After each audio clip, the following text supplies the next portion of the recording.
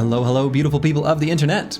Hello, not delusional, Roxanne, it's me, Ruben6F, Mastermaticus, Segicus, Falsers, Karskin. And Karskin, thank you again for the gift subs. That is very kind, and I very much appreciate it. Squigs, Psycho Ling, George Rockland, Genghis the Silent, Broad Metal Luck 2, Cool Doge, Curse Word, Pneumothorax the Cutie, and Medieval Man. Hello, hello. Pneumothorax Cutie is very funny. Okay. Here we are, continuing the run. The first champions march ever forward. So,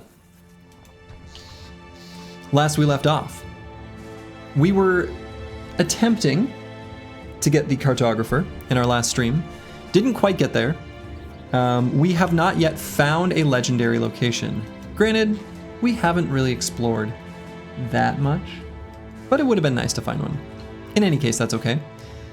We're still waiting on getting a little bit more crowns before we can safely do it anyway. We're still going to go for the cartographer.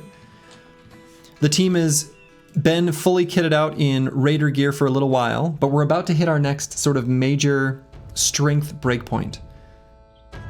The point that makes the game substantially safer, and that is this little perk right here. Nimble. We've explored all the empty spots on the map, so obviously we will find all the locations and camps today. That's what I'm thinking. That's what I'm thinking. We did a little exploration into the wilderness, and when we did, we would find nothing, necro savants, and then we hightailed it out of there. We did the same thing down here. Nothing, necro savants. See you later. Unfortunately, that's been a recurring theme. We don't like the necro savant camps, not only because we can't do them for a little while, but because they're spawning necro savants. Like, that's the problem. Necro savants that might meet us on the world map are a... well, we don't want that to happen. I'll leave it at that. And so now, where to? Where to go and what to do? We need to build up some provisions, some supplies. Did I really leave myself in a situation where I need to figure out tool stuff? I guess I actually can fix up weapons now. I can use these tools to gain some durability on these weapons. Actually, I think that's pretty okay. 13 kill, hello, hello. How can you tell if it's necro savants? Just the description of the camp. So there's this particular type of camp with this specific description that says hidden for centuries, blah, blah, blah, and you'll see the same thing down here. Right, so they look a little different just because this one's in the sand terrain, but this type of camp, where it says it's a safe haven for a coven of hemivores, they eat blood. You're so sad each time you see it's a no cheese run. As a cheese lover, you're baffled. It goes so well with sparkling water. It does. It does. It does. Yeah, hemivores are vampires. So yeah, I think big picture plan, where should I go first? We did just come through EELI, where we did our kind of sweep this way. I could go back that direction and see what new things have spawned. That's not a terrible idea. We do need a little bit more food, I think. Yeah, this food's all about to go bad, huh? Yeah, so I don't want to risk going this way. There's not that many caravans that come from down here, so we're gonna head back this way, at least for the moment. Brothers, oh shit, I'm ready. Brothers, let us read from First Nomads, verses 4:20. Let not the marksman fill thine heart with arrows or fear, for the run shelters you always. For when the brother is low on resolve, let thy faith in the run be thy battle standard. Thy faith in the run protects thee and is a balm for the soul that wavers. The prophecies of falsers. Incredible. Incredible. Let us read from First Nomads verses 4:20. Shit. Praise the run. Praise the run. Oh, damn.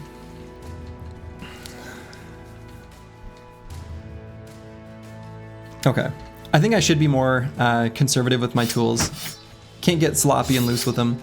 I am going to reserve what I repair with my tools for the moment still. So we are going to unequip some things. I might fix up this one at 23% though.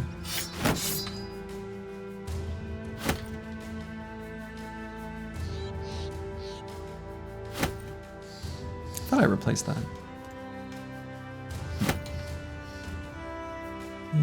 39. Maybe I'll unequip that one. That's right, you love to see it. You'd rather read Falser's Verse than Javadoc? This auto-generated snippet, blah blah blah blah blah.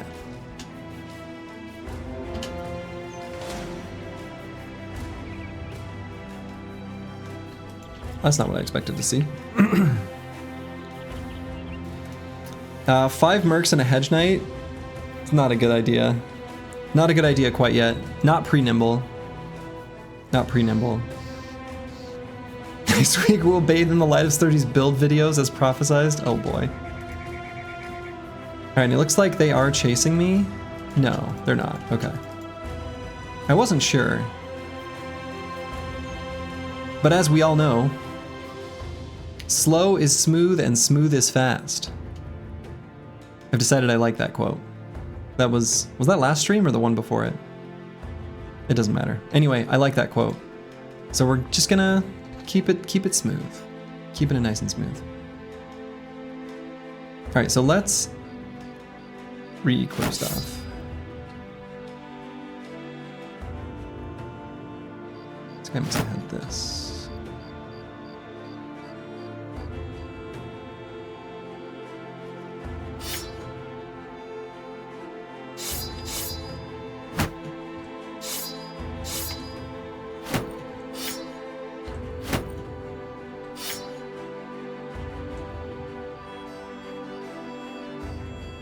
He who goes slowly goes far and healthy? Yes. It was last stream? Okay.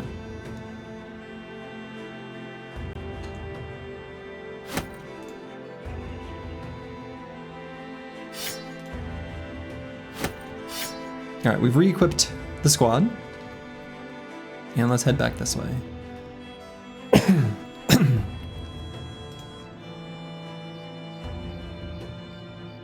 So we're gonna hope to find like a caravan or two to fight. And then we'll go off-roading a little bit maybe and look for some of the briggies here nearby. Cool, this'll work. A few marksmen is a little bit more than we'd like to see, but I think it still should be okay. And we're gonna take this fight. We want to get up to like, you know, 2,700 crowns or so. So we're gonna keep trying to keep this fight density up, especially against these groups of brigands on the map.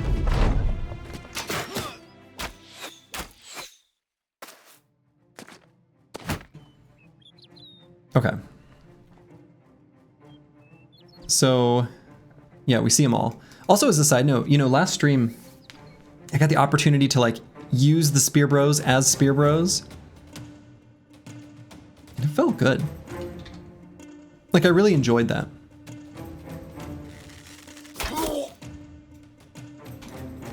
Thanks, Squigs, for the clipping, as always. Much appreciated. The Run1. God. Alright, we got a Warbrand here. Pretty big, big juicy weapon here. We have 13 bros, right? We do. We've had 13 for a little while.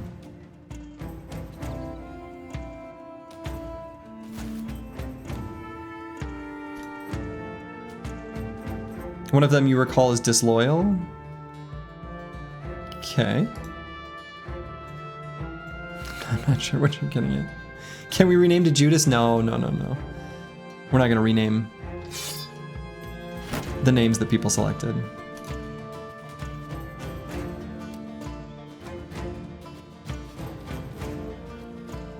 And so if I rotate here, he will be able to get an attack. Let's do that. and still stay where he's at. You predict Bro 14 will be the Philly Fiddler? Maybe. 'Tis possible.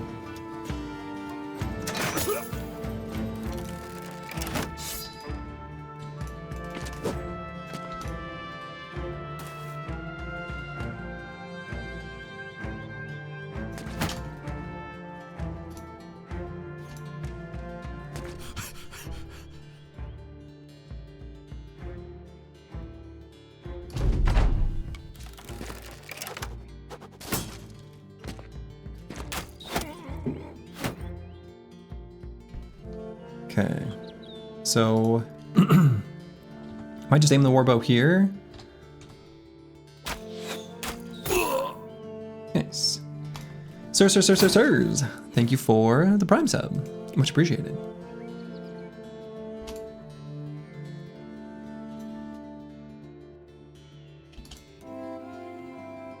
Yeah, so they're being a little bit careful about pushing forward, which is annoying.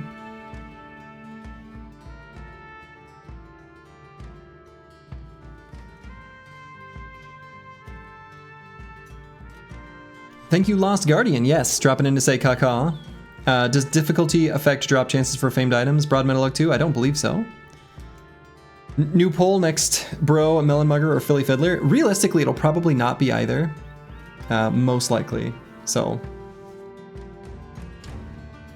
Yeah, and I noticed that Falser's the spelling of Runonomicon was the...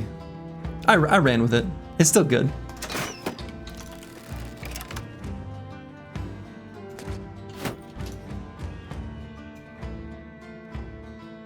Okay, so we're gonna get in here and get melee contact rolling. That way we can start getting the train of them coming to us.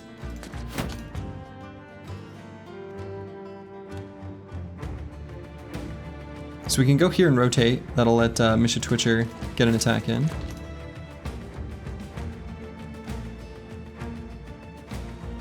I'm just gonna wait across the board here.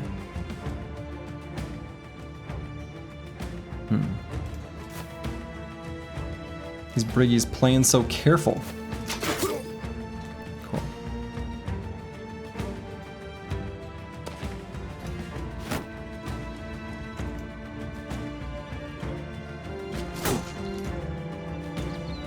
Belly Dancer requires alliance with Southern City. Yeah, so it doesn't require alliance. One of the things in the code says, like, is allied with. All that means is not, like, aggressive towards. So yeah, we just need to leave one Southern City non-hostile. That's it.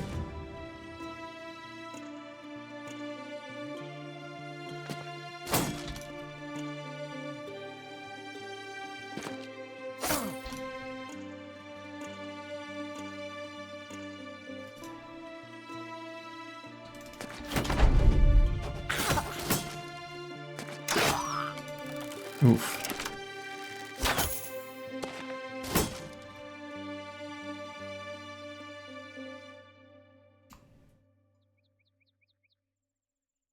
Now let's wait for a moment on Battle Pashi. Ooh, there we go. Sniped him.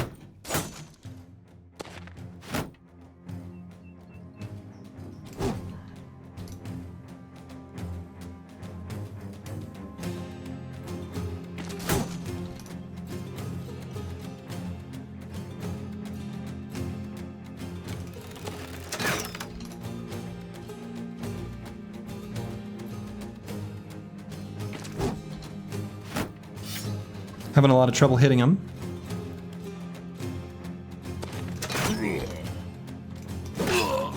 Never mind. All I had to do was say something. And then we were able to get him. Okay, that was actually a pretty lucky series of attacks then that followed. Okay.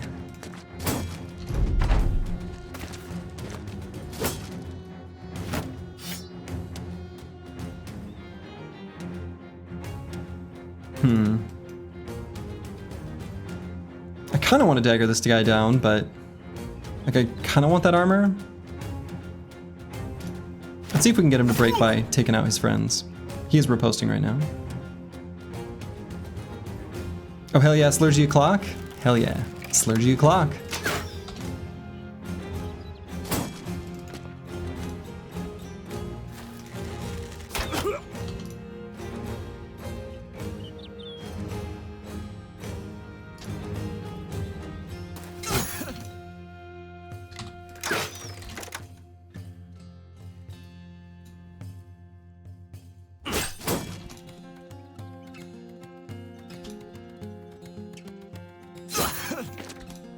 Hey Slurgy, did you decompile the game yourself or is it an open source software somewhere? As a fellow software engineer, you'd love to see it. If you just Google like Battle Brothers modding, you'll find it eventually. It's Adams something or other. There we go. There's someone's personal website actually cracked the code to crack the nuts, as it were. And so once that person completed their effort, the floodgates were opened. And that's basically what unlocked the code base for all. So all I did was follow the instructions.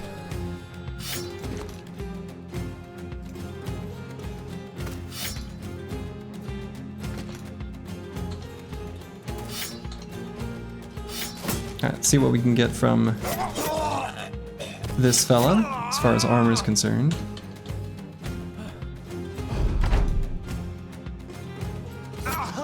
Alright.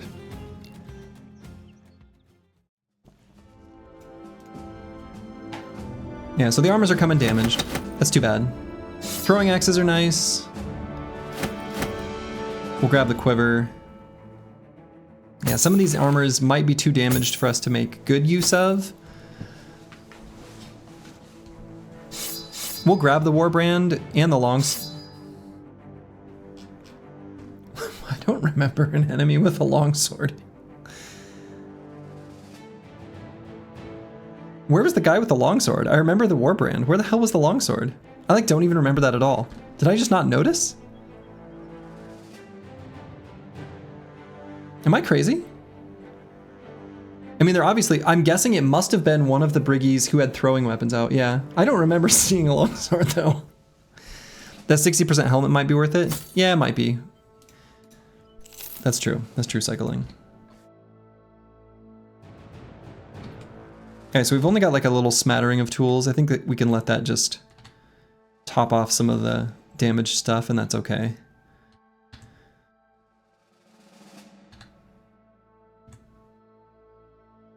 Let's see if there's any armors we want to just replace wholesale. Maybe this one. Makes sense.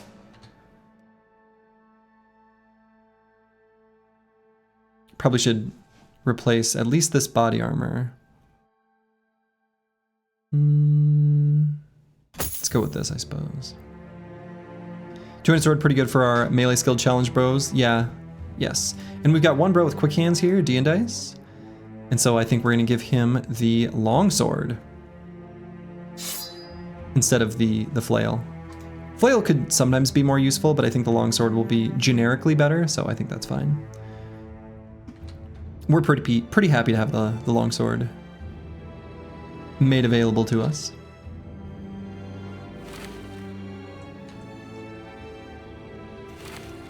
So just swapping a few armors around, making sure we have got the best stuff we can. All the places where we might get hit. Cool, and then we've got pierced leg muscles on the Chouster sort of sucks. Pierced arm muscles on Insane Killer 013 kind of sucks.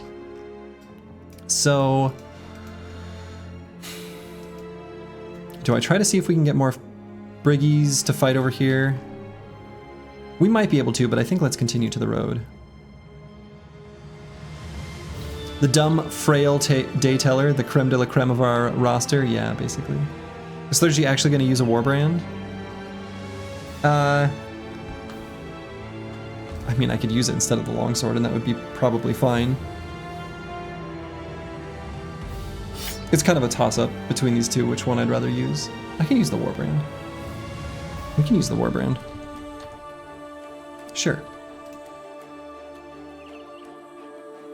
It's probably a better choice than the longsword. I just sort of instinctively ignore the Warbrand.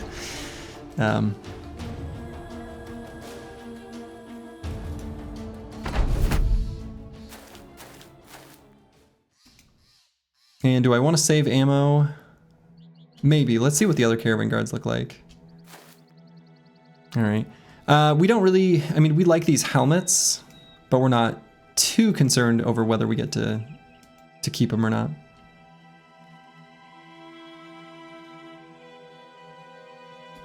So I think the safest way to do this fight is just going to be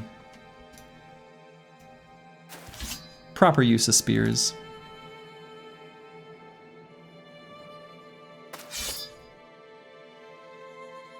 And I think I save ammo. We're like out of ammo, so seems like just the right thing to do.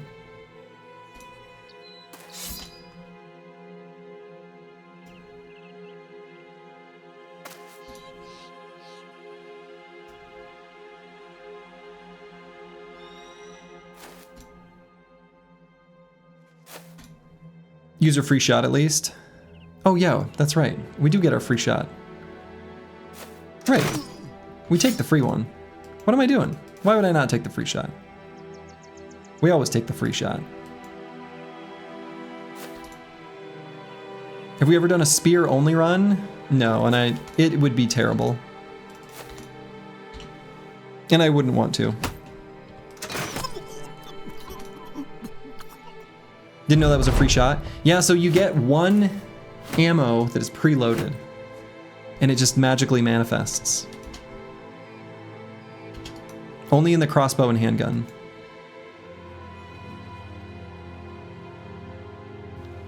Spear only run sounds like a massive headache. Monolith would be impossible. Yeah, and also just something I'm not at all interested in.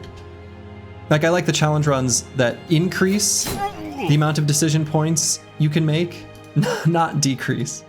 So things that limit me in strategic options, not interested in. Things that limit me because of weird, quirky rules, I welcome.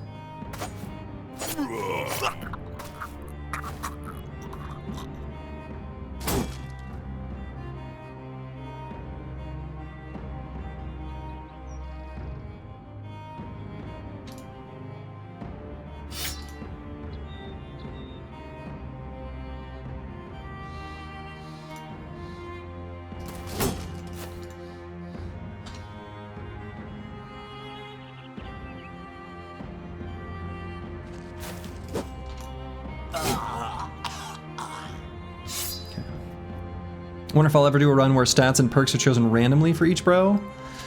See, I don't like that either. But if we were to do something like, you know, oh, I don't know. Limiting myself in other ways could still be interesting. There's plenty of ways you could still make something interesting.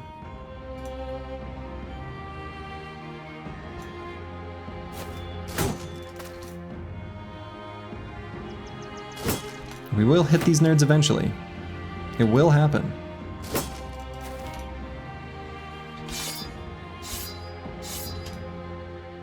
Karskin, holy buckets. That is many gifted subs. Well, thank you very much. That is extremely generous.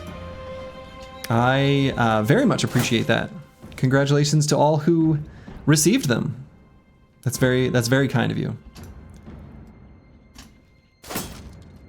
That is many subs.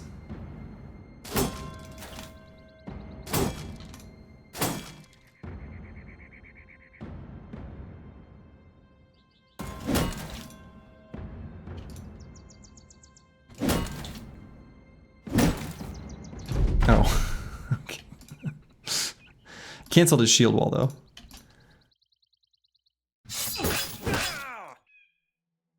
Lisan al-Gaim! Many believers in the chat today. In the run.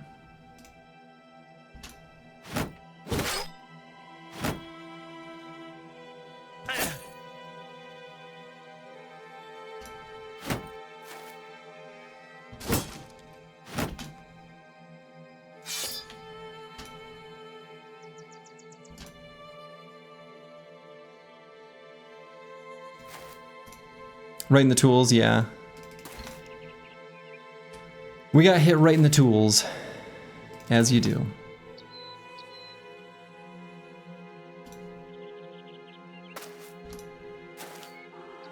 There's something about Battle Brothers mid-game that just resonates so much with you. You have just enough tools at your disposal to win hard fights and still have them be extremely sharp in terms of decision making. You used to have runs that would go to day 400, but you think that part of you died pretty quickly? Yeah, I've never played a campaign that long, actually.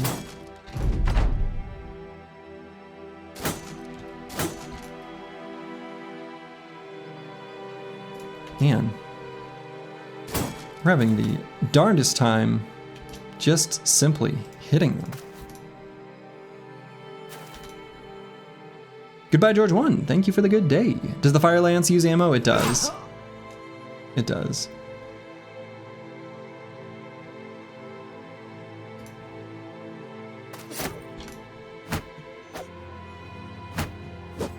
Okay, at least they missed.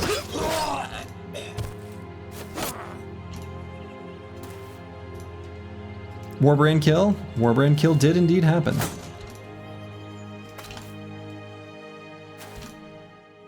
Chalk up a W for the big Warbrand. Will we be graced with an excerpt from the Run1? We already were. Broad Metal Luck 2. The Run1 spoke. Falsers was its interpreter. It was beautiful. We got the Book of the Nomad versus 420. Tools! I wasn't even paying attention to where this caravan was from. Hell yeah. And we did get the padded nasal helmets. They're a little bit damaged. Alright. Sure. Here, I'll go ahead and pin that. But yeah, I really love this early game period of Battle Brothers. It's really fun. And, you know, I was thinking about the stream just yesterday, where I got to like finally use my spear bros in the way I like to use them. And I liked it. It felt good.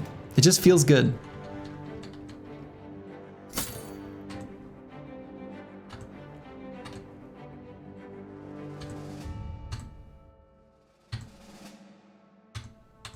Surely there's a place for this helmet. Yeah, 61%. Let's just get rid of that.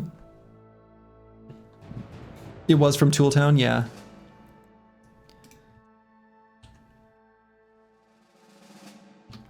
Okay, so those tools will go fast.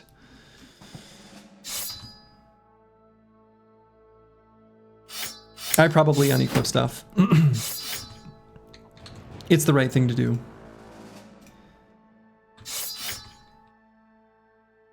I might let the Adargas get fixed up though.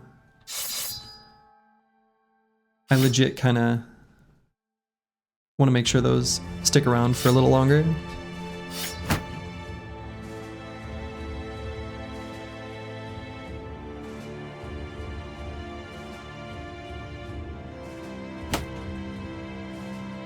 Yeah, I suppose these crossbows are getting pretty low in durability, huh?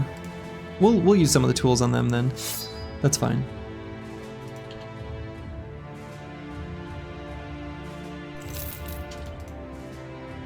The early game is a slog. It's by far the hardest part. Oh, definitely. Definitely. Spears seem quite the drain on tools. They can be. Yeah, that's true. Spear walling spears, yeah. Yeah, I know what you mean. Alright, we want to take this fight first. Then we'll go back and chase those. We'll fight him in the swamp. I think that's fine. And so...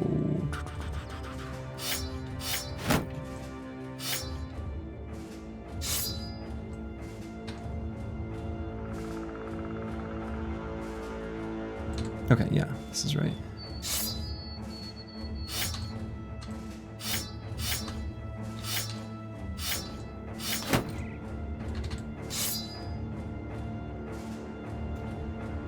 But yeah, spear walling spears we'll use some tools. It's not a huge amount, but it's definitely not nothing. Hey, kite shield. Great. Are zombie fights worth it? Heavy use of tools, low durability loot, no food? Oh, they're definitely worth it. We don't care about food really at all. We've got plenty of food. The experience is good. They give gold. That's what we care about more than anything else. So yeah, I think we're happy to take zombie fights.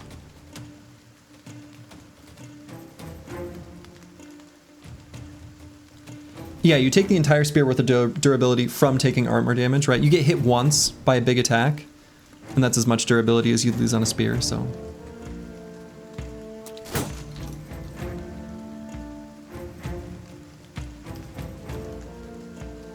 Okay, and I think we just...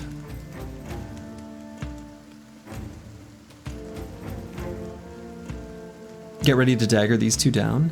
I think that's gonna be the right play. We'll send like just aesthetic Gabe after this marksman. The rest of the squad's probably just gonna be ready to dagger him, just get a full surround.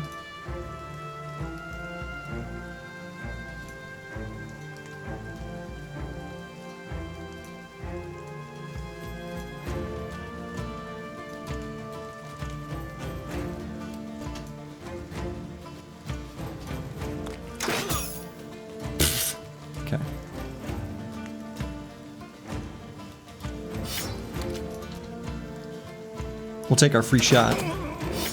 Got him.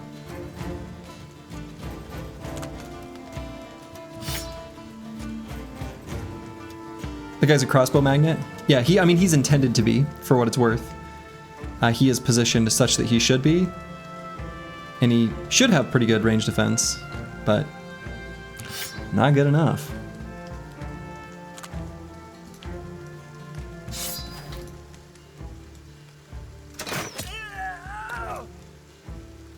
Nice, I love seeing that little flag appear.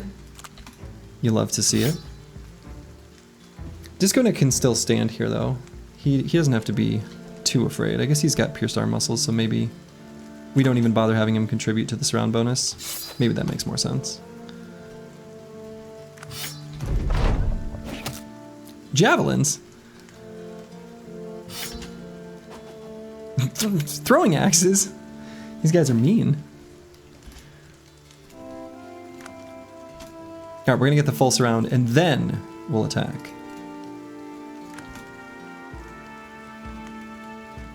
Let's see, here I think we'll pull out the flail.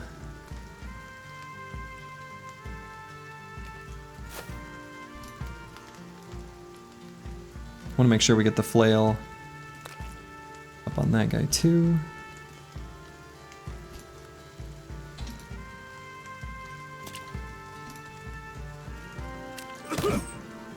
Okay. Got him. Yeah, the Chalcern can go there, that's fine.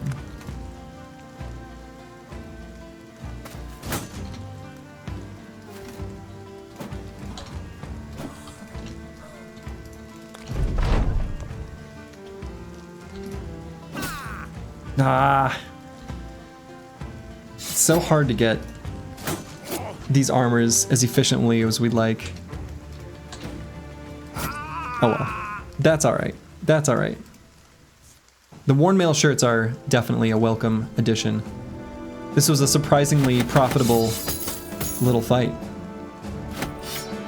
We got the kite shield. You forget how small our margins are? Oh, they're like teeny tiny. Teeny tiny. Alright, let's get the kite shield on Disco Nick here. He's just going to be wearing this most of the time. We'll swap in the wooden shield when situations call for it, but just rolling with the kite shield in general is going to be the right call. Kite shield, you love to see it? Yeah. I'm still upset that there was a kite shield previously that I did a little bit of a whoopsie and left behind. Big mistake. So we got a full replacement for an armor.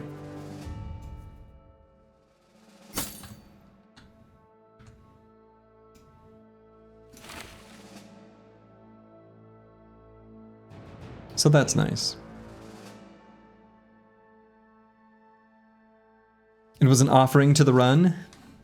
To the run.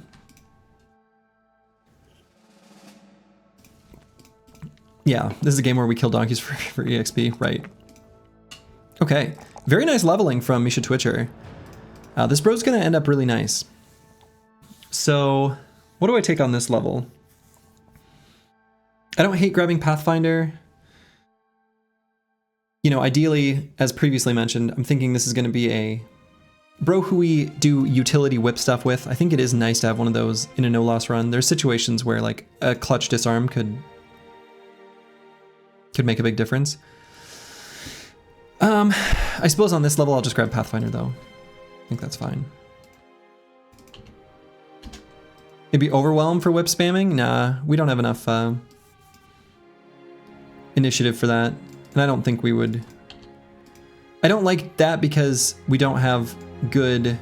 So you get good target selection with the whip, in a sense, with the extra range, but you don't have very many targets that you actually want to whip, if that makes sense.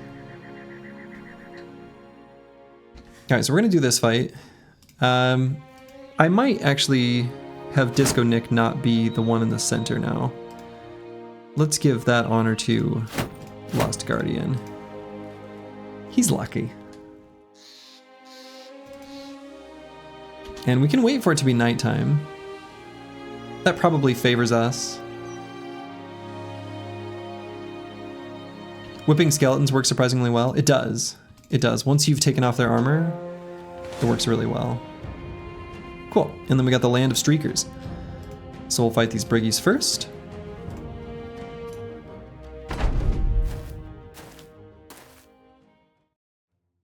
Oh, I should have set up... Well, this will be fine. 2 more kite shields.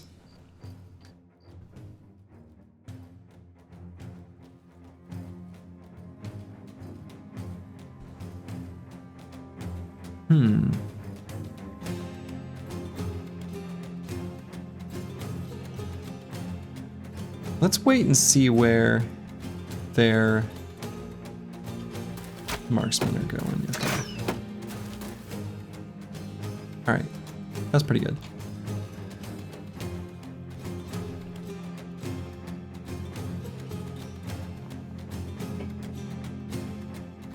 Any plans on when to start looking for the Kingsguard?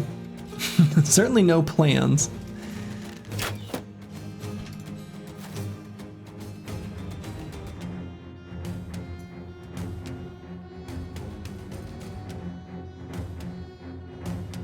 Okay, so I think what I'm gonna do, shield walls on the sides, spear walls through the center. We're gonna eat this Jav, and I suppose Boilerplate's just gonna lose his shield for it. And that's just how it is.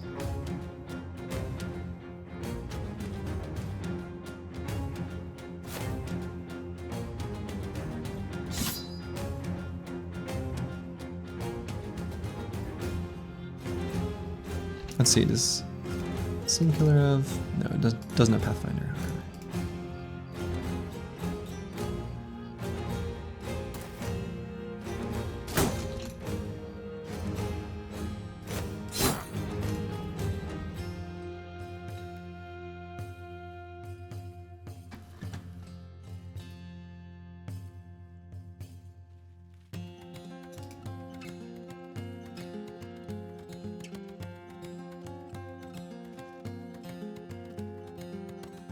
Let's just move Battle Poshe just to here, not too far forward.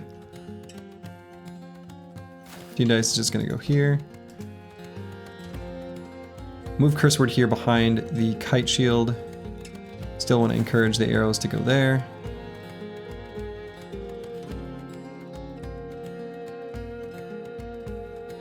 I guess we'll just attack that guy in the back.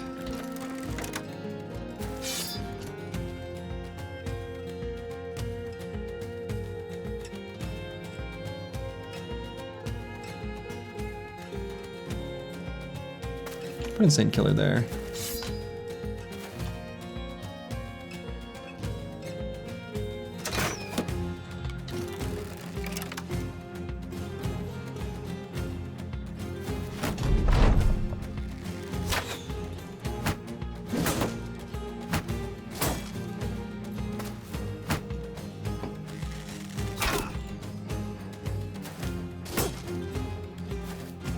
Okay.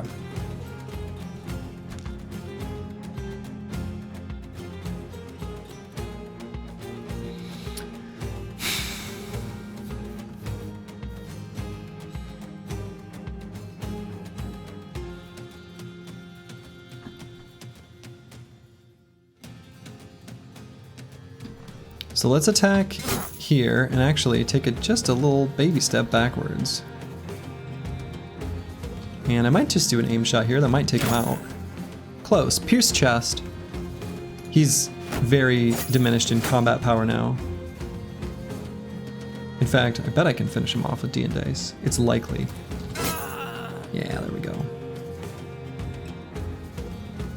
Naming a bro battle posture, making him nimble would be a crime? He probably will be.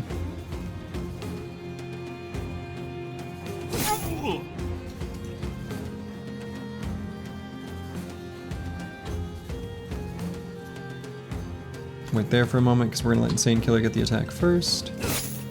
Perfect.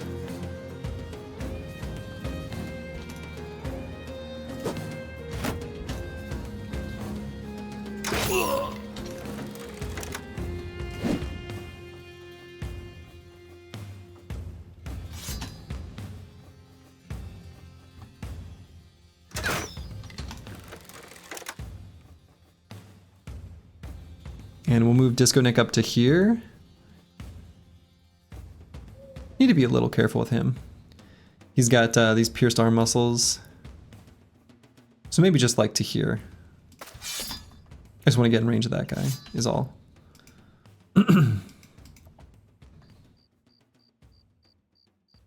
There's a reason to go nimble now that there's a time limit, at least. Very lenient time limit, but still. Yeah, exactly. Exactly.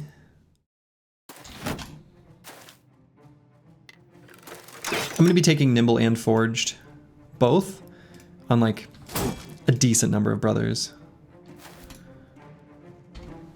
Not exactly with aspirations of going Nimble Forged, but not with not having aspirations of going Nimble Forged, at least in some cases.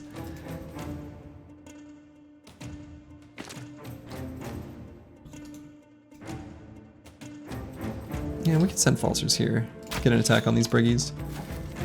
In the back. Sorry, I was kind of burping there.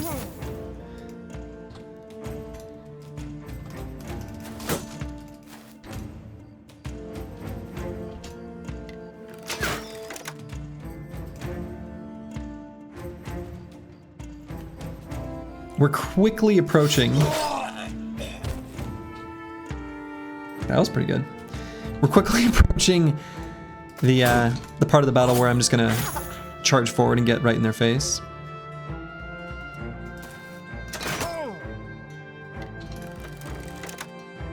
Player Games advocated for this exact line of thinking. You just didn't see the vision then. He did actually a while ago, that's right. But that wasn't in the context of a that was in the context of a tempo perk for a fatigue neutral in a normal run. So, Sturgy, did you do some math on that day plus 200 runs? You eventually get enough famed armor to make Nimble Forged viable? I thought Nimble Forged was highly luck dependent. So it is, so for starters, we are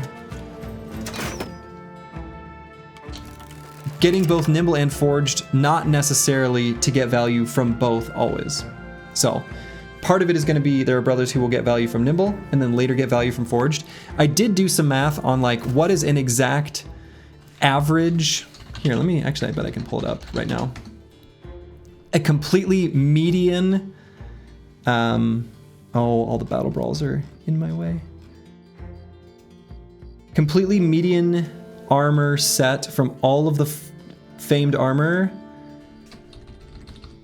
Yeah, so an average body armor has 246.5 durability and 20 fatigue.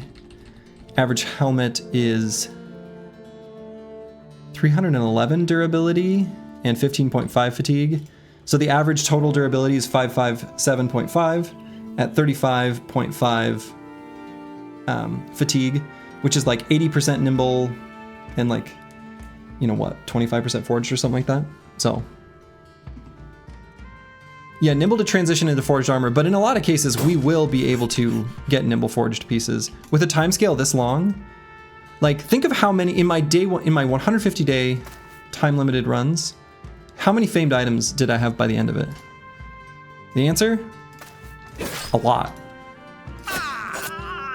And we've got even more time. We're going to be playing more slowly, more carefully. You know, a lot of the speed is a function of like the, you know, things being a bit slower because of the nature of the challenge, but, you know, not just the no loss component. But yeah, we're gonna have tons of them by the end. Mark my words.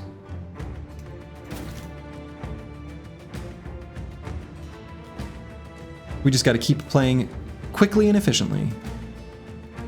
Can't wait to see all the famed shields and orc weapons. I mean, I'm sure there'll be some of that.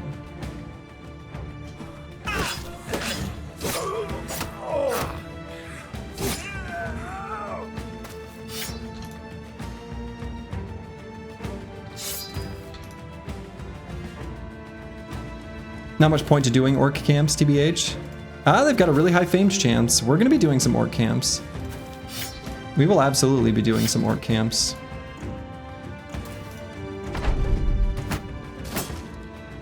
Now, like the orc weapons, I agree. Those specifically provide really low value.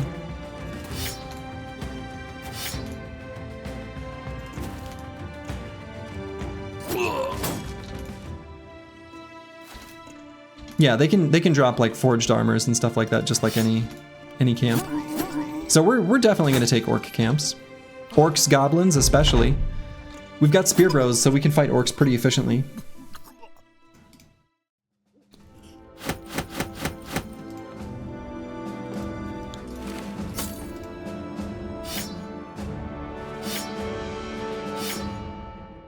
Yeah, so these armors that are this low a percent, I think I just leave those behind. Take these kite shields though. Absolutely gonna take the kite shields. So then I'm gonna leave behind the 22% of Darga. We're never gonna use that now that we've got these kite shields. What else can I leave behind? Boy, like 10% spears? No.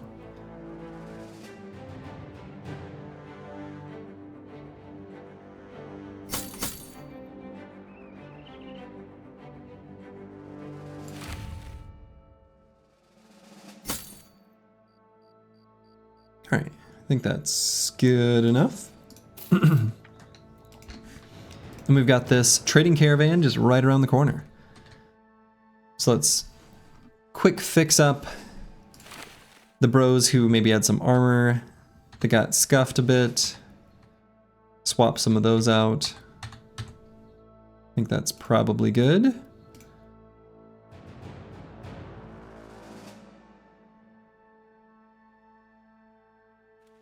Let's do this fight. Yeah, we're keeping the loot. L-U-T-E. Let's see if they move forward. Yeah, sometimes they don't want to.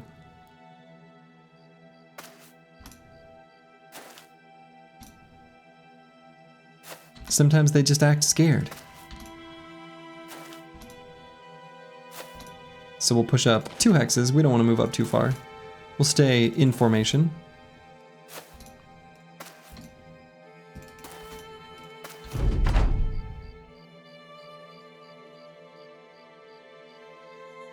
And we're just going to move forward at the second half of the round.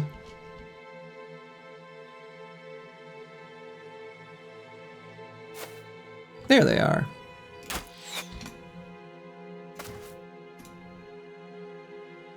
Yo, Slurgy, when do you plan on getting the tools guy? After banner? Like the scavenger? We're gonna be getting the scavenger after the cartographer.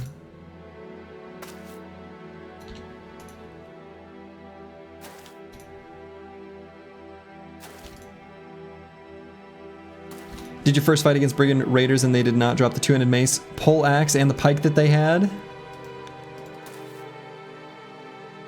Even dodged a 74% run-ending hit for it. What a letdown. It is a letdown.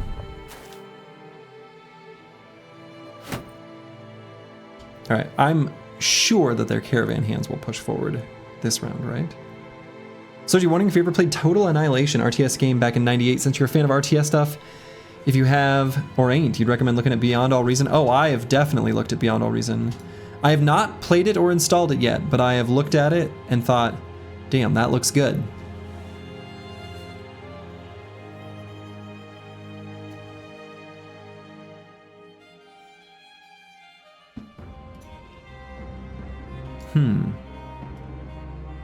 Surprised that they're not pushing forward. Kind of weird. But yeah, I never did play Total Annihilation. Which is a shame, because like, I was definitely playing RTS games like in that era.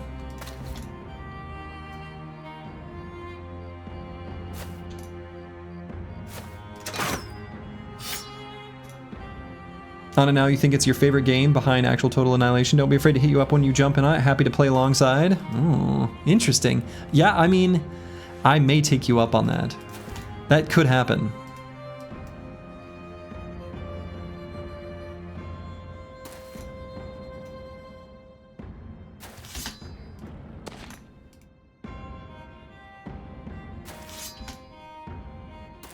I've watched a little bit of like Winter Gaming, Uthermal, a few other like StarCraft players play it some. I think I watched, oh, what's his name? Beastie play it some as well. So.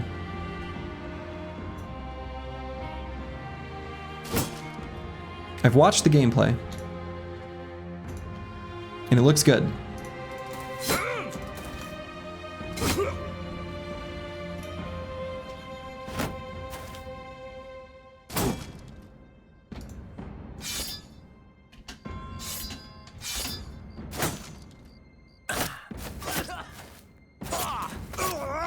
You feel like RTS just kind of stagnated as a genre? No game feels fresh or interesting. Everything just turns into a macro clickfest? Yeah. So one of the things I think, here's my soapbox opinion on that actually, Psycholing, is one of the things that is considered like common accepted, I'm not going to say knowledge, but like common accepted stance, is that people rave about how good StarCraft 2's engine is. From a technical perspective, I agree with that. From a gameplay perspective, I couldn't disagree more.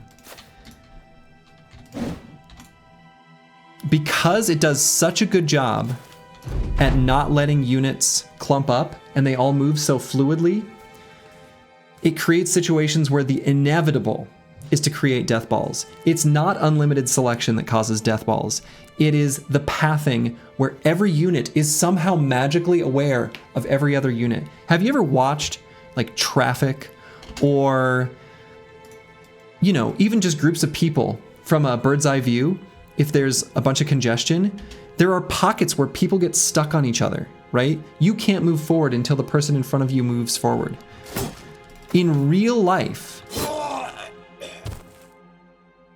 people who are you know, moving through a crowd do not move like they do in StarCraft 2. They move more like Brood War.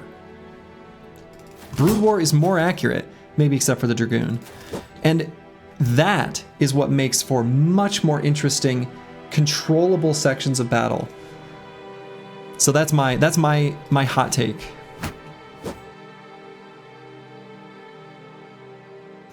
Thank you for attending my TED Talk.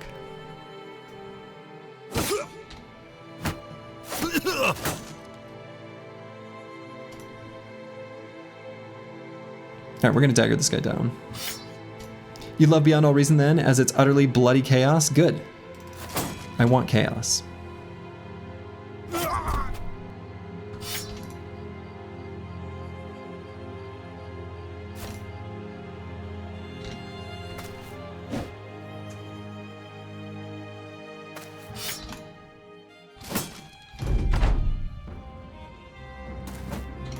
SCV, ready. So do you argue the same thing to your friend? Your other TED Talk was how there will never be another WoW, at least within our lifetimes. I agree with that. I think there will not be another WoW. And I think WoW Classic kind of showed that to the world. For what it's worth, I never played the original WoW or WoW Classic. So I'm just purely observing from the outside. Bar has similar clunkiness in unit movement, not in the way units get stuck, but because units have a really slow turning rate. See, I like that too. One of the things I don't like about League of Legends compared to Dota is the instant reaction time. Because again, I have momentum. If I want to go a different direction when I'm running, I have to stop and turn. And so momentum should have consequences. The direction you're facing should have consequences. Turning should be an action that takes time or action points or whatever. So that's great. That's good to hear. Anyway, these are just one person's opinions though, again, to reiterate. StarCraft 2 is the same issue? Yeah. I don't think StarCraft 1 has turn rates though, for what it's worth. I think that was added in Warcraft 3, but because it doesn't have, you know, pathing that is group intelligent, it still works out fine.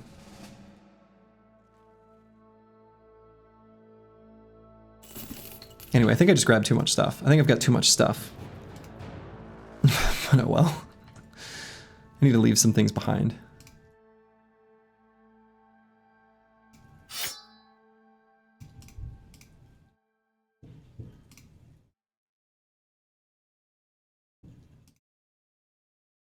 Is there a Battle Bro mod that can add 6 directions bros can turn towards? Is that a LaCroix here? This is a Waterloo Raspberry Nectarine.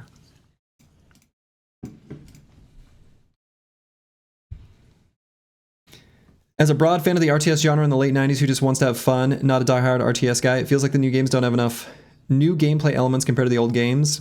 Unlike other game genres, yeah, I agree. They're pretty stale. And I think... yeah, I don't know.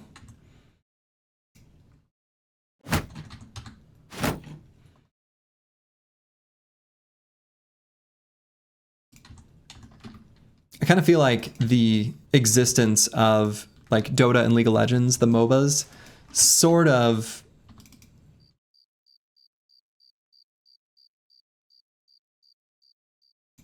I don't know, there's enough commonality between them, I guess,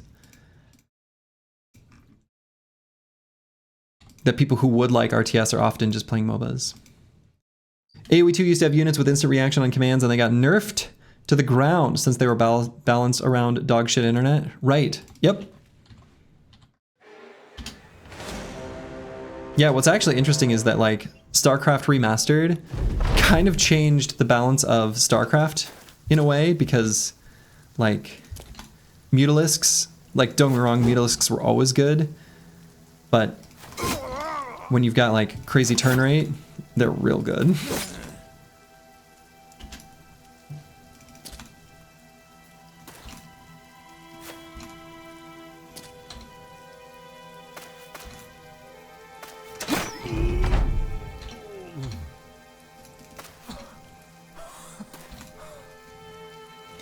Warcraft 3 was both the best and worst thing to happen to RTS.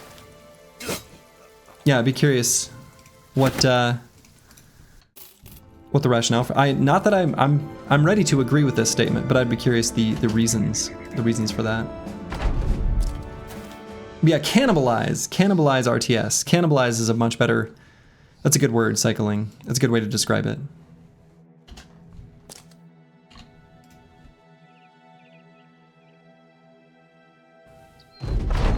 Warcraft 3 turned RTS into MOBA RTS. Well, I mean, that is where Dota originates, right? Which kind of started the whole thing. It's crazy that a Warcraft 3 map kicked off a whole genre of game, because that's basically what happened.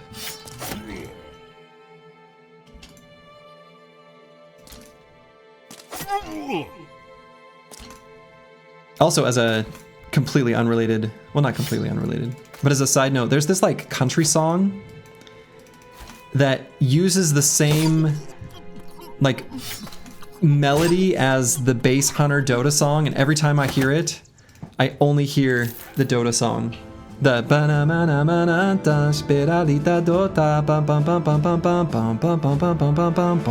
so that like that song, there's some like country pop song that has with your boots up, with my hair turned or something. I don't know. It's a different song, but it's close enough. I can't not hear the Dota song. So, All right, so we got the first Helvic Torn company. We want nothing to do with that. We want nothing to do with that. They got war dogs. We're leaving. Let's see. Yeah, big nope. The melody's been used in several songs. I think even the Dota song was not an original one. That melody, they stole it from something else. Ah, maybe so. I'm just saying that's where I know it from.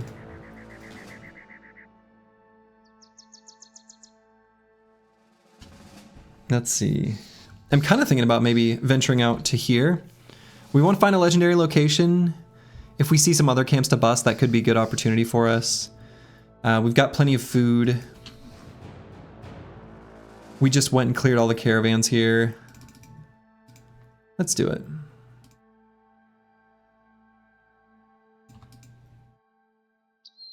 You're sorry you were falling asleep on YouTube, but then you heard I was singing what you think was maybe trying to be Swedish and had to tune in. Yeah, I think that the base hunter, they are Swedish, right? Something creep creepa. I obviously don't know the words.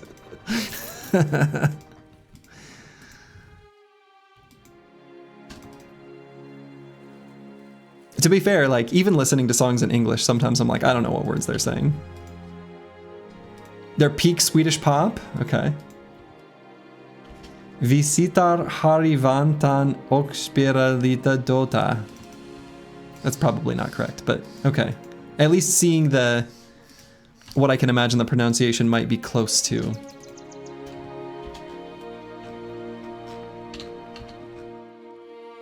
Yeah, it references Ventrilo, yes. They're like, I'm on Ventrilo with my buddies playing Dota. They're sleeping while we're creeping. I don't know. So there's a camp here. We're pretty sure this is what's spawning the Briggies in this area. So doing that one at night would be fine. We could head over there since it's about to be nighttime. And then after that, make a sweep through here, not getting too close to this Necro Savant camp. Brother Slurgy speaking in tongues. Dovkul truly blesses us this day. Yes. I mean, you know, every language that isn't English is all just made up. No one can really communicate in those, right? That's impossible. Am I not going to get there before day? Or before dawn? I might not. Ugh. I mean, it's fine if we do it during the day. We're going to get our anti-missile defenses up anyway. It's real how many people have heard Swedish songs without knowing it. Was the Numa Numa song Swedish? Ah, okay, so this is Undead. So there were 3 enemies that were faster than Misha Twitcher, which could be kind of anything. Could be ghosts. Could be nachos. That's Romanian? Oh, okay. We do have rally now. So 67 resolve on the banner though isn't super high. We're not confident across the board.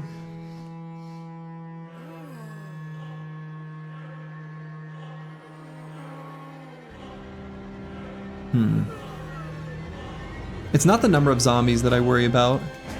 It is the presence of ghosts or potential presence of ghosts.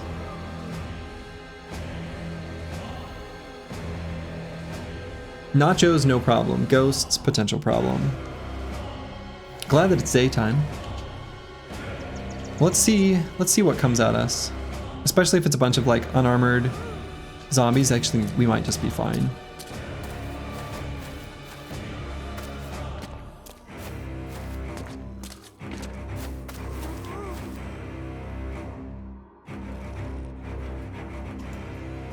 Okay, I think this is okay, actually. These zombies are a bunch of wimps. So we'll get 2 spears here, 1 spear here. we're going to move into position and actually drop our kite shields.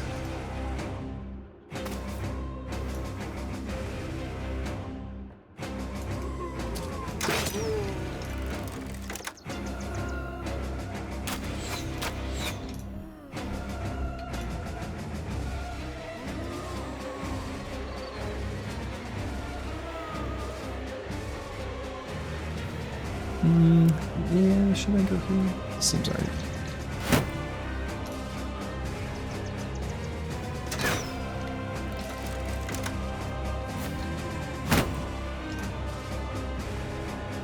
Oh, is this a Necro? If he waited till the end of his turn?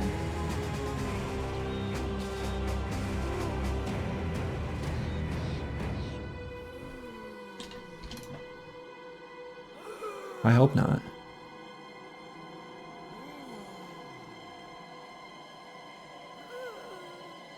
I don't think it could be a Necro. I don't think this camp can have that many enemies at this day count. Yeah, okay. It's not.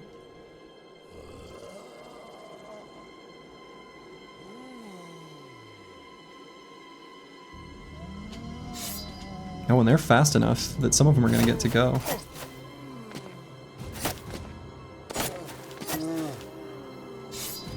Okay, still should be basically be okay though. Ghost or nachos? I'm pretty sure it's going to be nachos.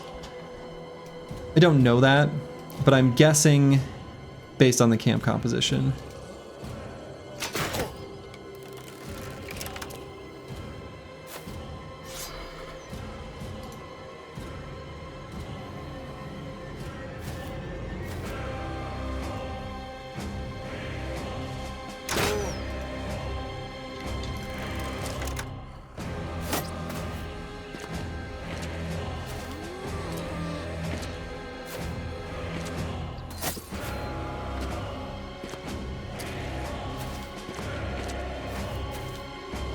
Yeah, there they are. Okay.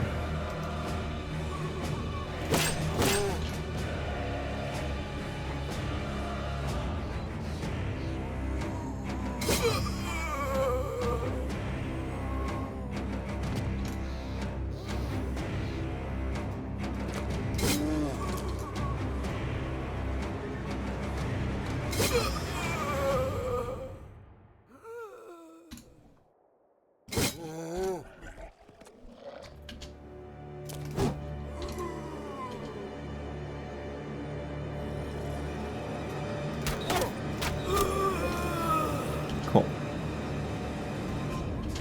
So far, so good. And it should basically be... Oh, I suppose because of the pierced arm muscles. Our hit chance down here actually maybe isn't that high. You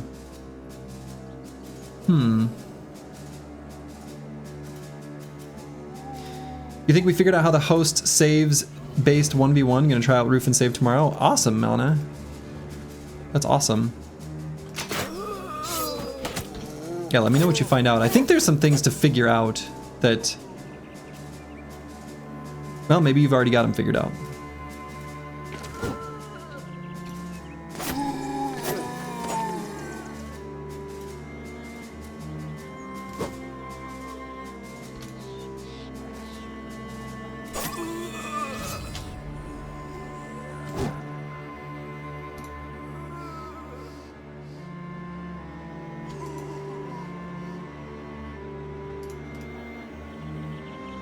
Let's see, I kind of want these nachos to engage instead of attacking them. So I'm actually just going to back up a little up here.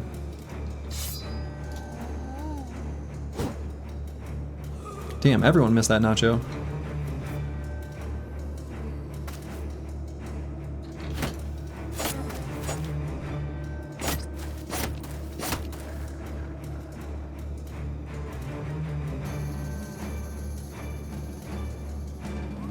Yeah, so I think this area on the bottom is probably where I need to devote most of my attention. So Disco Nick's gonna pull out his shield, just so he's got the extra defenses.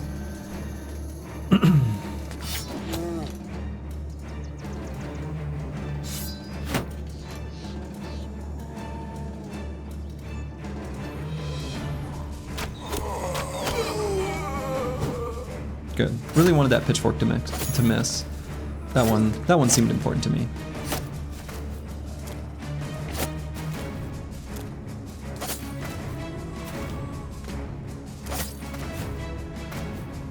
You did an Orc Sea at 10th camp in your Manhunter run using Spear Bros 3 for the first time. I don't know how you would have been impossible without them delaying turns. Thanks, Slurgy. You got 2 famed items? Hell yeah, Deep Space Cowboy. Hell yeah. You love to see it.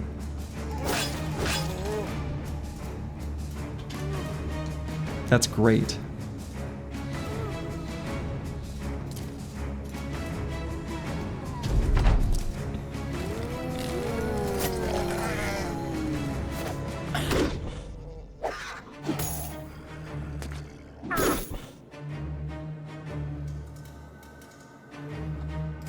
Alright, get off my boy.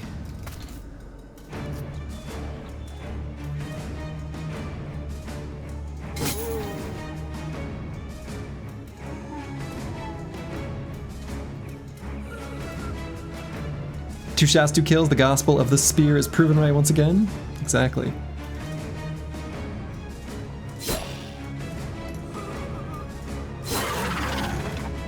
As it was written.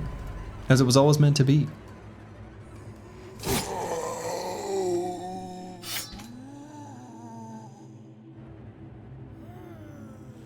Let's take out this. Do we not have one loaded up? Shoot.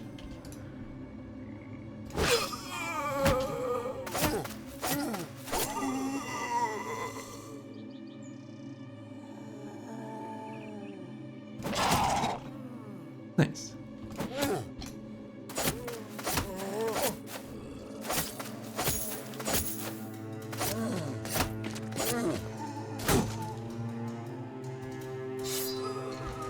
How's the spears holding up? They should be pretty high durability.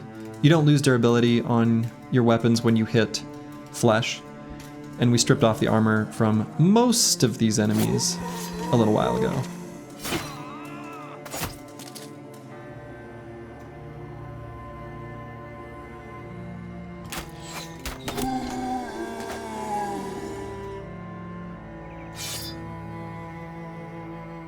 I wonder if I should just also shield wall here. I think I might.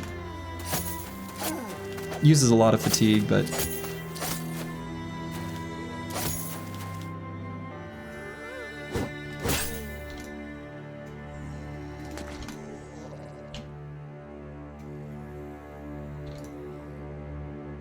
Alright, this is going alright.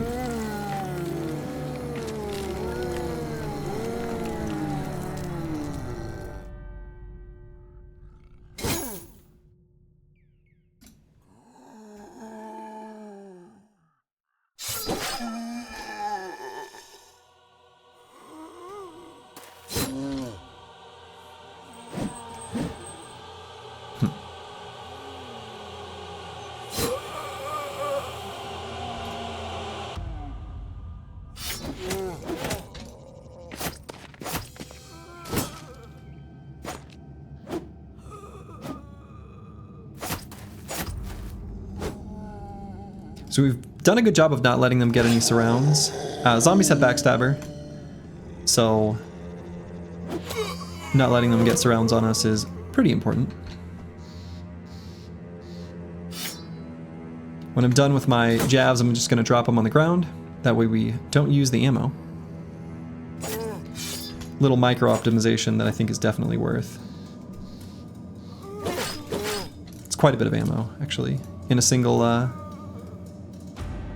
vessel of tools? Quiver? What's the word it uses? It's not a quiver. It's a thing of javelins. What is it called? It's a bundle? A bundle. Just a bundle.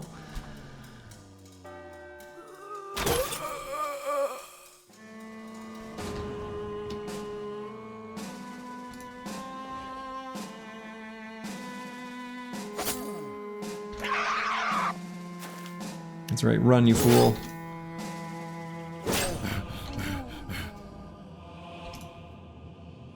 Is it still a bundle once you've thrown them all?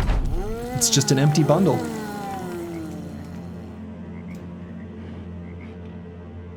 Okay, I'm gonna bring Battle Poshe down here. We're gonna need to help out the bottom of the formation still. That's the part I'm looking at most curiously.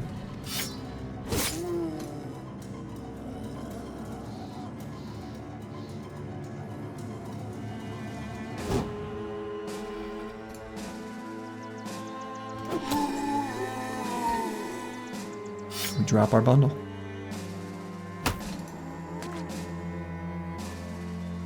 Phantom bundle, Schrodinger's bundle. Uh-huh. I don't think this will be lethal. I think I need to do 2 attacks. Yeah, okay.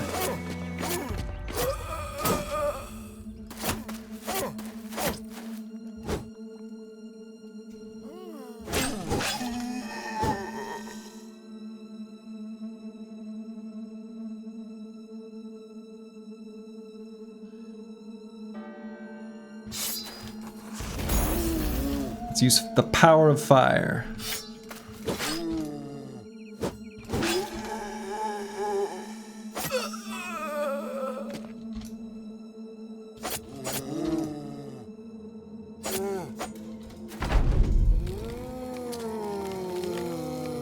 Singular bundo. There it is. It's a bundo. It sounds so cute.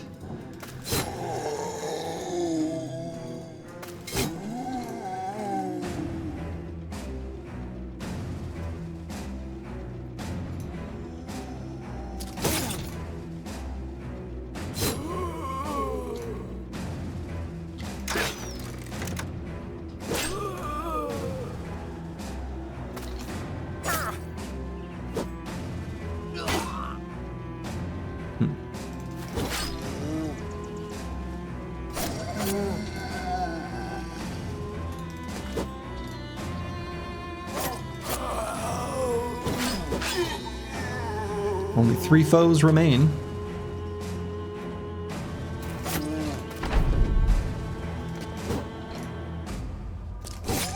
Only 1 foe remains.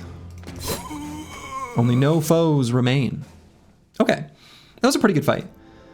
We took a little bit of damage on Boilerplate and Squigs. A little bit on Disco Nick as well, just a tiny bit. I was still kind of worried about Disco Nick on the bottom. Ended up being fine. We've got these really expensive ancient gold coins and an ornate tome.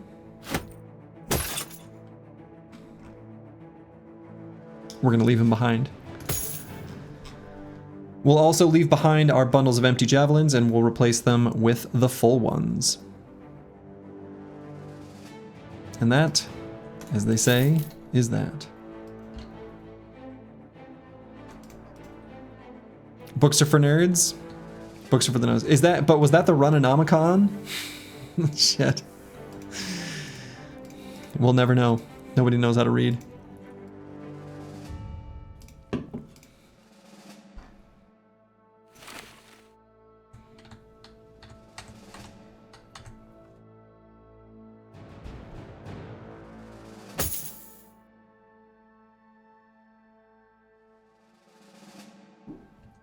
Two spears? Yeah, were there regular militia spears there? That's okay, we don't need militia spears at this point.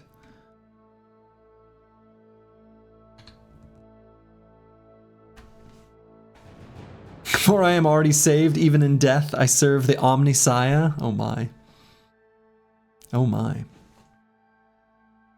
Alright, we'll re-equip some javs here and here. Yeah, so we're completely out of ammo. It's just how it is.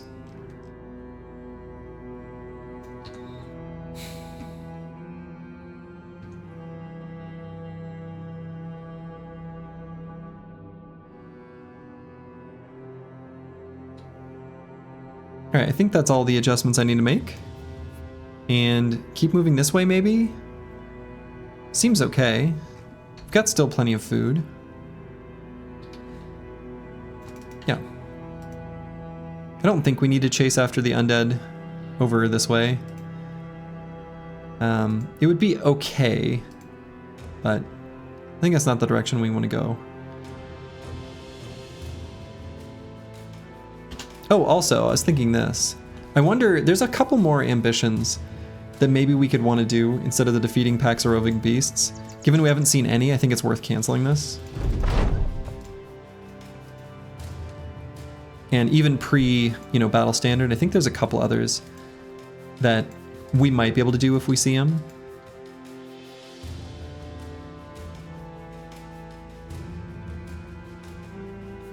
There was one I was thinking of earlier today. No, I can't remember what it was.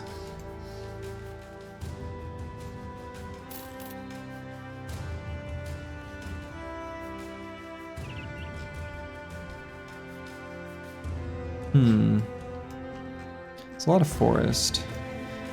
Speaking of, have you ever tried the game Mechanicus? It has a great music in a genre you don't normally listen to, but it's just so good and fits the game so well. I've never heard of it.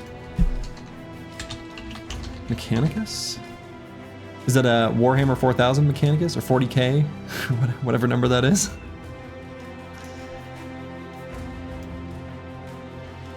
And now you show me at least 10 defeatable packs of monsters. Yeah, that is kind of how this goes. There's some beasts right there. Little group of something. Do I travel into these dire woods? The forest being named Dire Woods is the funniest thing ever. Yeah, I mean, we'll peek in, but we're not going to stick around in here. We don't want to be in here when it becomes nightfall. I guess if there's open terrain on the other side, it's fine. We don't want to get too close to that Necro Savant camp. Because, Necro Savants.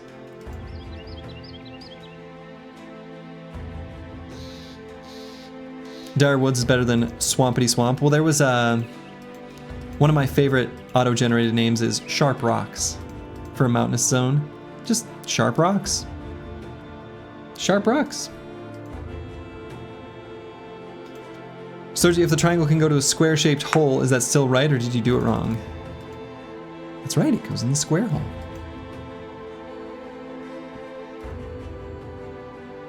Have you ever considered playing Mordheim? I don't know what that is either. I know there's a lot of Warhammer 40k fandom just generally in the Battle Brothers world, but I don't know that I've ever played a single Warhammer game. Sharp Rocks was nice, Peaky Mountains, right? At least Sharp Rocks is telling the truth. True. It's just describing what's there. This is the one. Yeah. This is the ambition I was thinking of. That this is perfect. This is the ambition we want to see. Because this is actually like our company's ambition. This is appropriate. That was the one I was thinking of.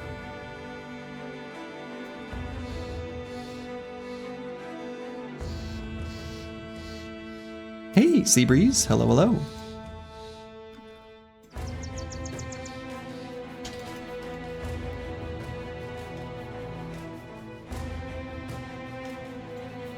Now the bros are getting with the program. Right. They're starting to figure some stuff out. Oh my god, why are there necrosavants everywhere? What the hell is this map?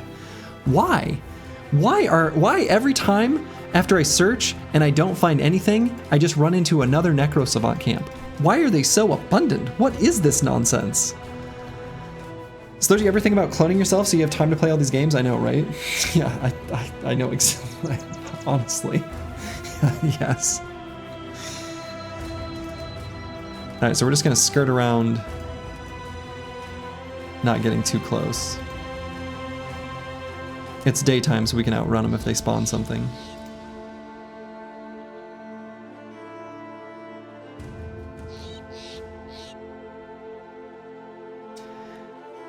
Oh boy. Heresy rises, purge the unclean. Soon.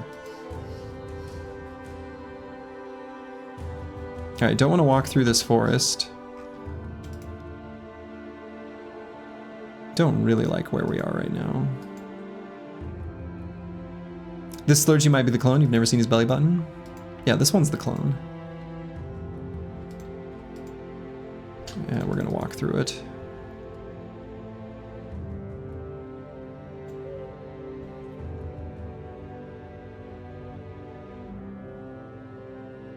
Once you've hammered one war, you've basically hammered them all. No need to do it 40,000 times. Makes sense to me. Alright, we should fight these zombies. Not in the forest, though. Don't really want to fight him in the forest. I mean, I will. I just don't want to. Yeah, it's forest. That's okay.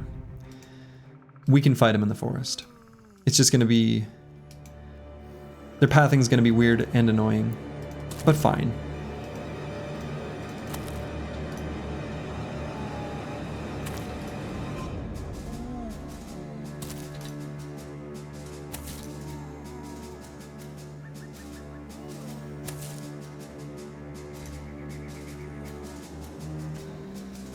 So we'll get Disco Nick down here.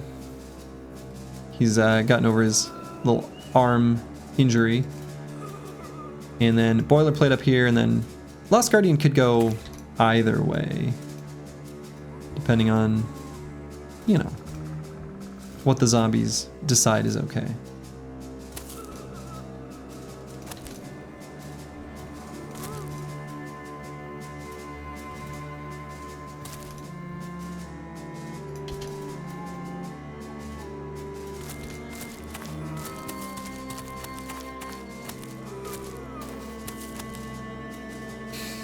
I got no idea which side they're mostly on.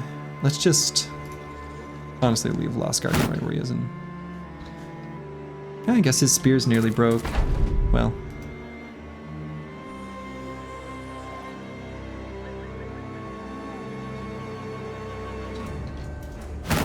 Go ahead and unequip our shields. Then we'll get in position for next round. Looks like most of the zombies are on top. That's kind of what it looks like, so we'll bring Lost Guardian up to there.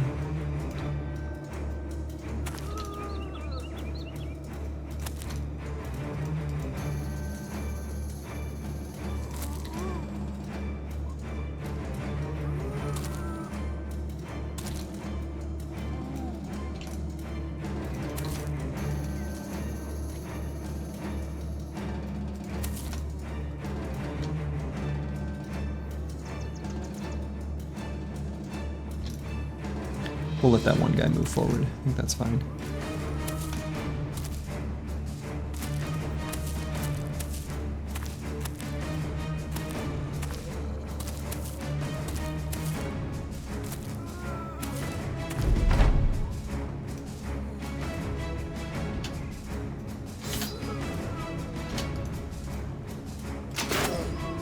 And I want to try to maybe not use ammo in this fight. It'd be nice if these boys had some reach weapons, even if they're not very good at using them. Well, that's not how it is. Steam Summer Sale started today. Time to check on your wish list, everybody. Ooh.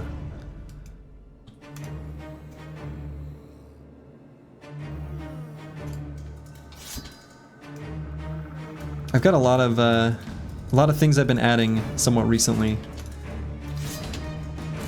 On the topic of people suggesting me games, I guess that is basically where a lot of it comes from.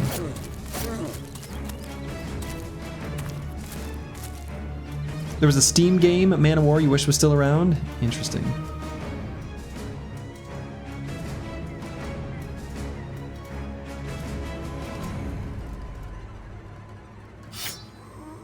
$5 sake, or $4 sake. Wow, I said the wrong number. For buck's sake, thank you for the Prime sub, and sorry for saying the wrong number.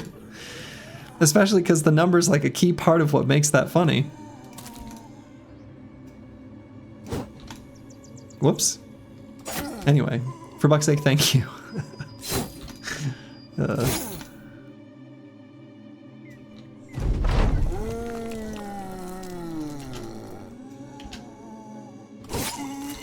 I just turned it into a 5.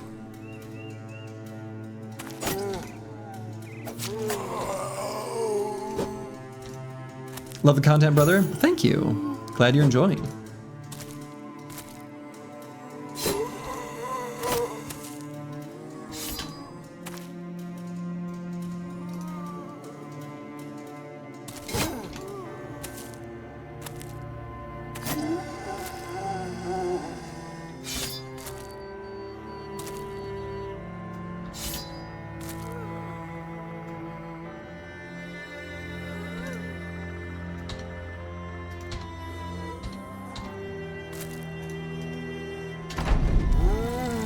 Alright, we got one guy with a pitchfork. We care about the pitchfork. You're vibing with a short-term goal still? You know, it remains the short-term goal. I looked at it when I first started up the stream, and I looked at it and I said, yeah, that's right. That's still the goal.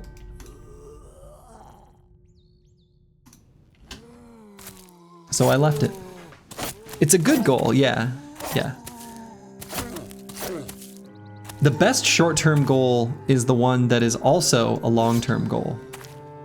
You know?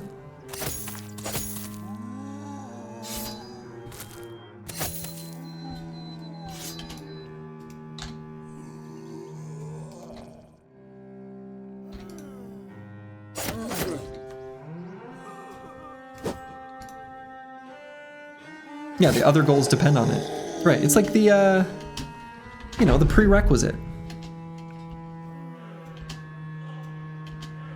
It just makes sense.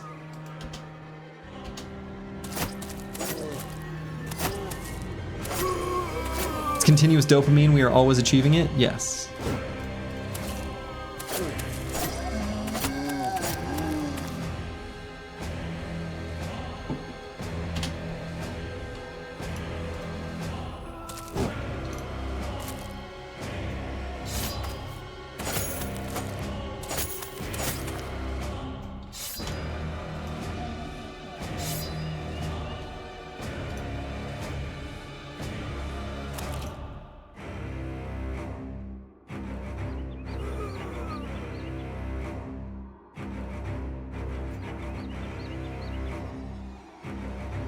Our armor is contempt, my shield is disgust.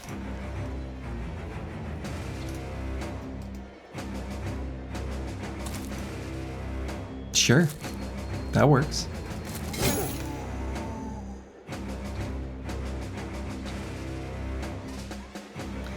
And do I push this guy off? I think I just attack him instead.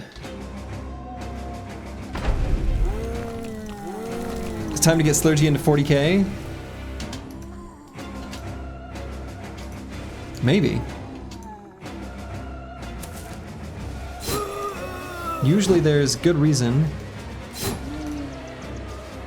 for things to be popular when lots of people like it. So it's probably fun. It's probably cool. It's probably good. There's no fear in the hearts of those who walk with Slurgy, only duty, only retribution. That's right. Because fear leads to anger, anger leads to suffering, suffering leads to hate, hate leads to the dark side? Is that the path? Some of those steps might be off.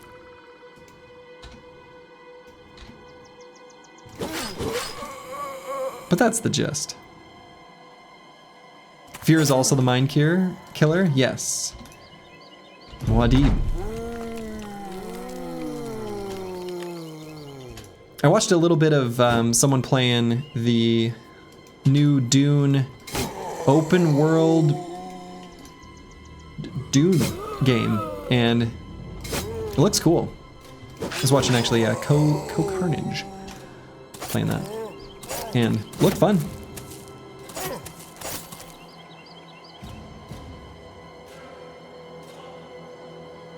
Don't bring your plebeian Star Wars quotes to this 40k chat. I mean, fair enough. 40k is an interesting plot line. You'd recommend if I get into it just so the breadth and not take too much of it too seriously.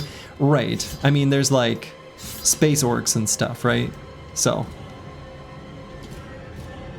I think the premise is already set up to basically tell you not to take it too seriously. Unless the future will really include space orcs. Who's to say?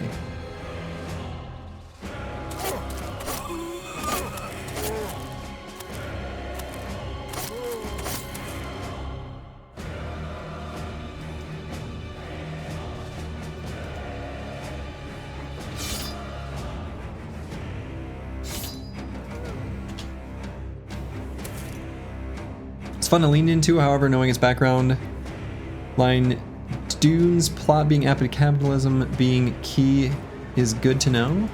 Not sure I understand what that's actually saying.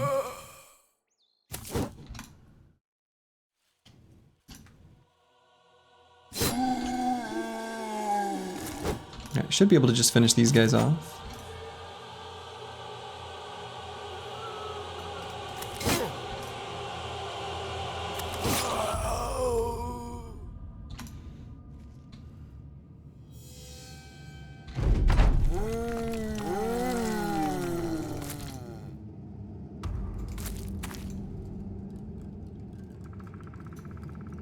And 40k orcs are older than humans, so technically they're already around. I see. Interesting. You can't believe that there's a guy on your hockey team whose job is a class on video game literature? Nice.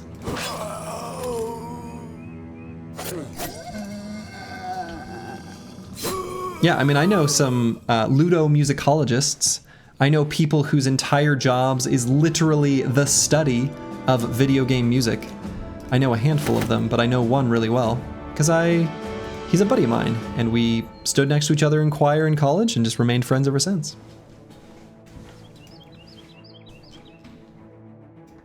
But yeah, he teaches, like, he has an esports class. He's got a pretty fun job.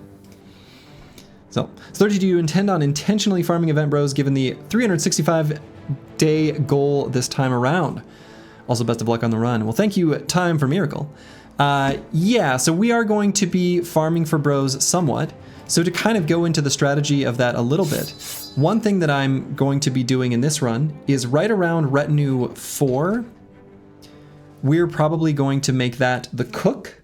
And the idea there is that with the cook and making provisions last longer, it sustains our ability to survive the far edges of the map, far from civilization. And it takes a full 120 days to normalize relations. Now, realistically, that's like from the absolute worst until non-hostile, but we can farm the edge of the map and kind of traipse back and forth several times over and over again until relations normalize, even if we don't get the Holy War or Noble War crisis. And then we're going to bring it back to civilization, and that's where we'll be able to farm those events a little more efficiently. So that's kind of the big picture idea behind trying to get more event bros. But hey, we already got one, which is pretty awesome. Also, speaking of, just because I can say this because this is my stream, when I was talking about watching other streamers and streamers I enjoy, Time for Miracle actually has he's got like a great gab. You should give him a follow. And if you like, he's a known yapper, but he yaps good. It's good yapping. Known yapper and high roller, I believe. Mostly been playing the Bazaar recently, from what I've seen and what I've tuned into.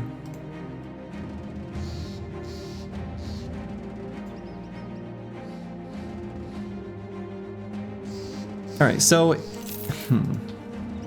Shoutout was good. Whoa, how did that happen? Did Twitch do this? Is that a magic trick?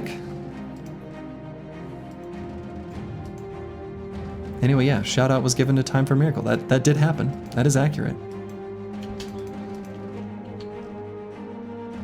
Bazaar is an interesting take on the auto battler thing. Yeah, I agree. I've played it some. I think it's actually pretty good. I haven't played it recently though. I haven't played it for a couple months. Time 5 Miracle, right. Numbers are confusing. Looking forward to traipsing the edge of the map arc. Also much love. Much love. Much love. Okay. Probably we see what's here. This could either be Briggies or Undead. Man. Yeah, let's do that and then let's get back to the road. We're not doing a good job of increasing our funds. I think we have less money now than when we started the stream. I think we've run into more unexpected sort of blank areas of the map than I would have anticipated. That's just a thing that happened, right? That's kind of just bad luck.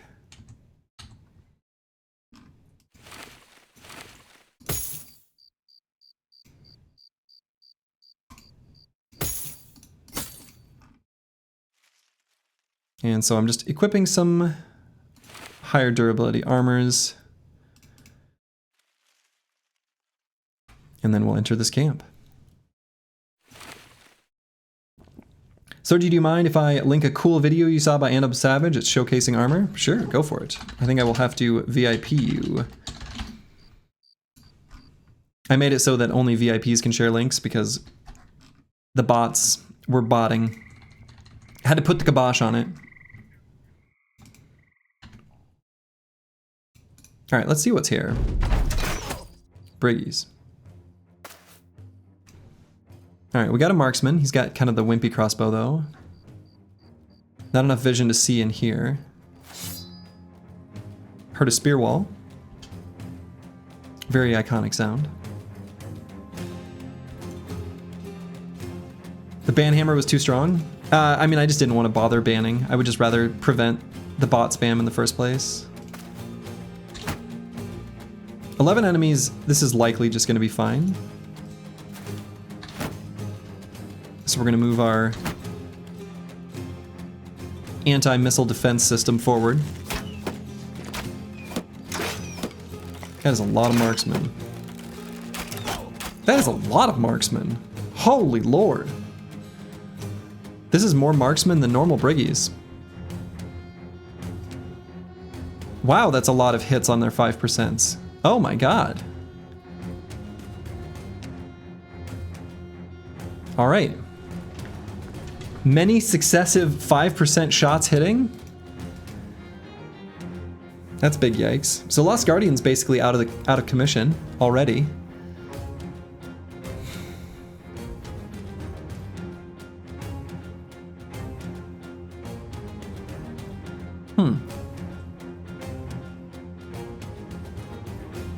This is going to be tough to get in based on what I'm seeing from these three enemies. So there's two enemies we don't know about yet.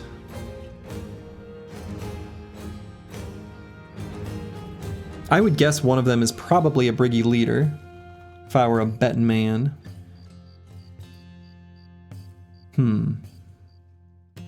Brutal start? Yeah, brutal start.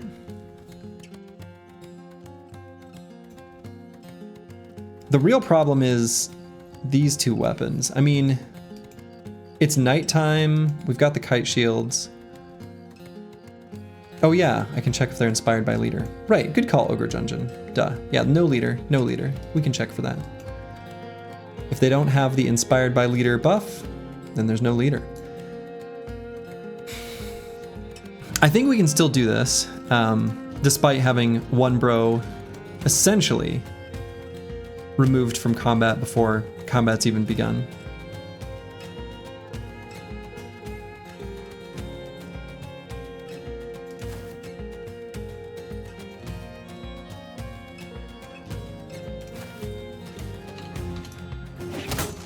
They're frontline thin. They're frontline thin. Yeah, they are. That's a great tip you learned to hear, right? Yeah, you'd think I'd know it too then. So let's see, I want to make sure they don't attack Lost Guardian anymore. They're going to get to go before him at the start of the round too. So they're going to get a chance to shoot him more. So we need to move in front of him with the other bros.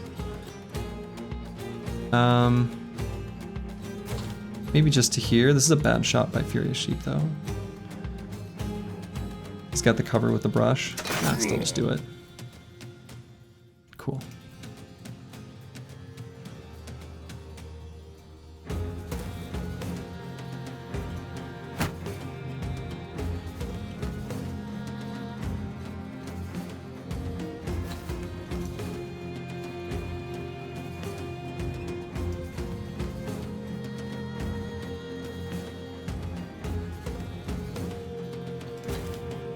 Ah!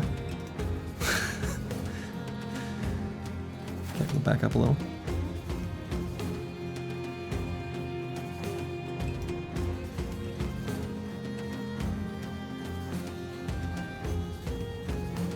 Let's move at the aesthetic Gabe here so that this guy throws at him. They pretty much always throw at the closest target. This guy's spear walling anyway.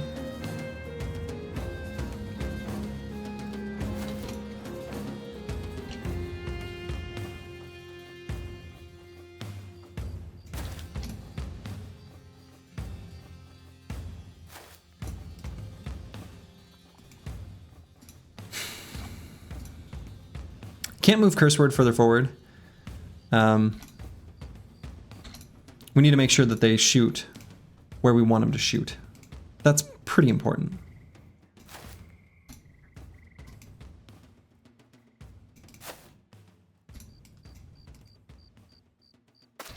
So like in here, those are both fine.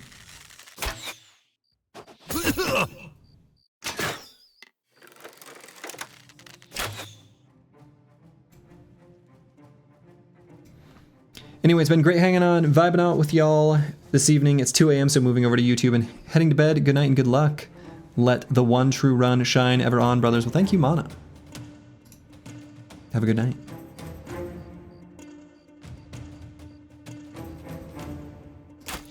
Just shoot over top. Hope we hit something. Okay. Good lord. All of these throwing weapons. This is a little ridiculous.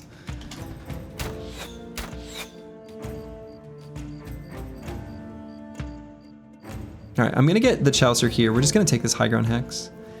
And, you know, this brother's nice and defensive, but we're still gonna just shield wall, lock that guy down. Instead of Gabe might do a similar thing, lock this guy down, stop him from throwing his jabs. And then we'll move the pole arms in range to attack him. Hate that, that's bad. That made it better. Brigand marksman with royal crossbows always scare you? Yeah, as they should. As they should.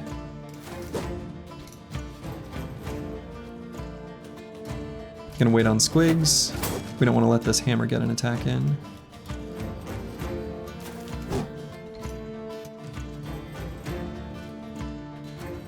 Boilerplate can get in here. Where exactly do I want to put him? Is this hex fine? I think this hex is okay.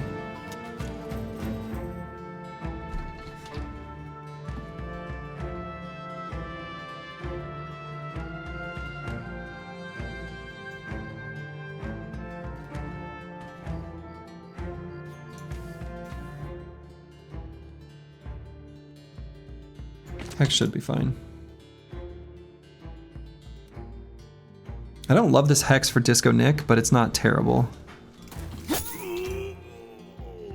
And Lost Guardian's just got to back up. He hasn't proc 9 or anything, but yeah, that's why I didn't like that.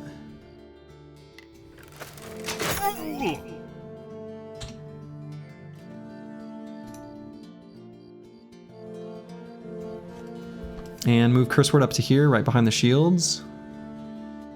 They still have line of sight there. Maybe better is here then. Just so he's got cover. Yeah, that seems better.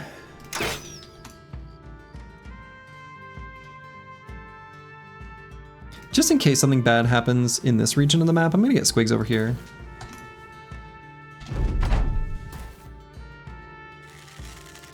Have him ready to rotate.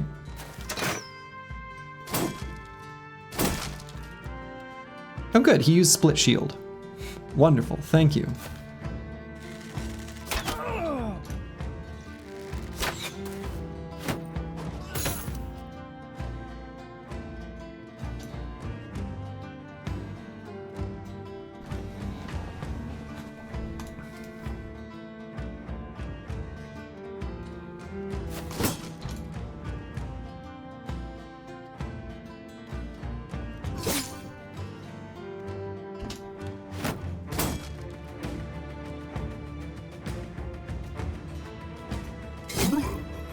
There we go. Love seeing those flags start showing up. You love to see it.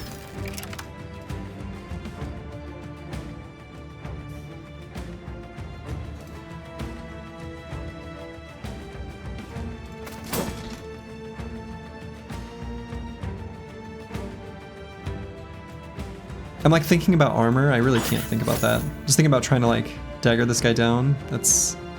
I don't need to be thinking about that. I should not be thinking about that. I should be thinking about eliminating my foes.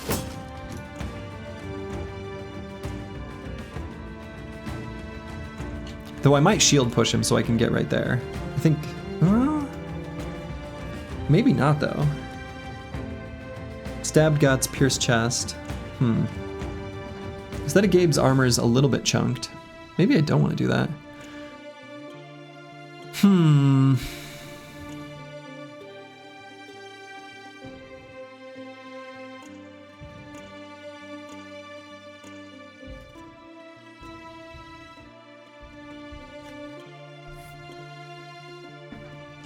No, let's just attack him.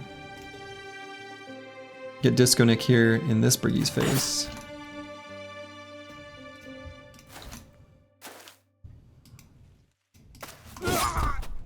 Wonderful.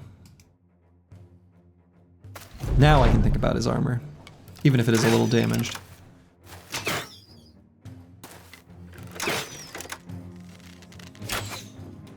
Faith and Slurgy is our final weapon. When the bolter runs dry and the blade breaks, belief strikes the final blow. Yes, it is known.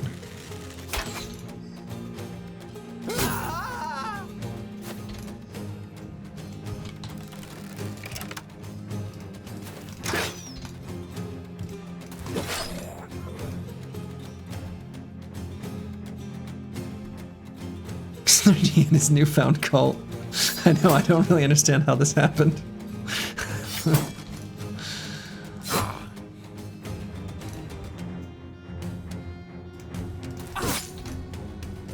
Because I encouraged it.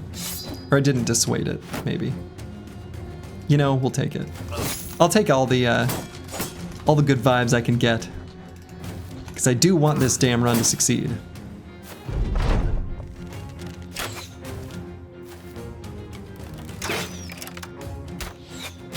You know, ever since they nailed those 2 5% attacks at the start of the combat, they've pretty much missed everything since.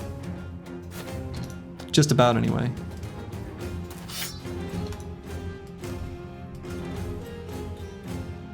To be fair, there's worse cults to be in. Yeah. Honestly, you're brand new here, only lasted a few days, yeah. Karskin, thank you for an additional big block of subs. I do appreciate it. Much appreciated. Hashtag vibes, hashtag vibes.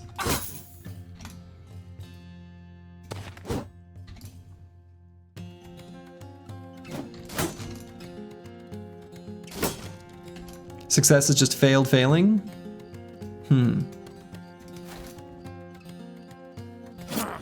True. Well, congratulations everyone on being able to watch this stream ad-free. I've got the ads on the lowest setting that I can that still disables pre-rolls. I've mentioned that before, but doing my best.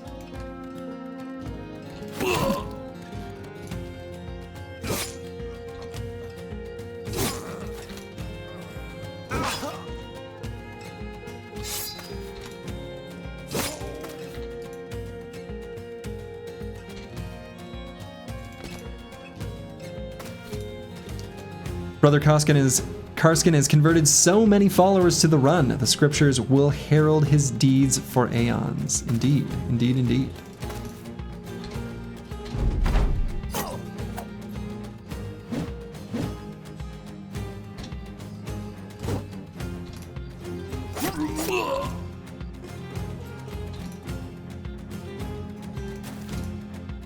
The run is already a success. It is made into a run, which in itself is surprising with the starting pros. Yeah, it's a scrappy crew. It's a scrappy crew. Okay, that was a somewhat sketchy fight. You know, starting off with 2 of those 5% crossbow bolts hitting Lost Guardian. That was spooky. We ended up taking decent chunks of damage. We got a bunch of tools out of it, so I mean, good result. But still, bit of a spicy one, that fight.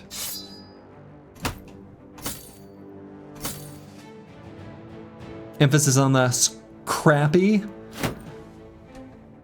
Yeah. All right, what are some things we can leave behind? Let's leave some stuff behind. I'm sure we don't want all this. Very confident.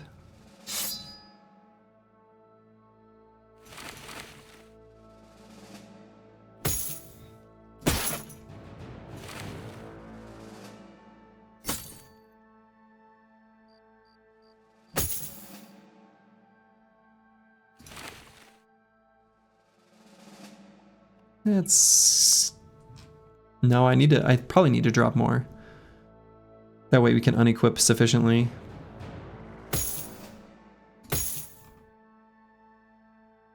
We're keeping the Jester hat though. Swap bows, you grabbed a broken one? Oh, good call. Good call. 25 durability spear, yeah, I was looking at that, looking at these 64s we just picked up. Honestly, probably can get rid of the 40, but I think I might keep it.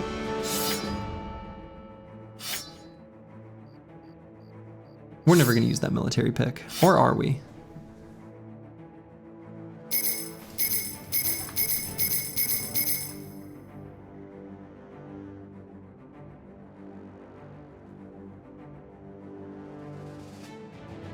The loot? Nah, it's the ceremony. How are we gonna entertain ourselves at night?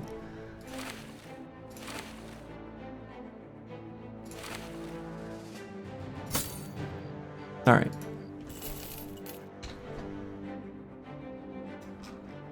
So with this newfound batch of tools, let's go ahead and unequip some stuff. Oops, that can stay. And how's our spears? I think we will fix up the spears. Swap this kite shield.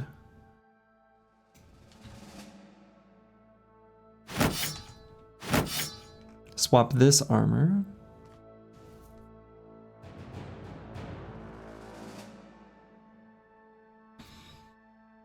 Let's see.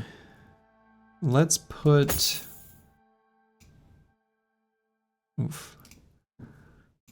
Why are all our armors damaged? Did we get hit or something? Are we getting hit? Doesn't seem right.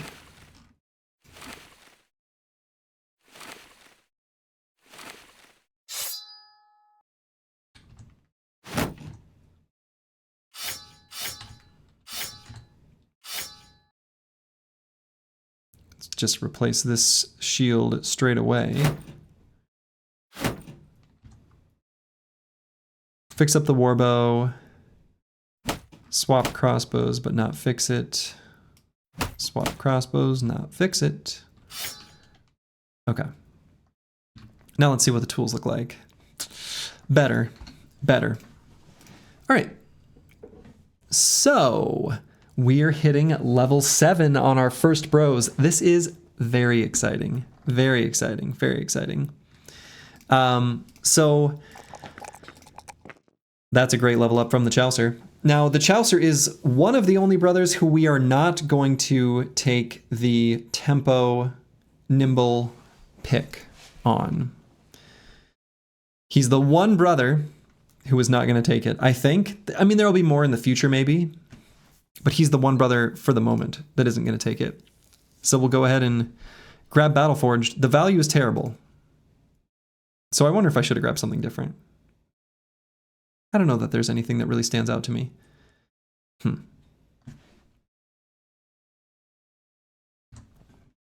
Battle Pashi, however, is going to grab Nimble, for sure. He's got a big old pile of hit points. Huge pile of hit points here. This brother actually probably won't need to grab Forged later, unlike a lot of other brothers, because he's got such an incredibly high number of hit points. He's going to be very durable with Nimble and 112 hit points. Insane Killer 013, same deal. I'm going to grab Nimble.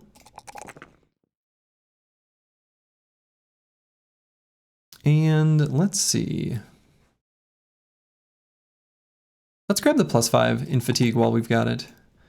We'll be able to make use of the fatigue with the polearm for sure.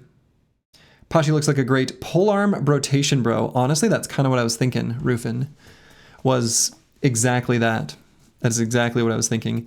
I was thinking probably grabbing rotation on him and the banner and maybe one other bro. Probably actually Misha Twitcher.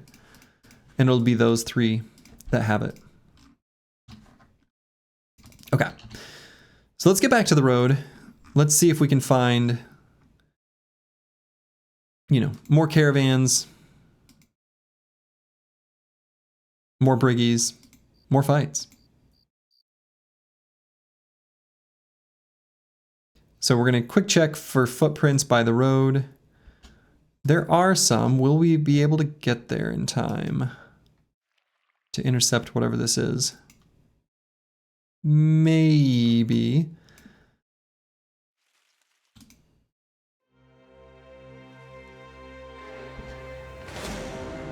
All right. Never mind. All right, let's go and equip our stuff again.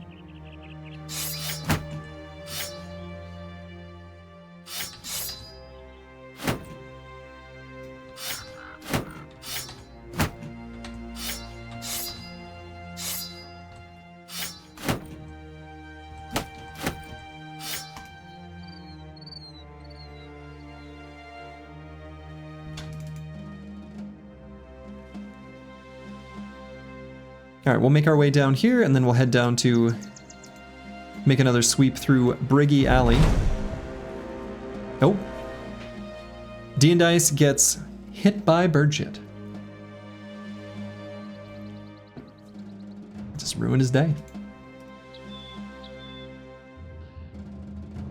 All right, another camp here. I think we do it.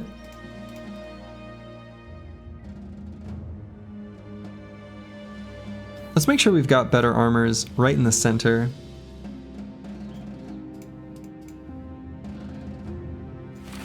Let's just put,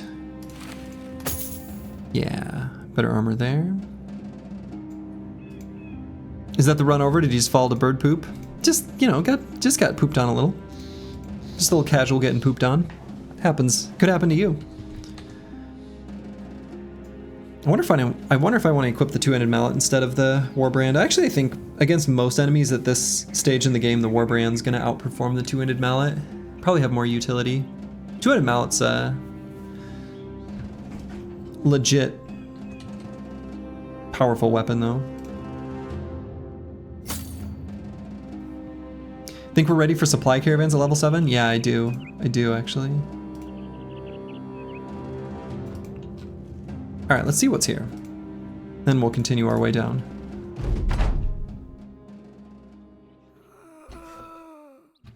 That's gonna be a Necromancer. Yeah, it's definitely a Necromancer.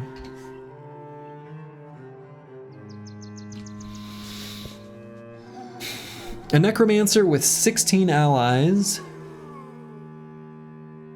None of them are Geists.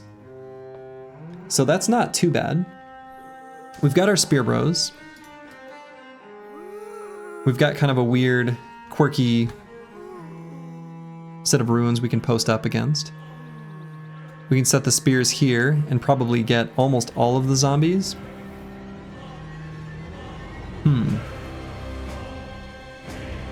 I think that should be okay. I think this fight should be okay.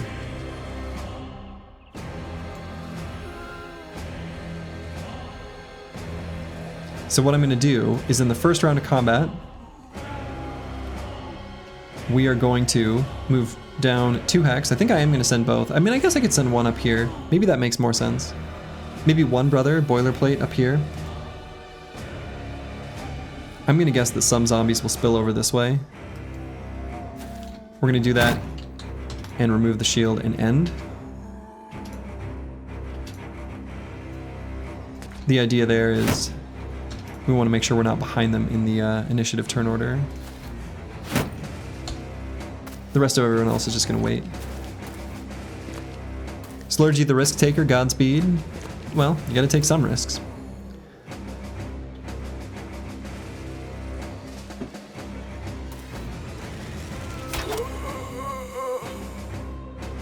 Wow, one-tapped him.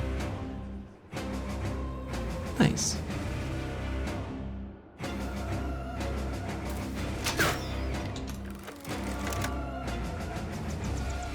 So if we're gonna move like boilerplate up to here next turn, we can get the Chaucer here.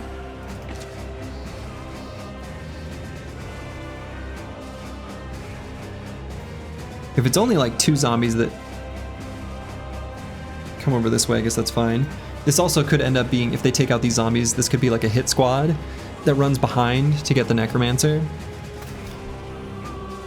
Yeah, so this is probably where he is. And probably possess this guy next to him. So let's back up just a sec. Just a smidge there.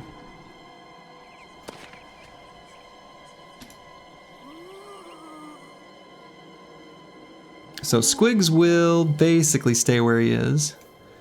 He can maybe go, oh, like here or something. Maybe here. Put him somewhere central. We'll have them ready to do rotation. Maybe here. Yeah. So we can get Misha Twitcher here. Because we're going to bring Lost Guardian to there. To Spear Wall. Oh, ghosts. There are ghosts. There are ghosts.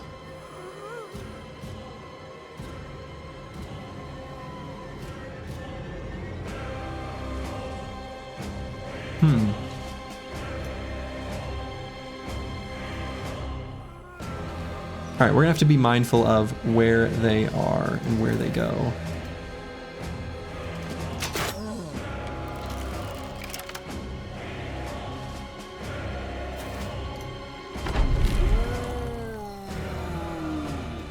Okay. So I think we like where that one is, and the reason is we can back Battle Pashi and Misha Twitcher up, and this guy can't do anything. This one, this guy's gonna go forward, bounce off, bounce off. We'll just go to there. That's fine. So I think this actually works pretty well. Did your banner bro get? Yeah, I've got rally. We've got rally.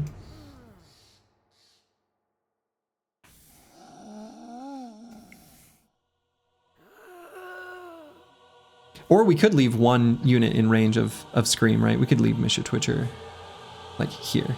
He'll just attack and back up. I think that's also fine.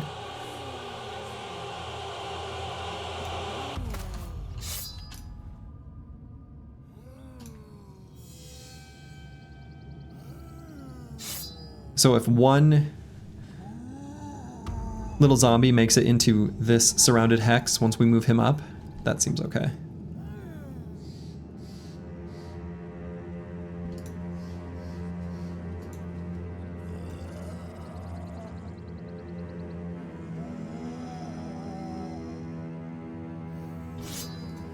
And I might leave Disco Nick right there, actually.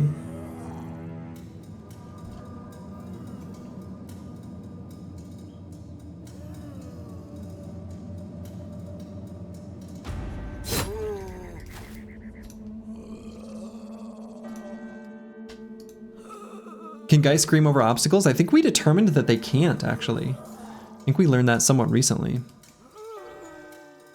So if the Necro is up here, we might try to potentially set up for the From Downtown special with Falsers. We'll see. You shall blow the horn and play the hymns to help any wavering brothers. Good. Good.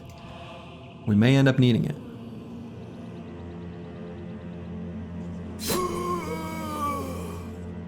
Getting some kills, making everyone confident is very welcome. So this guy is going to go here and scream. I guess he's going to have a lot of units in range of his scream. Not a lot of scary zombies though. So that's nice.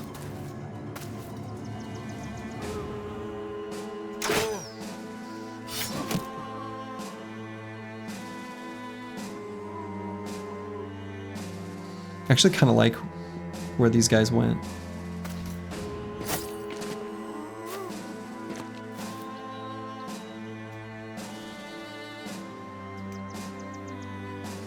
Any interesting events from the stream so far? Just continuing the level of bros. We hit Nimble, which is pretty exciting.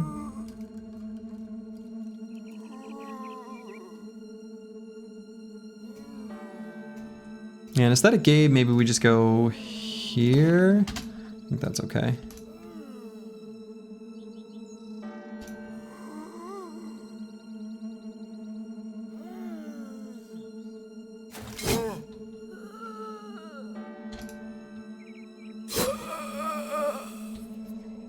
And we don't want to kill that zombie.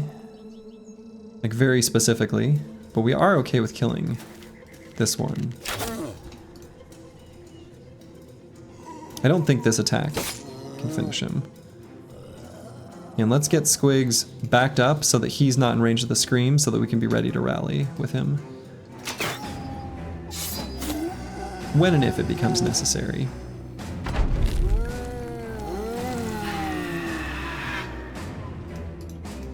Okay, so we screamed and backed up somewhere to here? Weird.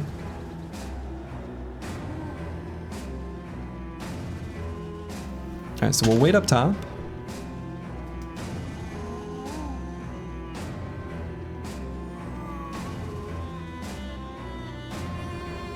Wait here. Wait here. We're just gonna let them run into us and see what we need to react to with our pole arms.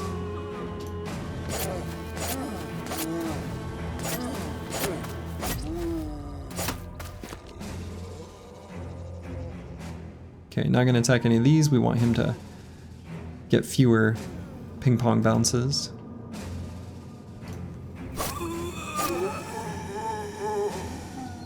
Very curious to see where they're all hiding at because we've discovered a lot of the map that's completely empty. Yeah, no kidding.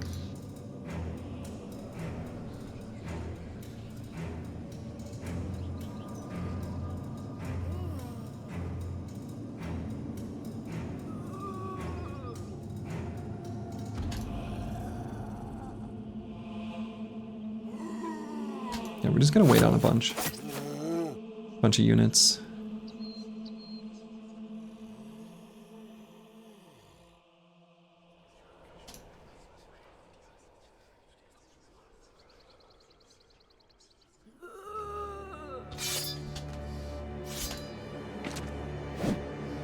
Oh.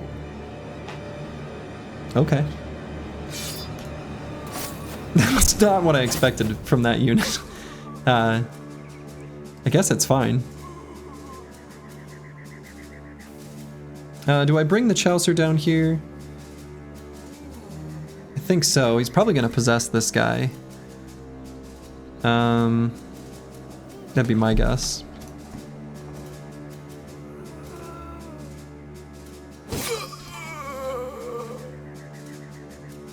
So let's just get as much surround on him. I might be able to just kill him before he gets a chance to go, actually. Probably will be able to.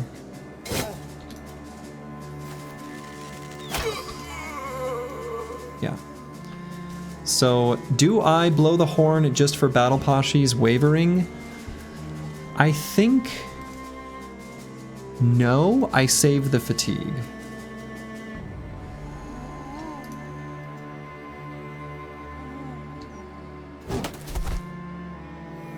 Push that nerd off. And actually, because of the way this brush is positioned, this guy can't scream, so we're actually gonna do a cute little backup maneuver.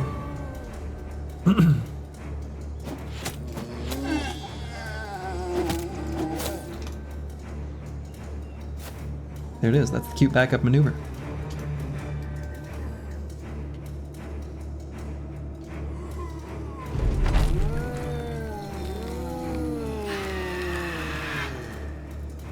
Ooh, I like that. I like that. Do I just move forward and attack? I think so. That's okay. We've got a few more attacks on him.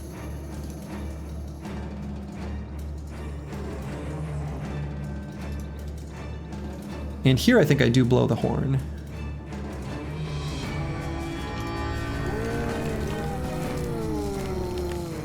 And I think we keep focusing on the Geist.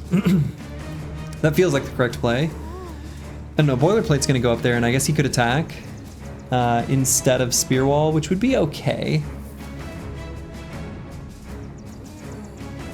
Yeah, I think we want to get as many attacks on it as we can.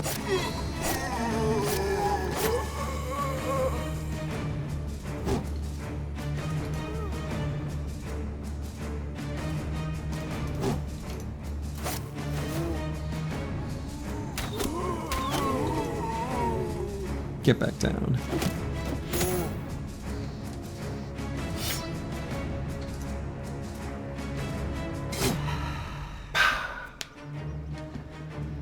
and the ghost evaporates.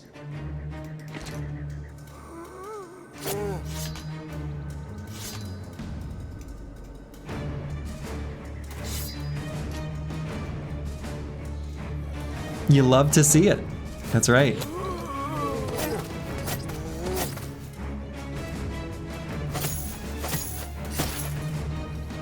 Very nice. How many rallies does it take to get to the center of a bro? It's a good question. I think enough zombies have fallen. I'm thinking about moving Aesthetic Gabe forward to here and just attacking. I think that's okay.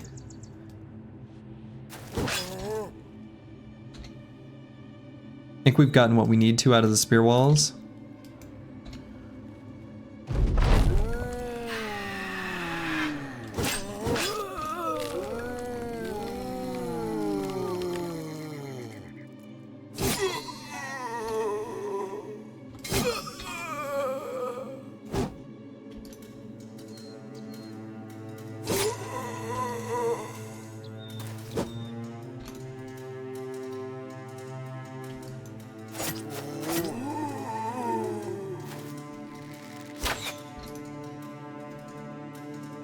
Just one good swing to get to the center of a bro with a man splitter. Sounds accurate. I mean, it's in the name. It splits the man.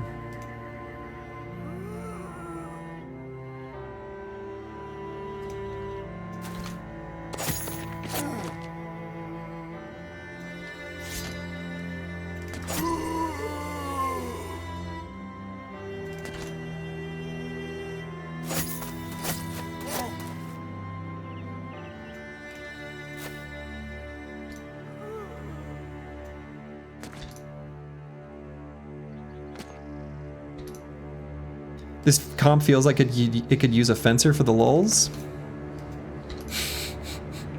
No.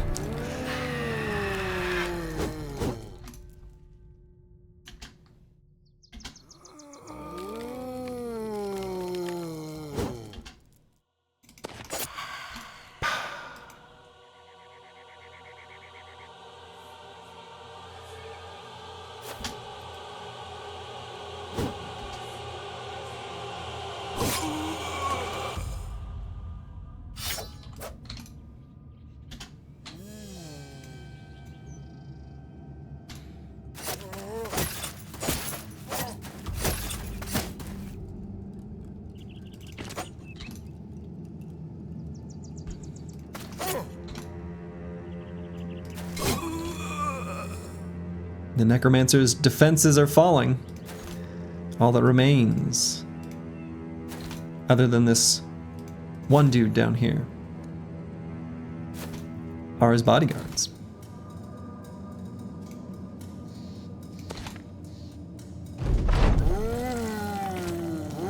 And these two.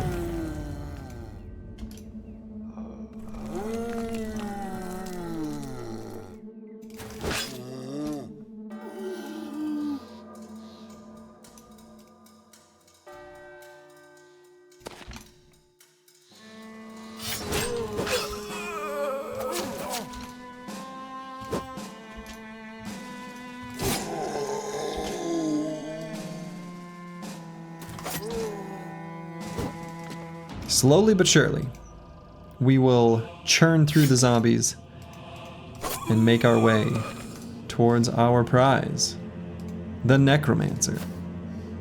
I moved that guy way too far.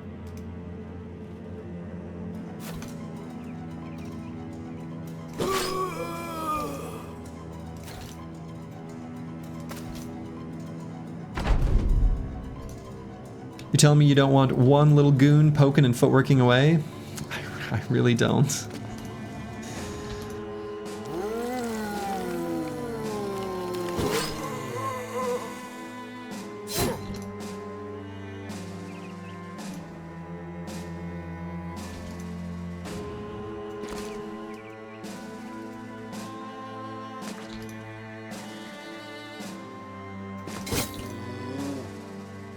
We can take out his bodyguards from range.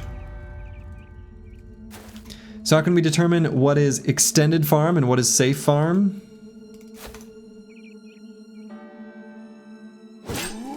a good question. How can we determine that?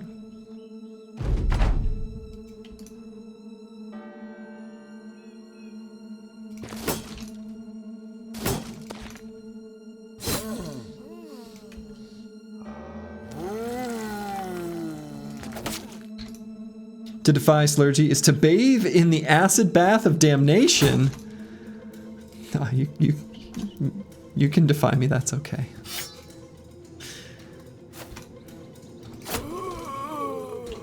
It is permitted. Like a good neighbor, safe farm is there. You know what's funny is, was it the way I said it? I thought I was thinking the same thing. As soon as I said safe farm, I was thinking of that song. Like a good neighbor, safe farm is here, you know?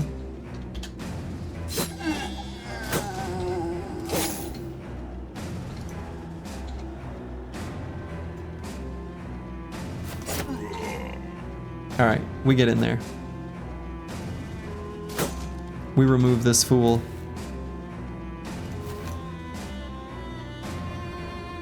Thou shalt not question the holy doctrines of Slurgy. Any deviation from the Codus Slurgius is heresy. House rules, leniency, or fun variants are forbidden. All dice are to be rolled with solemn wrath. Laughter during combat is heretical.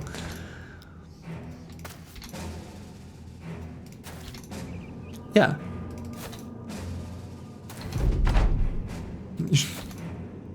Definitely that. This is a fun-free zone.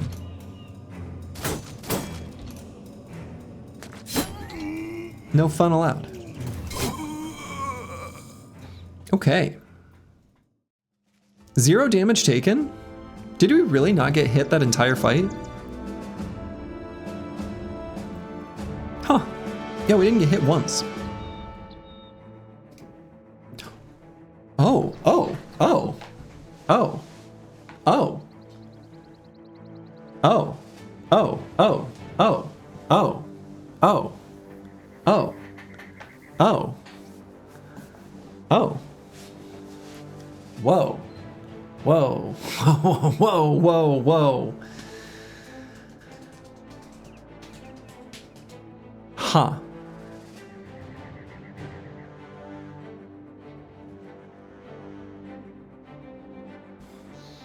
Not only that, but metal joint covers.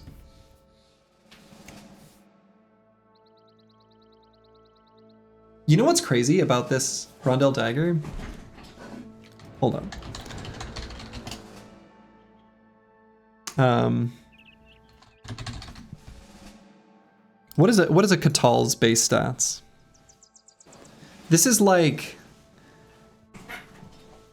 this does more damage than a Catal. Like actually. Like by a lot. So what's absolutely wild? Oh, Rufin, let me VIP you. You can share that link again. Here's what's absolutely wild. This dagger is so good that I actually think it makes sense. This is a no kappa situation. To double grip this for the regular stabs.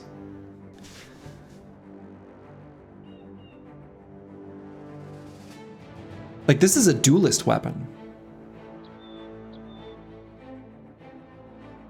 The damage ignores armor roll is, you know, damage ignores armor is irrelevant for puncture. This knife is somehow so good that the stab on this is better than a Catal by like a good amount. Like this is actually really effective.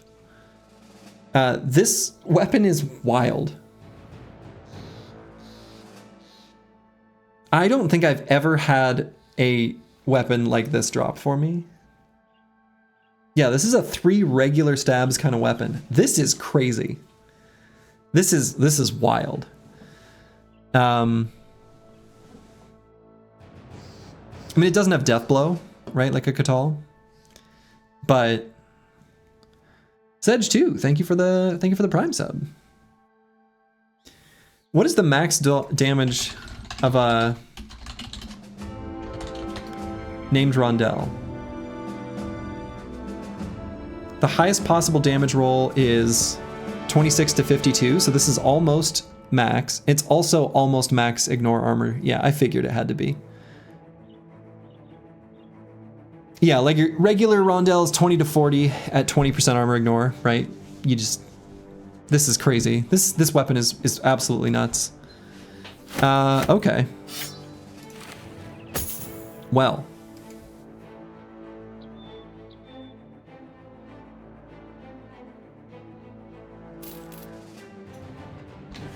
Yeah, the dagger is great, but we got the necro hat. All right. And here's what's nice about this weapon too.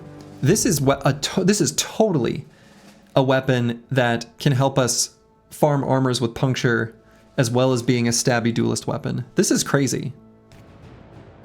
This is the kind of dagger that we can use with a shield or without a shield. Like we can use it with a shield just for puncture. We can use it without a shield for duelist. This is going to depend on the situation, the enemy we're facing, etc.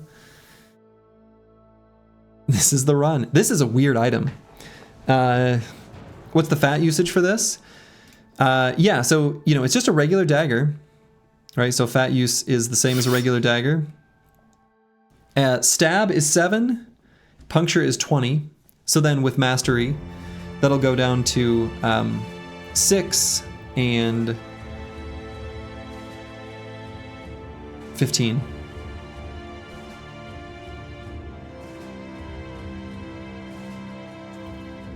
Stab becomes 5. Is it? 7 times 0.75? No, it rounds up. I think it goes to 6.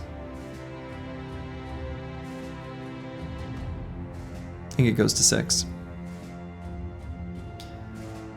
This is crazy though. So, options. So how do we want to use this crazy weapon we found?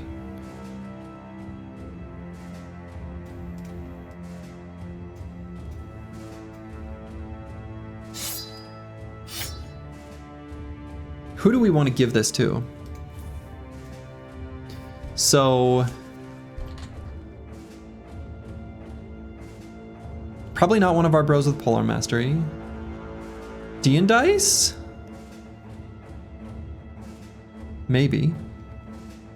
Does Puncture get the double grip bonus? It does not. Puncture does not get the dual grip bonus, but the regular stab does. Which is why you usually want to use Puncture plus shield. You shall take thy sacred weapon. Well, we'll see. Let's look. But I mean, that might. This is quick hands pull into dagger. I mean, quick hands is fine, but probably no polearm mastery. I'm thinking. I mean, quick hands just for a reach weapon. Whatever. That's still fine. Pair the dagger duelist stab with a split man armor breaking. Yeah. Game viewing account is absolutely. You know, you can use the break armor or split armor or whatever from a big old two-hander and then follow it up with a stab. Right, so you can take dagger mastery and still use like a big chunk and two-handed weapon to set him up and the dagger to finish him off.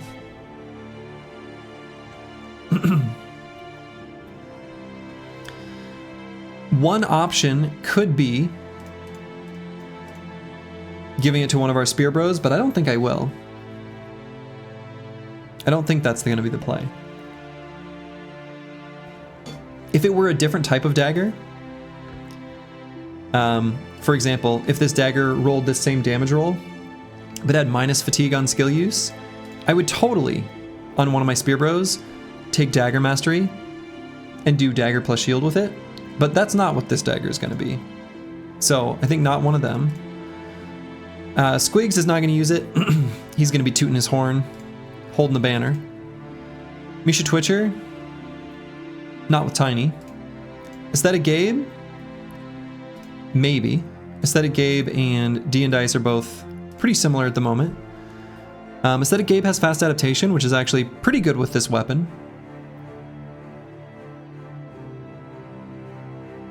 Pair with a spear bro instead of the hammer spear. Right, I mean that would be the idea, Deep Space Cowboy, and that would be okay. Right, that would be okay. but I think with this dagger, it's going to do enough damage with dual grip and duelist that I think we want to use it without a shield. And I think we're gonna make our spear bros shield and spear. So Aesthetic Gabe could do it. That would be totally an option. Definitely not one of these bros. And definitely not this bro. So I guess, honestly, probably, actually, I do give it to D and Dice.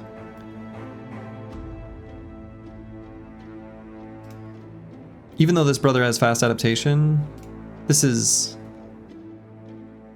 59 melee skill. the bro quality is not good here. Yeah, I think we give it to D and Dice. I think that's going to be the play. Well, you know what's nice too? Yeah, this is just a great weapon. This is just a great weapon. He's a dagger slayer. Well, he's not a dagger slayer. He's a slayer with daggers. He's a dagger bro. Yeah, this weapon is crazy. We don't need that anymore. This weapon is completely nuts. Daggerer. I like that.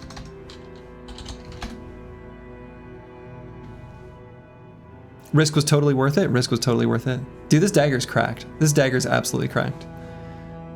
Like, yeah, and actually also, so notably, this metal joint covers is a really nice thing to get from the camp loot. I'm gonna save this to apply it to a forged armor, but these are a fairly rare find and one of the few ways we can improve our armors. So, yeah, this is nuts. This weapon is nuts. Now, when D and Dice hits level 7, I'm still gonna take Nimble, right? We're still gonna grab Nimble on level 7 for the security, but then he'll circle back and on level 8, we'll grab Dagger Mastery. So what is this bro's build gonna look like? What's so good about it? The percent values. What's good about it is that it rolled damage and it rolled damage ignores armor. That's basically it. It rolled the two stats that you, generally speaking, care most about in any weapon. It nearly max rolled them. And these numbers look small because it's a dagger, but let's not be deceived. With Dagger Mastery, it can attack 3 times. That's crazy. And with Duelist, the amount of damage ignores armor is insane, right? So against very heavily armored enemies, we will need to soften them up with a bigger weapon first, either from this brother, he does have quick hands, or someone else. Just, you know, so that the armor doesn't block as much damage. But this is still crazy. This weapon is absolutely cracked. This is a marvelous needle. This is the run. This is very exciting. Hell yeah. And that fight, ladies and gentlemen, was brought to you by Big Spear.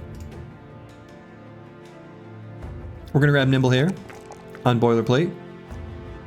Ooh, tough call between the fatigue and resolve. I think we need more resolve. 39 is just not gonna cut it for a spear bro. We need it to be higher. Honestly, kind of tempted to not take the melee defense and instead take fatigue.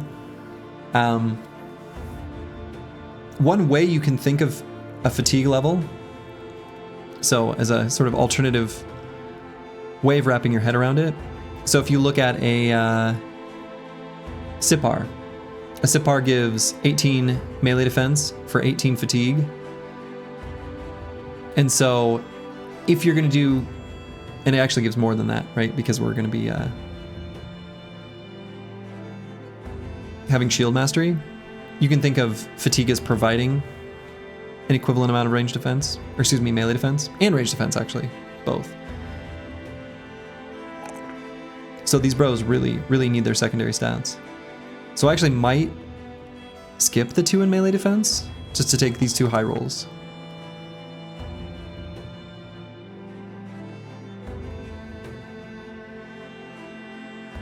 I think I will. You should download the legendary item tooltip. Yeah, I know that exists. I should get it. I know which one you're talking about. Fat is just mana with extra steps, yeah. Now, is there ever a world where I skip a +1 in melee skill on a spear bro? That feels wrong, but this +4 is so good. And this +5 is so good, and this +3 is so good. We're gonna be, I think that's fine. We'll skip a +1. We're gonna get veteran levels. We'll be able to pump this up nice and high. We care about all these other numbers so much. We'll just do it. And we'll grab Nimble. So then, once we have Nimble here, we can move this armor, I guess, over to the Chaucer. And here, we'll put on... maybe that.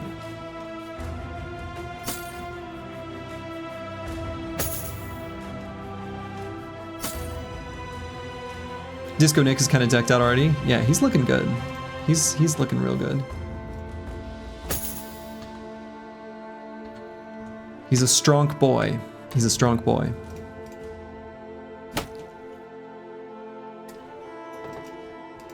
Well, that was great. That's really good. Really looking forward to making use of this. You know, making a non-Catal regular dagger duelist, this is a rare treat. This is a rare treat. We are not going to be, on this brother, taking Overwhelm or anything like that. The purpose of this dagger is not to overwhelm enemies. The purpose of this dagger is to finish them off. They don't get attacks when they're dead. What's the point of lowering their stats if we can make their stats go all the way to 0?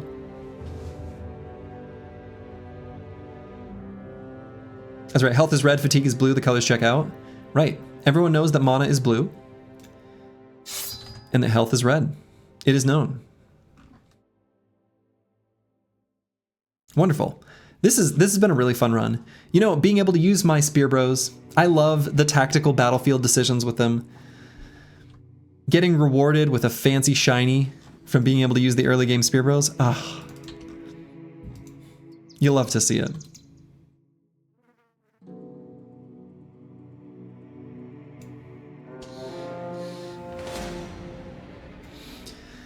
Flaming Comet Company. So we do want to start fighting mercs as a way to get money and just rewards in general. We've got Nimble on enough brothers now. I think we can do this fight safely.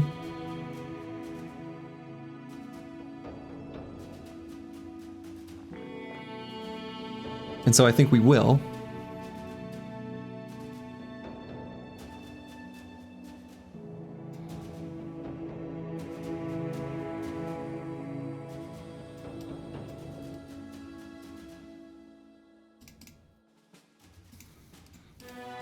We're going to keep our range defense battery up.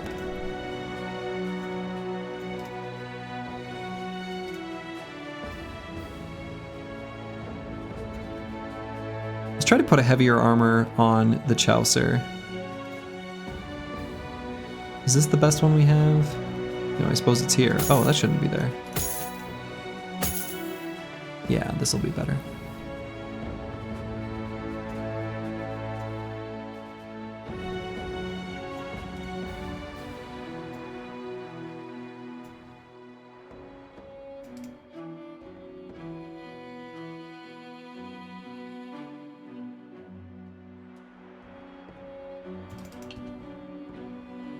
We should assign each of these brothers a very specific fact. What, like the kind of fact at like a company icebreaker? Is that what we're talking about?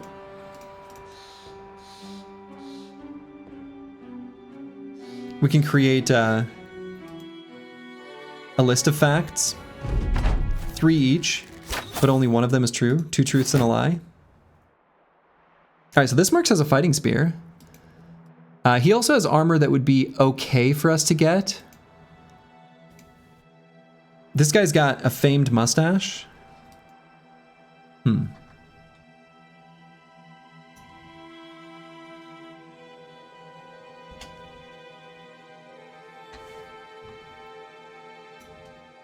All right, I think they will move forward. It'd probably swap to, yeah, their throwing weapons that they usually have. Let's move Aesthetic Gabe just to here while they're repositioning. Okay.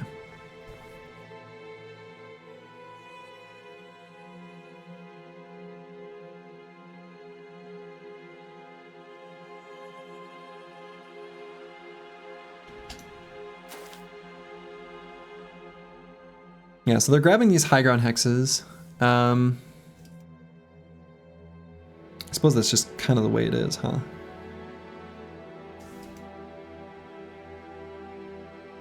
It'll be nice to get these heater shields. They're gonna be really good for us. Does Aesthetic Gabe have Pathfinder? He does. Could maybe go all the way to here.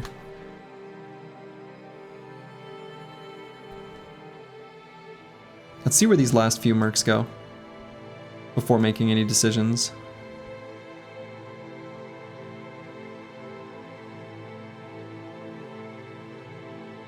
Well, let's think. So if I am going to move in range, it makes me a little tempted to move like here with Curse Word or here. We've got a shot lined up there. We can do a couple shield walls here and here to keep him safe.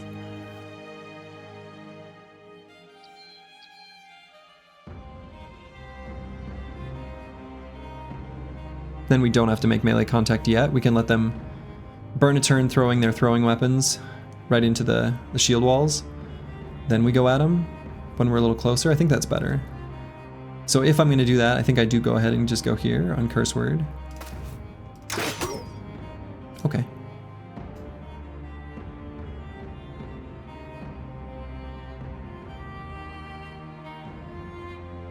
So actually, let's go here.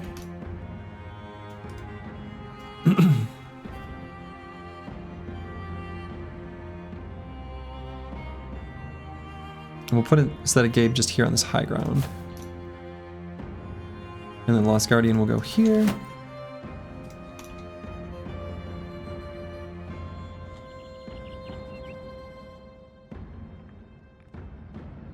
This is the fight for T3 armor? Who has the T3 armor? This guy? This guy? I mean, their armors are like okay. Well, that was a lucky hit. Their armors are okay, but we're not jonesing for them. Now, do I want to just get Furious Sheep up on the high ground?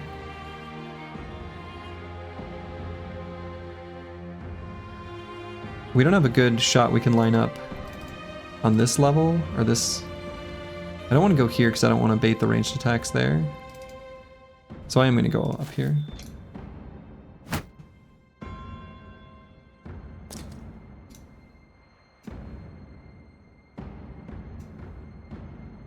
And we can put squigs here. D and dice can go here. I think that's okay. Boilerplate's going to cover him.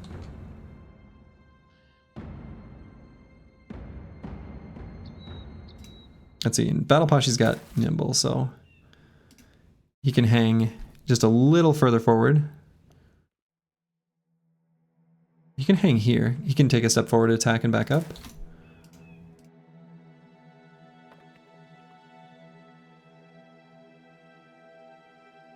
I think Misha Twitcher can go like here, and that's okay.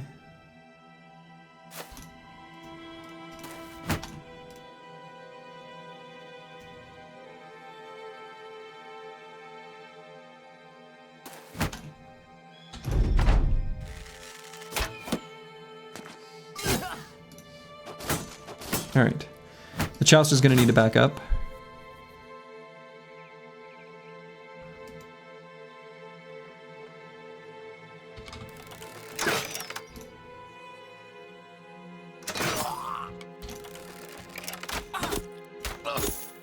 Those are two pretty lucky hits. Grazed neck. Actually, weirdly enough, I think we put Bashi in front to shield the Chaucer with his big pile of hit points and Nimble. Again, a little bit weird, but... Alright, so these guys already through. This guy hasn't yet.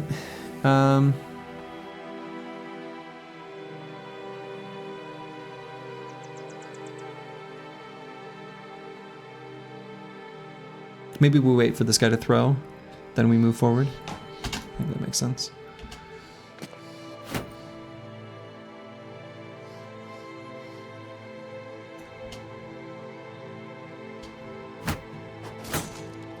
Okay, so now we push forward. I think we are just gonna blow this guy up. We want his helmet, but we don't really care about his body armor that much.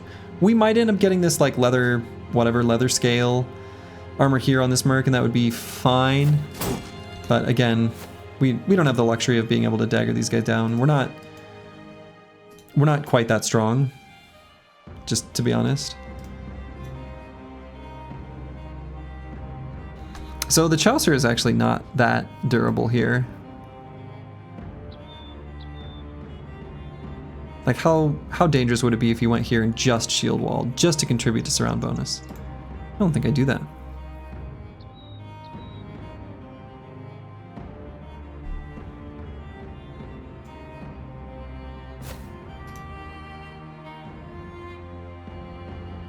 Alright, put Lost Guardian here.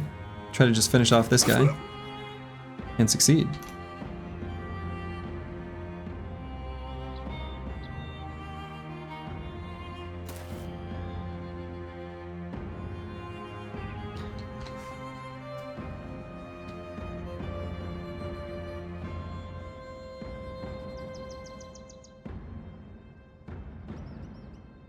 Let's hold here for just a second.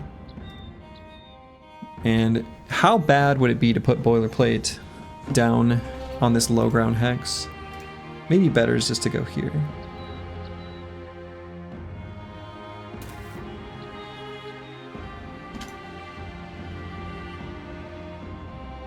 So Aesthetic Gabe.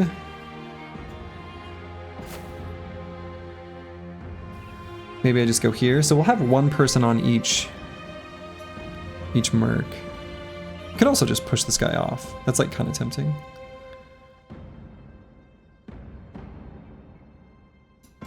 But we'll go here.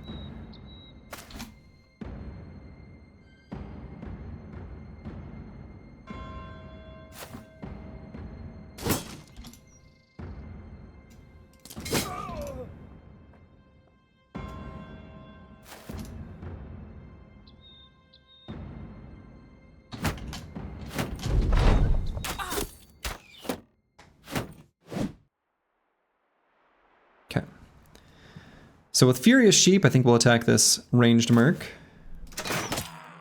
Got him.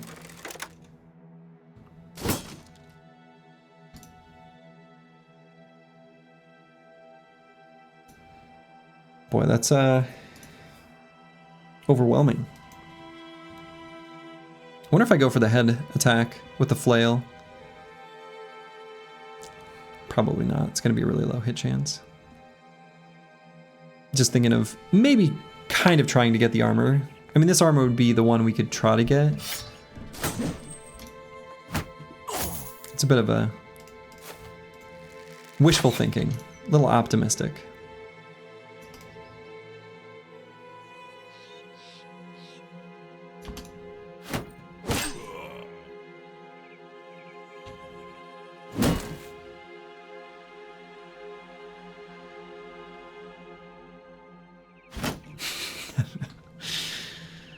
I don't know what that accomplished, really, but...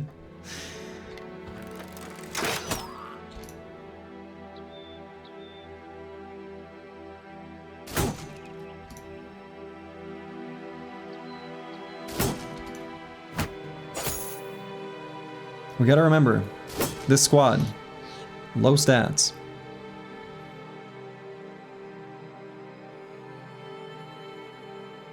Alright, so let's push with Disco Nick. Cancel his shield walling.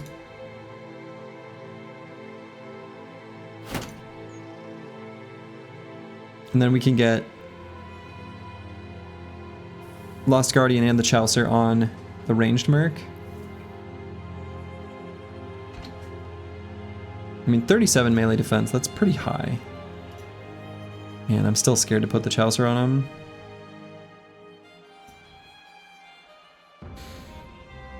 We'll just get ready for next round.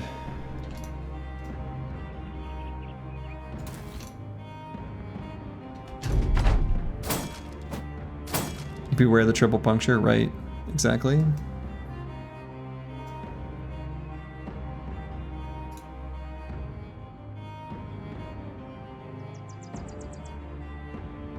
Could bring D and Dice down here and puncture this guy.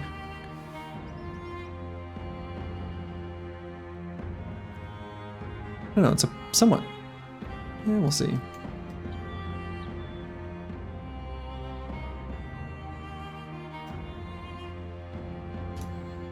Want to get all the attacks on this guy we can before he re-shield walls.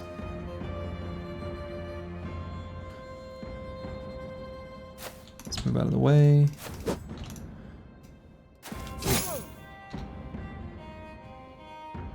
And I think we go for the crossbow attack as well.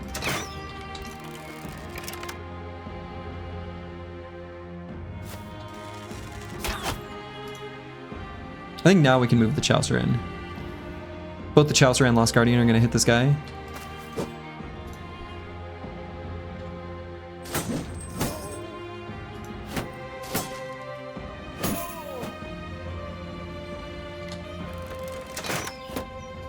Okay.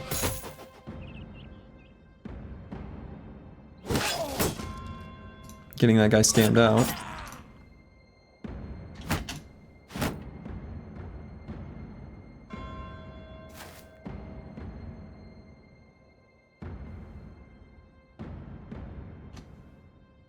Kind of like the idea of pushing this guy down. Cancel his shield wall, put him on the low ground.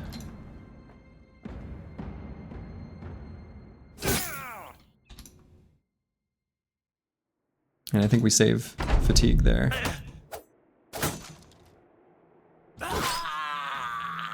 Cool. Good. Good, good, good.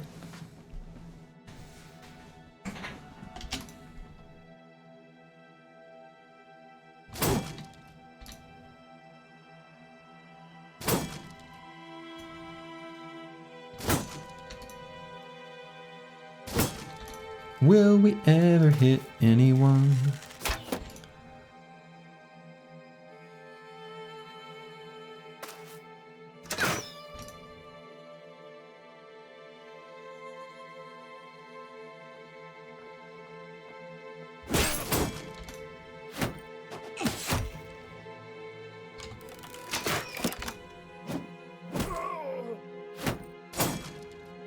Alright, the military pick into Battle Pashi's Nimble is kind of funny. Let's move Lost Guardian here. We'll let this merc keep living his life.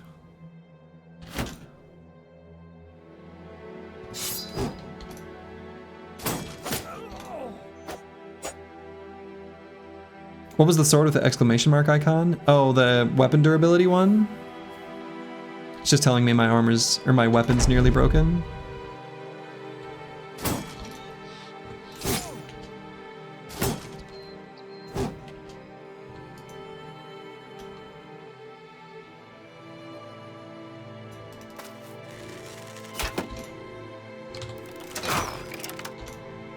Hit that guy in the head.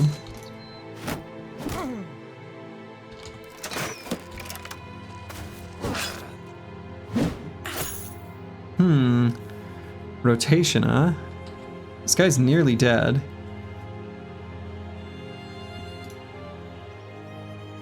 Yeah, Disco Nick can withstand a little bit of punishment there still.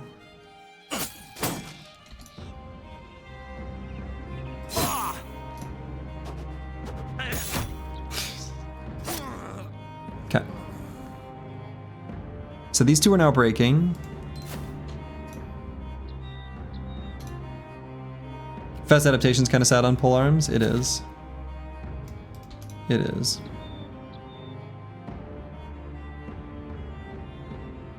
And let's go here just for surround, but we'll shield wall.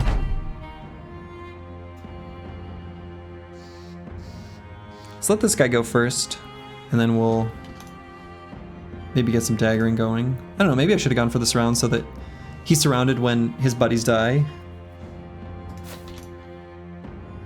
Maybe that would have been better.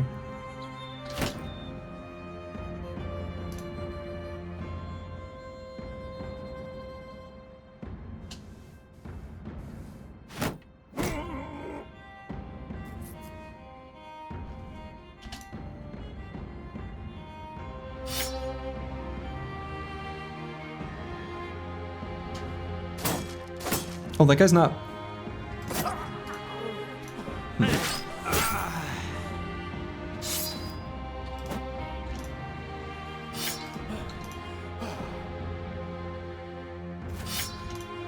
Alright, we're gonna try to get this armor. I think I will. I think I will.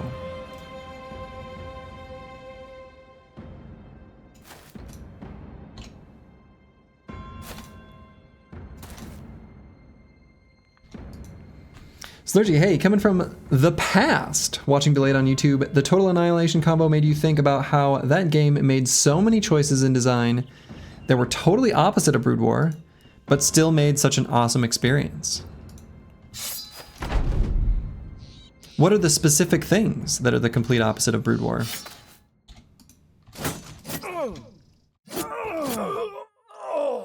There we go, the Marvelous Dagger finishing this guy off. That was, we took a lot of damage, but we always get a nice big ol' pile of resources from the Mercenary squads. We did get that leather scale armor. It's a little damaged, but you know, we'll take it. Also got the mail hauberk, which is actually the better armor. We got a fighting spear. You'll love to see the fighting spear. Keter shield, kite shield.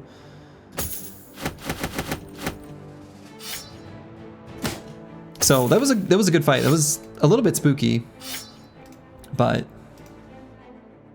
50% on the big hat. Yeah, 50% on the big hat, but I don't know if we can really justify the tools to fix it. I don't know. We'll see.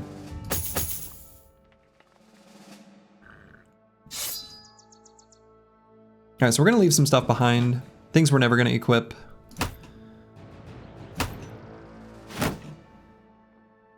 I guess now we don't really need the Adargas. Probably don't need any of the Adargas. Total Annihilation was a technical marvel at the time. It had full 3D terrain, crazy environment, maximum count, incredible unit control. Total Annihilation has unlimited resources, no unit caps, no unit abilities, ballistics on all projectiles. True line of sight. You know, I watched a little bit of when I was in college, I watched a buddy play Supreme Commander, which looked really fun, and I think was kind of based on the same idea as Total Annihilation. Supreme Commander is basically Total Annihilation too? Okay. Well, there you go. All right.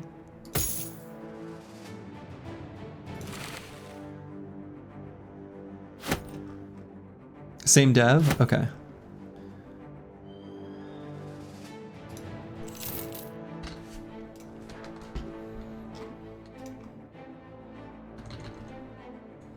All right, team's looking a little bit worse for wear. But that's all right. We emerge victorious.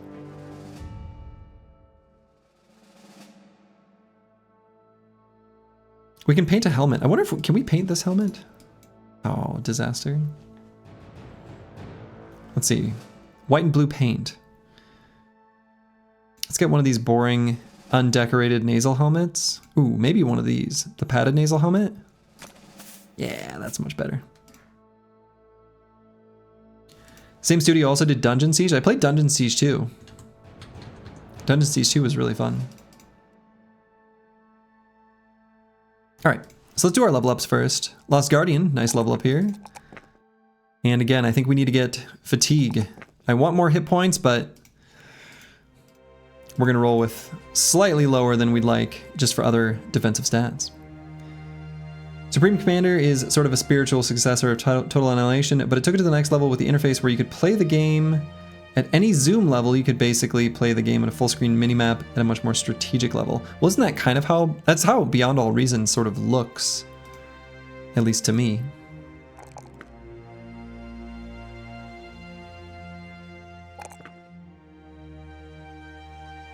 And I guess I'll grab melee defense here. I do want to grab opportunistic +4s in range defense, but I think I'll take the 3 in melee defense over the 3 in range defense. Beyond All Reason also has that element? Okay.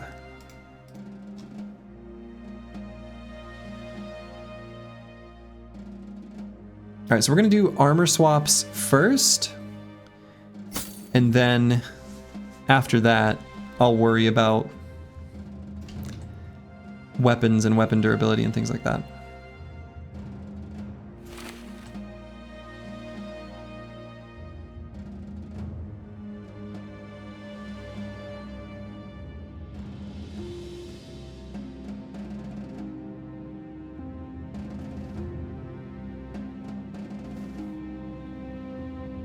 Pretty low on suitable armors. Yeah, Southern Mail shirt completely beaten up. Luckily, once we have Nimble, like, the padded surcoat is still, like, okay. It's okay.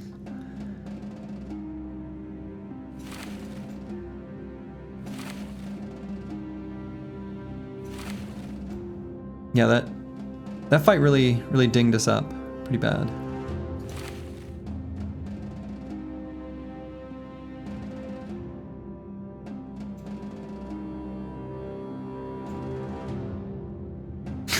What? Crossbow is definitely nearly broken.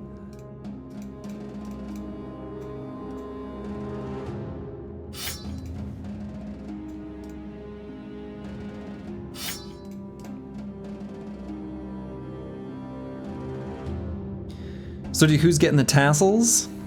The nipple clamps? We'll put those on our first, like, decent forged armor that we have. These are pretty precious, actually. In the course of this run, we will probably not find enough of these to cover the armors that we eventually find.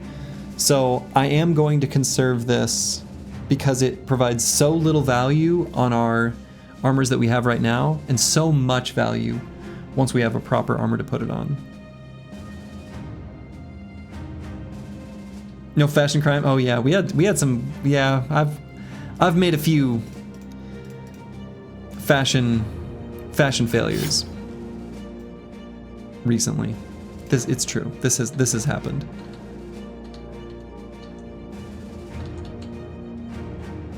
Might have been what cost us the run. I mean, honestly, Dovcool does not take kindly to fashion failures.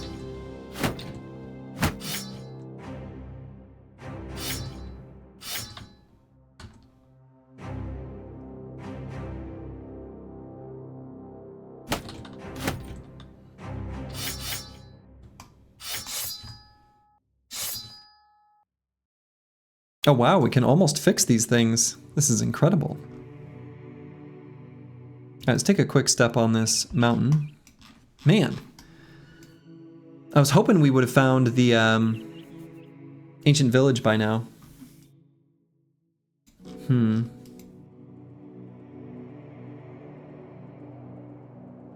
We could take a sweep through this zone. I don't hate that. We're kind of in the area. So close to the map, nerd. Yeah.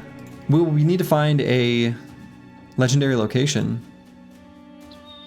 to even unlock them.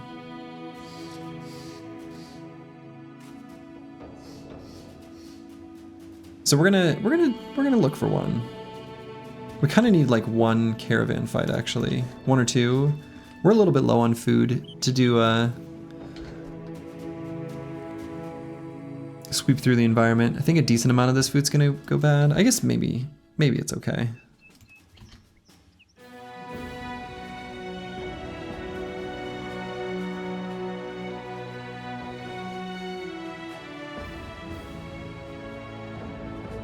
But yeah, I have had Beyond All Reason on my radar for a long time as like a game to check out. There's just so many great games, so little time. So much I want to do even in this game, in Battle Brothers. Overhype, the creators of Battle Brothers are working on Menace. It's gonna be their next game, and I'm looking forward to it.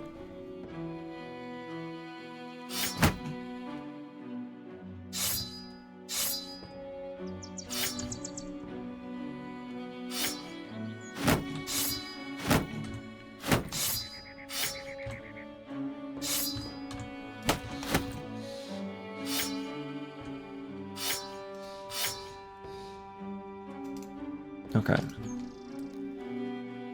So let's beat up these zombies on the road.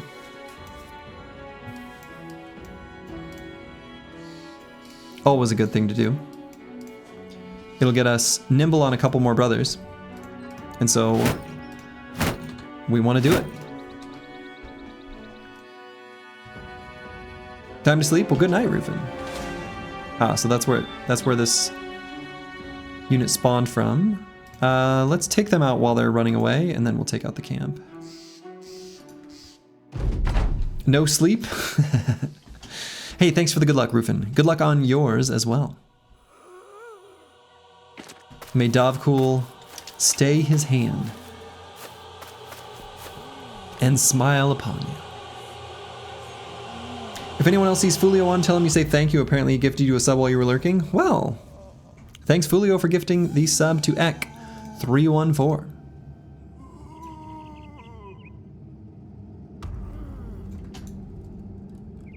And I think I'm gonna conserve ammo here.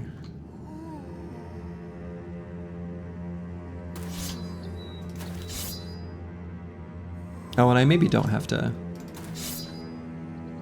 Yeah, whatever.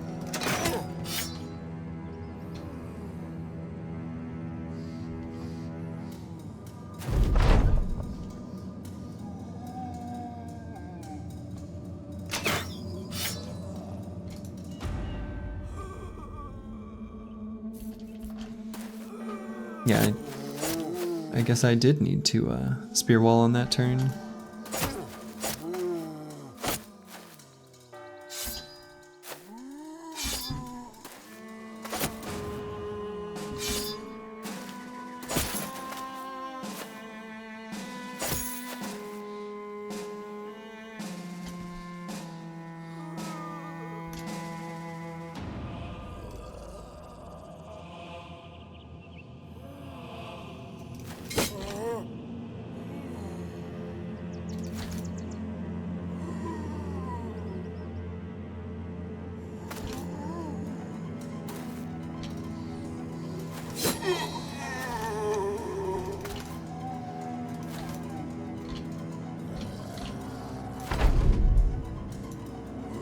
Same run, also hello. Hello, Warcake. Yes, same run.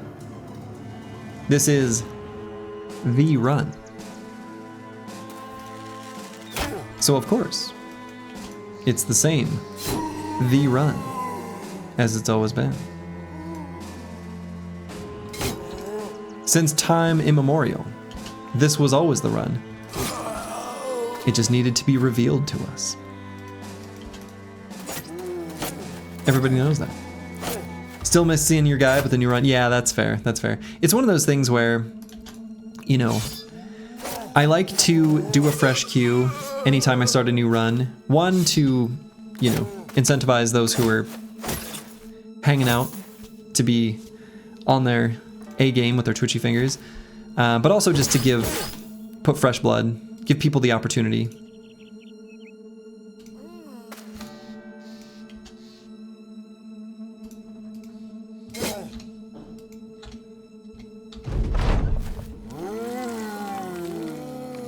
So I understand it. It can be disappointing if, you know, your brother has a rather short tenure. I understand. No stream ending until 14th brother was promised today. Almost guaranteed 24 plus hour content. Huh, you'd think I'd remember that. But, I mean, if Tryhard311 says it, it must be true. Tryhard311, that's a good name. Not as good as Paid Chatter 9. Oh shit.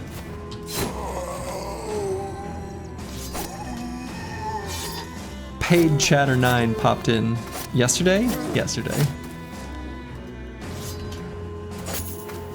And I believe it opened with, "You're a good streamer," spelled like, you know, texting you are.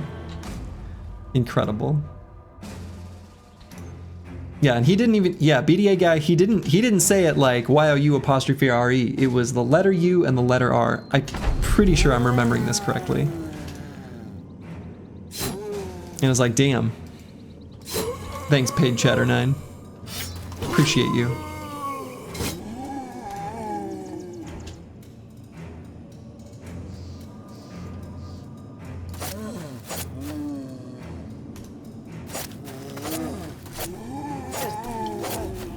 And then I believe made a comment about, oops, I'm not on my alt account, and then left.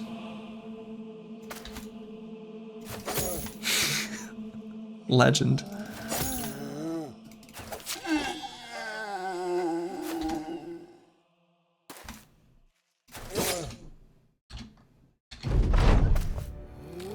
Yeah, what a guy.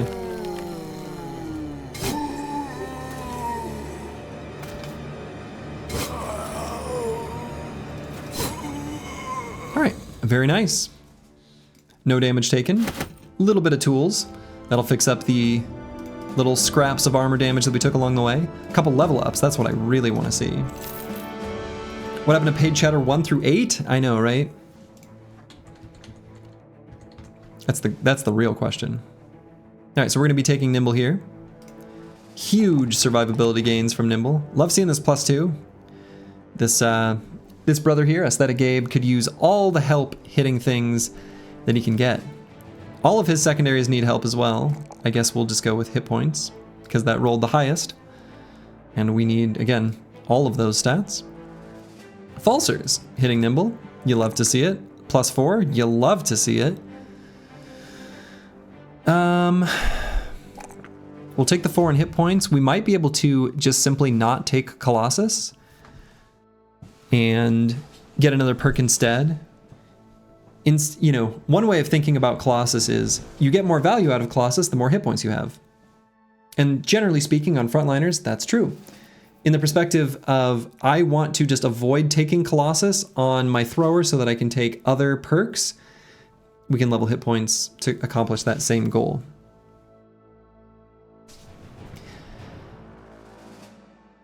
And we can position this guy to kind of be a little more Necro Savant bait relative to the others, who I think we're going to make more Goblin bait. And so if we're going to position him in that way, and we're going to position the other ranged bros in that way, I think I'm okay with taking the +3 melee defense here.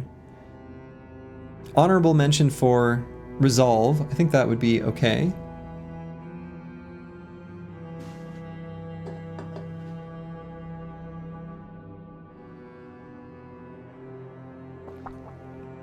Maybe I like Resolve. I just like Resolve.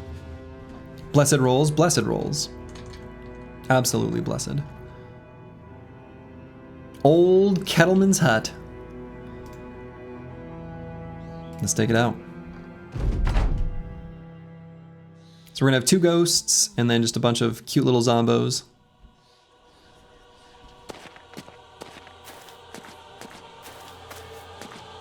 Spawning pretty much without weapons? Alright. Wanted to stop in before bed, have a good night all. Hey, have a good night, Warcake. Make it a good one. Ta-ta. Don't worry, I'm still here.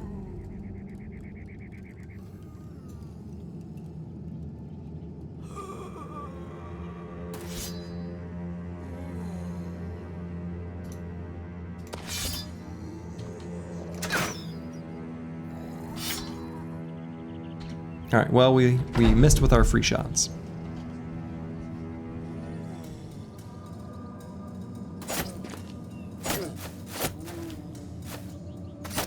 Is legendary pickaxe a thing? You don't recall ever getting one? So the pickaxe is a type of one-handed hammer, and you can get a legendary one-handed hammer, yes. And not only can you, they're like pretty good.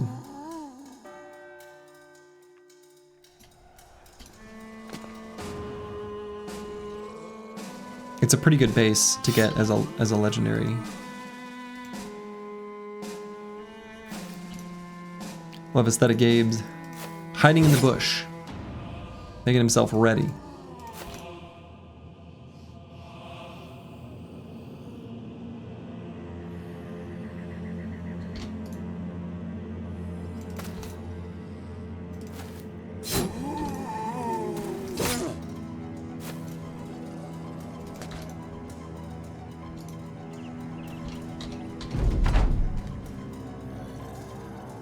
Here come the ghosts. Alright, so we're gonna let the zombies move forward, bounce off the spears, and we'll probably just push forward to make sure the ghosts can't get much done. I don't know, maybe. Now that I think about it, it's possible we want to just keep hanging back. Eat one round of screams. Your favorite named item of all time was a max damage roll, -3 fat on use one-handed hammer. Completely carried the run. Yeah, so one of my, I've mentioned this before, but I'll tell the story again. One of my favorite famed items ever, and favorite bros I've ever built, was I had a Oath Taker with Iron Lungs, who I was going to make into like a fatigue neutral. And I had a one-handed hammer drop that had, I think it was either armor damage or regular damage, and -2 fatigue on skill use. And so I made a fatigue neutral hammer and shield where I could attack 2 times with the hammer because it had -2, you know, fatigue use. So from 14 to 12, 12 times 0.75 from mastery brings it down to 8, and 8 times 2 is 16. So we were able to, or 9. 12 times 0.75 is 9. Yeah, 9 plus 9 is 18. Anyway, I was able to attack twice, and it was awesome.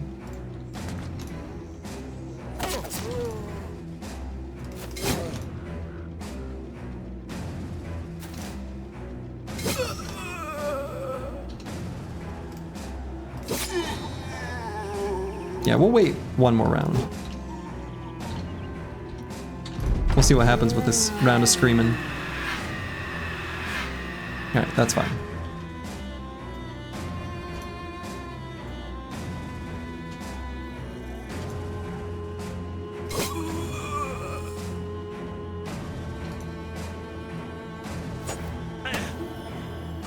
He bit me.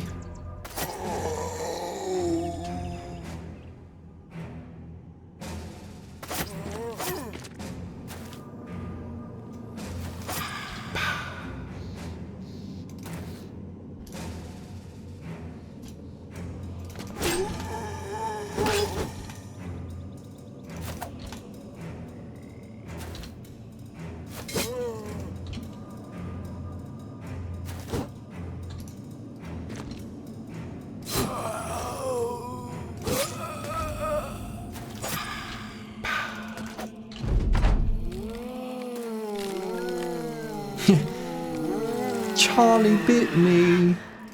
That really hurt. Classic. Classic piece of internet history. Charlie bit my finger.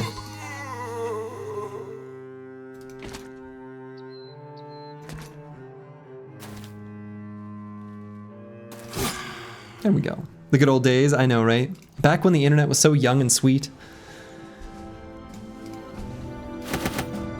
Good times. That kid would be in his 20s today, right? Oh no. Don't say things like that. All right. That was like when someone said Diablo 2 was released 25 years ago. I didn't like that. I didn't like it when that person said that. That can't possibly be true, you know?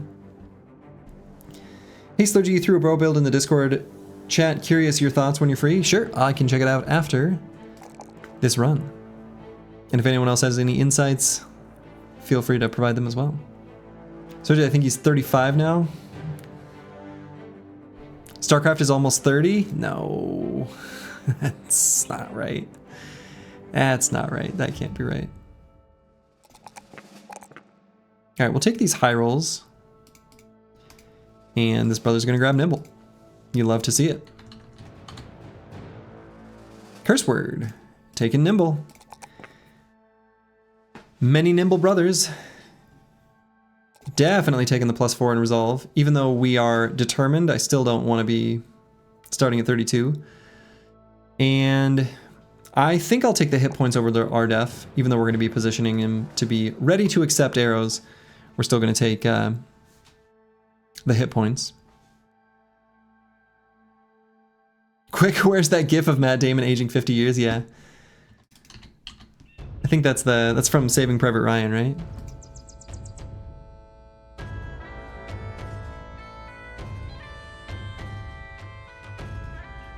Okay, surely out here somewhere we'll find a legendary location.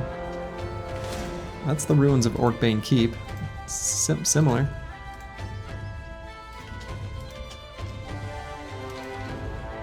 We can check out this camp. We'll start out with our ranged defense battery up. We've got Nimble, so these are the kind of fights we can be running around and taking. And so let's do it. Right? I think we'll do it. Any other adjustments I want to make? I don't think so.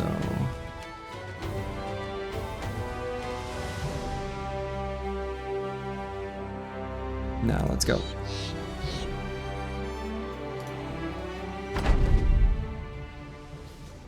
More undead.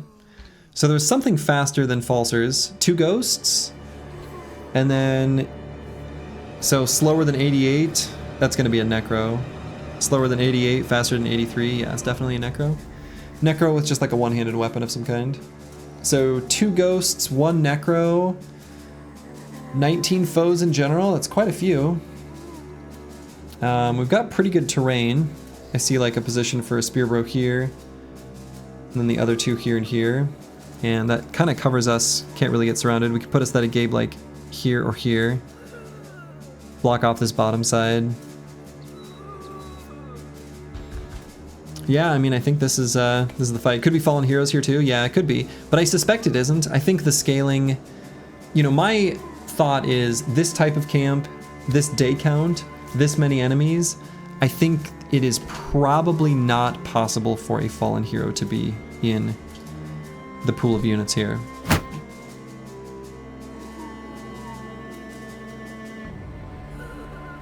Team's looking sharp. Team's looking sharp.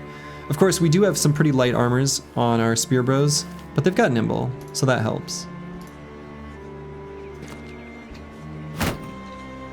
So we're moving into position, and then dropping our shield, ending our turn.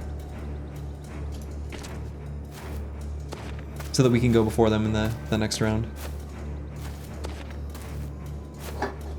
That's right, Falsers is fast. Falsers is V-fast. The fastest boy on our squad. So I think we'll just do an aim shot.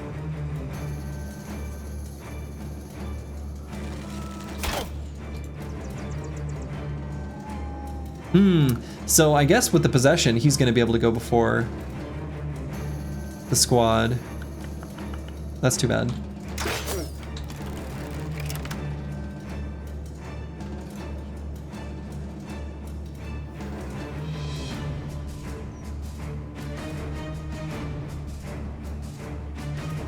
The only thing I can think of to prevent that.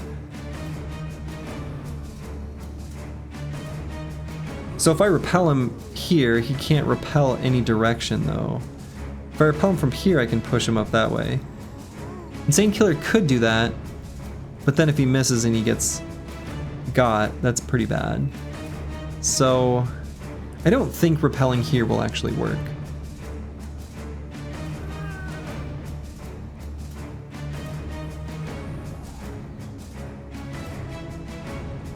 Like, I think because it can't push him anywhere.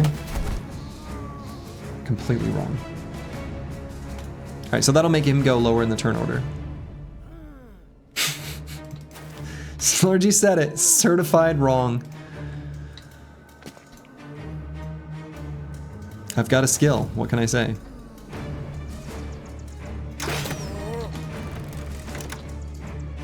So now I can attack him. That's neat. Okay, so there's the ghosts. I think actually this is probably going to work out. I suspect that the zombies will make enough of a clump that they'll probably stand in front of the Geists for next turn, but we'll be ready to adjust if the situation calls for it.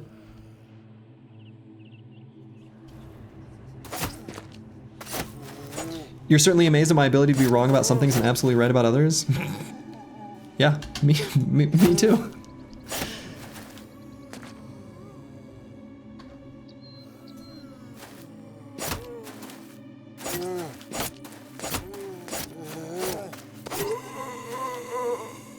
Wonderful, bringing that guy to confidence big.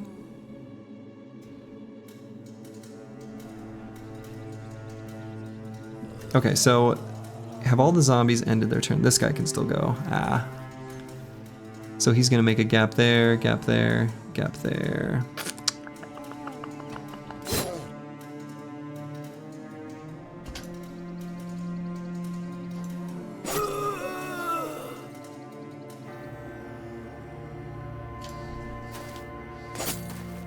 Well, maybe we'll get some things filled in.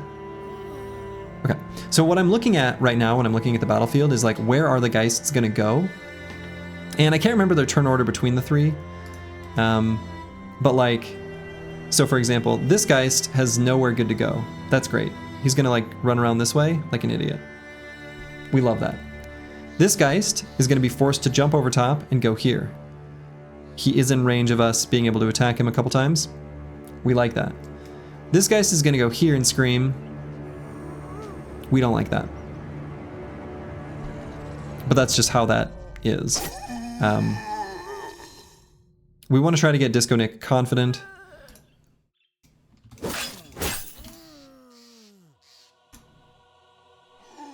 If we're able.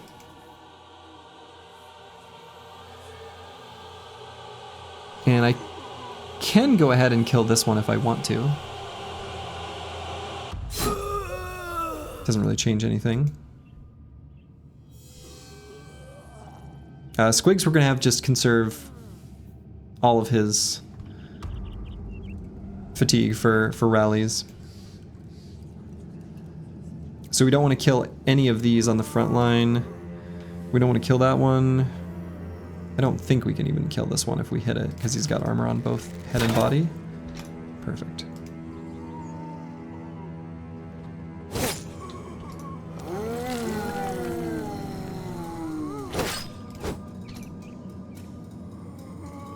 Yeah, we can bring Furious Sheep down to like here, shoot at this one. Sure. And if I don't want Misha Twitcher to be exposed to this guy's scream, we could just back him up 1 hex. I think that'll be better.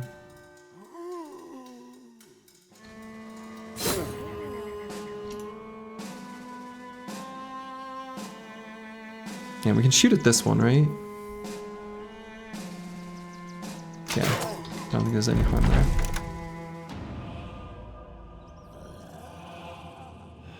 Okay, I predicted the Geists exactly. Would you look at that? Something about a broken clock. Alright, I think I might rally even just for a Wavering Bro here. I don't want the Spear Bros to have any risk of cracking. We did our best. We're gonna go for 2 attacks on this Geist. So we're gonna have D and Dice and Battle Pashi attack it.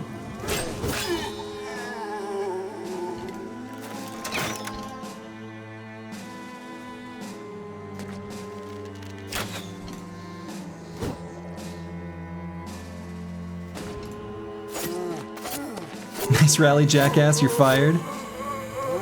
Right, you're not allowed to miss those. Oh, I hate that resurrection there.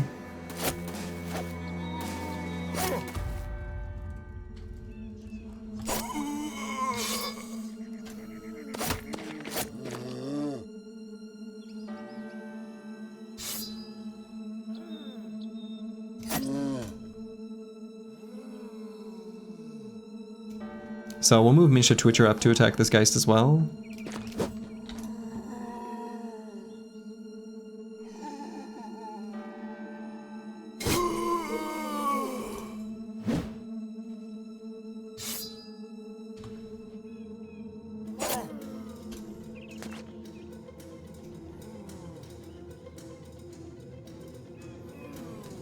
Mildly tempted to put the Chaucer here and attack this guy to try to free Battle Pashi. He's reasonably durable. Yeah, because I want him to be able to attack this Geist on this round.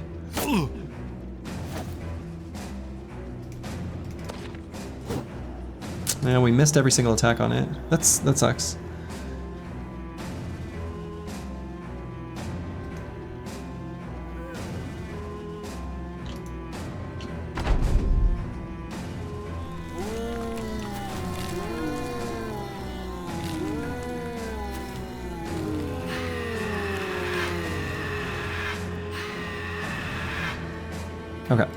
So they don't have too scary of attacks as the units try to flee. Who can even go? Just this guy? I'm gonna Battle Pachi move forward. This guy, this guy. Yeah, this isn't so bad. So we can attack here, Battle Pachi can move forward. We can get this Geist around the corner, and then we've got Squigs to rally. I could wait and see who Squigs is able to rally before moving and doing anything with D&Dice. But I think attacking this one is actually still pretty good.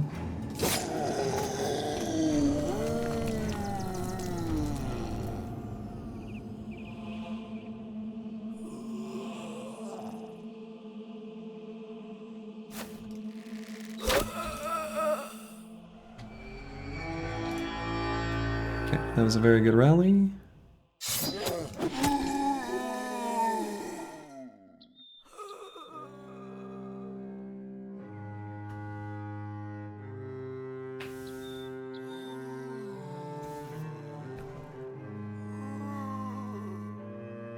Kind of tempted to push with Misha Twitcher on this guy. That way Aesthetic Gabe can just simply shield wall. Now have Lost Guardian get attacked. Missed our 95%.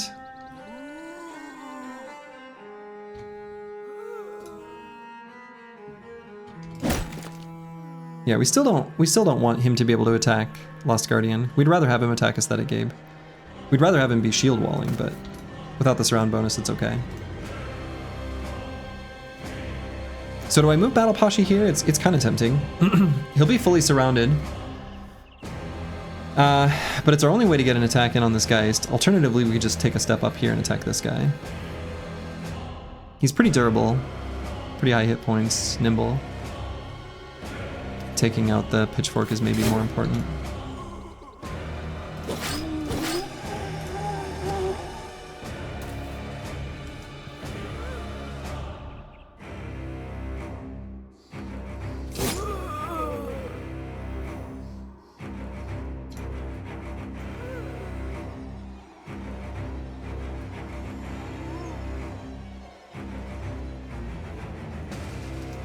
Honestly tempted to take a step up here and then throw at this guy. We don't want that Pitchfork to stay alive.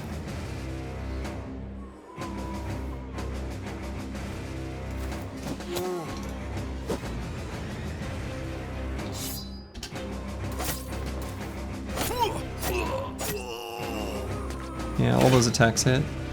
But he's at least in like a protected position, right?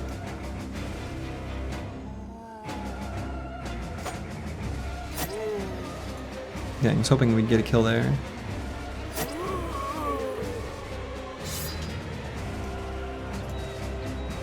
Let's see if this spear wall can stay. Probably won't. Yeah, maybe shouldn't have even bothered. Oof, that's a lot of boys running.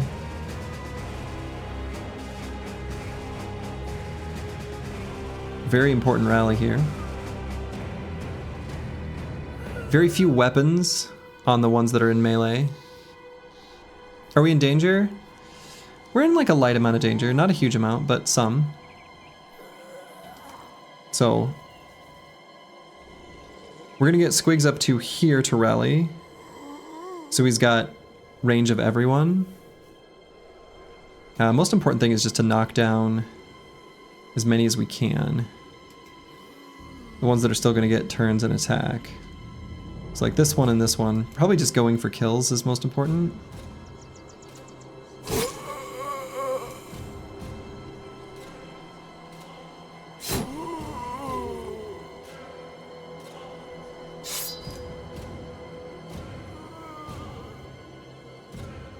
If we push this guy, then Lost Guardian doesn't have anyone in melee with him. That seems probably like ideal.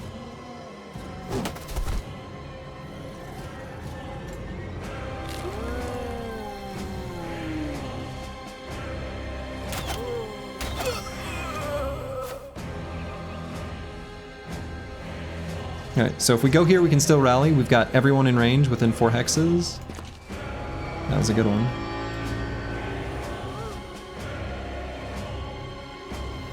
Ooh, Aesthetic Gabe slower than this guy? Yeah, that's a potential problem. Necro fleeing, yeah. But he apparently still gets the possess. Feels like cheating. So I guess we'll just wait there.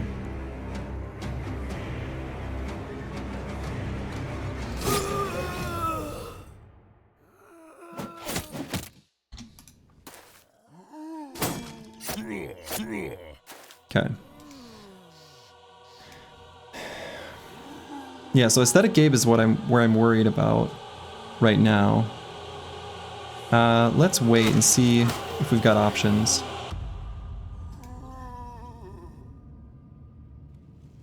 Boilerplate will probably just flee successfully. I don't think I bother shield pushing. I think I just attack this guy. Yeah, and if he doesn't, I guess that's fine. He stays in like an okay hex.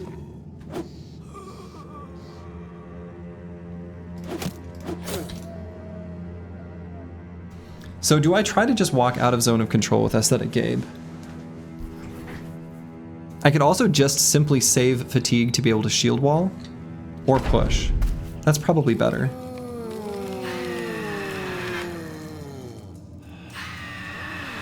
Necro doing some dancing back there.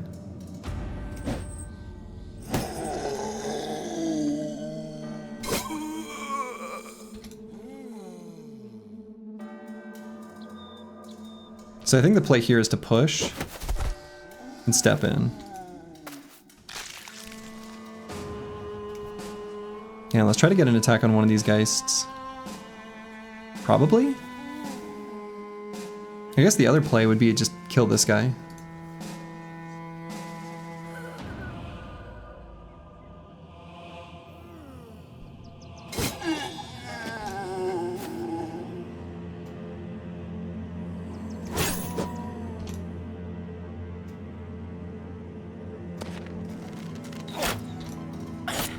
So close to killing him.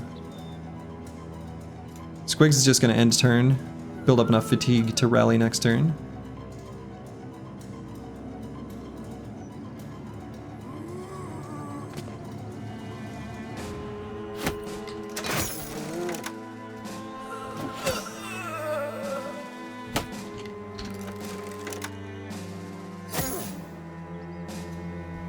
And do I pull out the shield here? Or do I keep double gripping?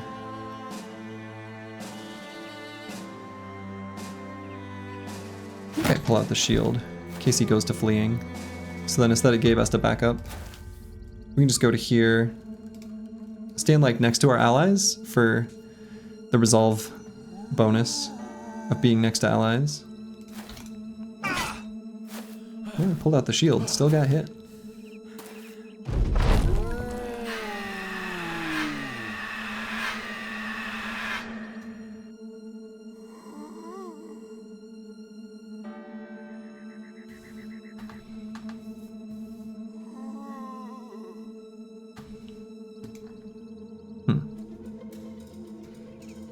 So let's go after this guy. Then we can start getting towards those Geists.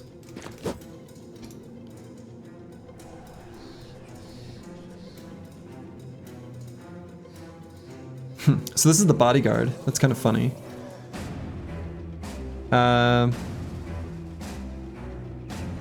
Ghosts are doing work? They are. Battle Pachi, I think we wait on, because we might want to swap to... Actually, maybe better.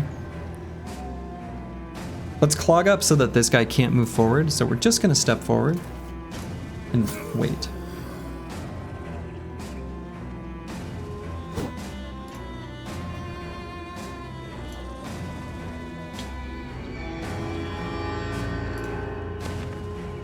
It was an okay rally, but we didn't hit everyone we wanted to.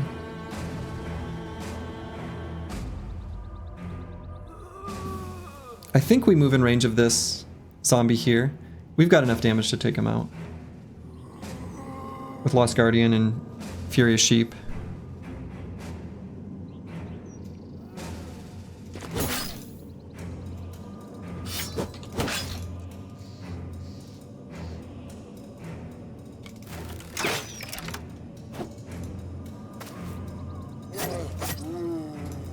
Or maybe we don't.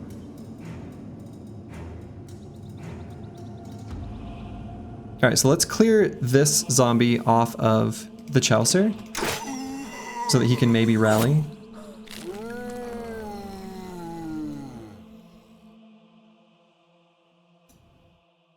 Alright, let's get Disco Nick closer, not within scream range, but closer. Now Misha Twitcher is in danger.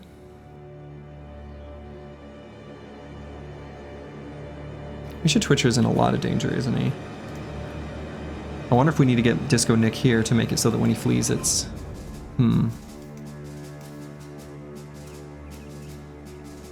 He's got Nimble, he's gonna get hit as he runs.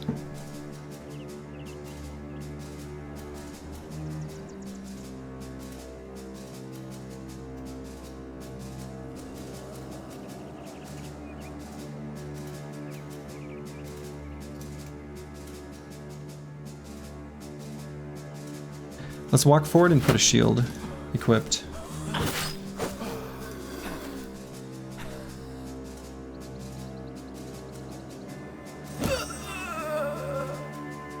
Okay, let's do that, and then I guess we're still just in range of all of them, so maybe we'll back up to here, get closer to our allies.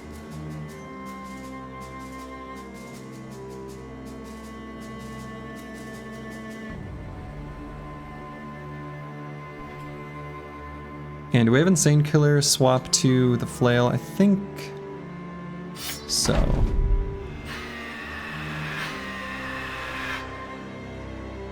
Glad that guy's glitching out.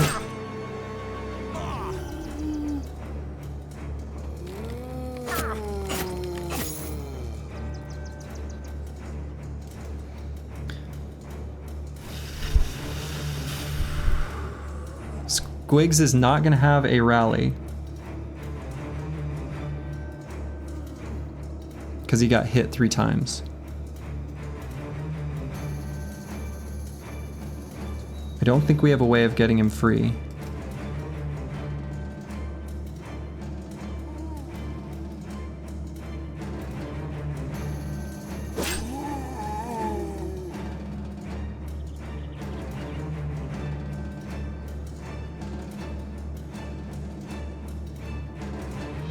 Do I put... No.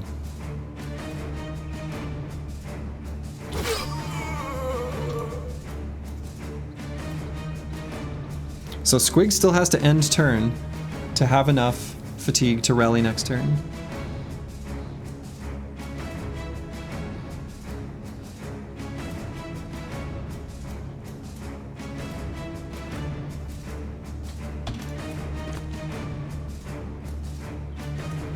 I wish Disco Nick had a play, but he doesn't. We'll see what happens when Misha Twitcher flees. If he can get in and push this guy, that's going to be key. So we wait. Falser's just attacks here. We don't have any other play here.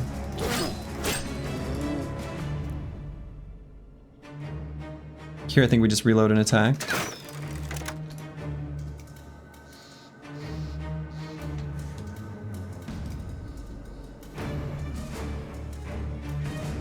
Need to kill this guy with the accuracy weapon. We need these guys to rally.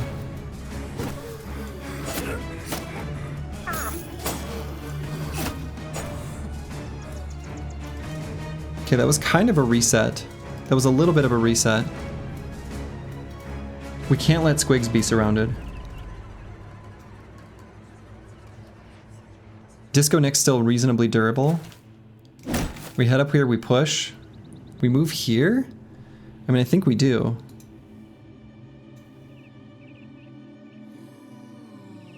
Or we lock down this one. Or we stay right here.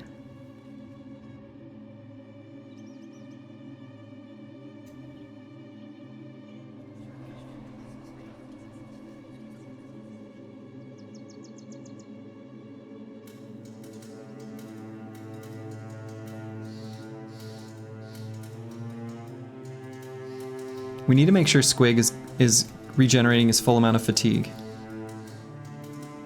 So I think we go here. Disco Nick has a shield. So even if he flees, it's like, okay, adjacent. Alright, big rally here. pretty big rally.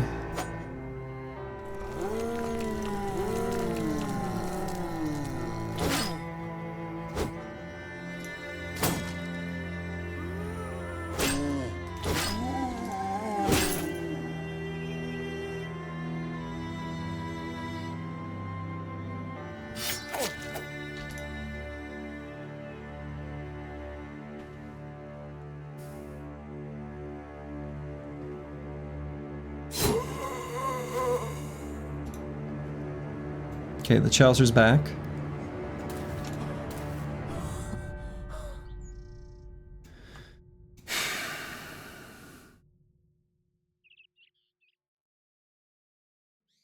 Misha Twitcher's back. Let's get him here.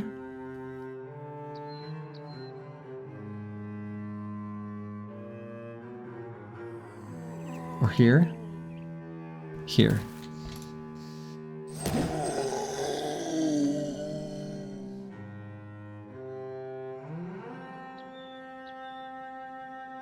I think we switch weapons. I think we grab the pike.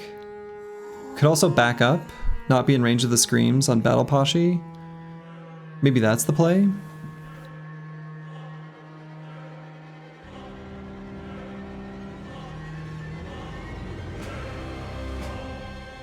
He's reasonably durable. He's got a lot of health still. I think we back one. Boilerplate's back. Lost Guardian's back. Lost Guardian's pretty hurt.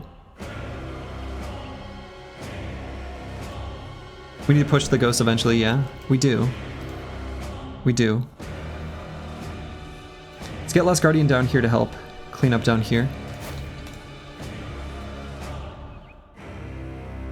Curse Word's actually in great shape. Now, his defensive stats are not great. But he's still got his full armor, and this is just a short sword. I think we go down here, so that if Disco Nick does flee, this guy's locked in place. So let's Fire Blast him.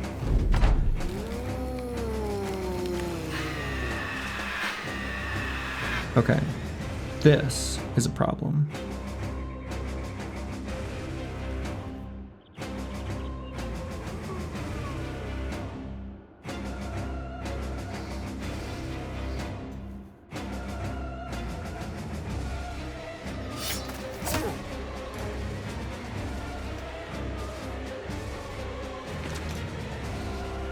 So we have to attack this guy for sure.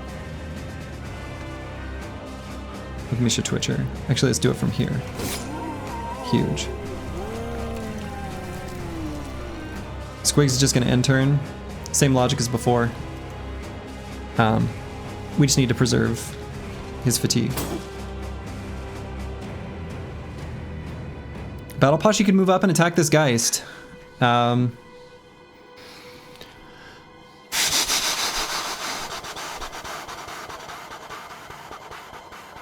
I think that's the play. 27% chance. My savior.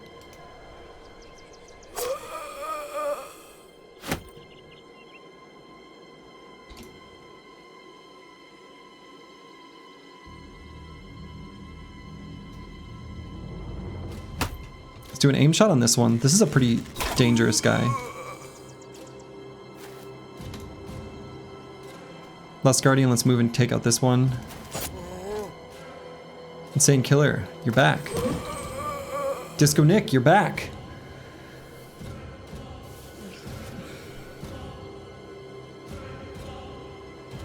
I'm clammy.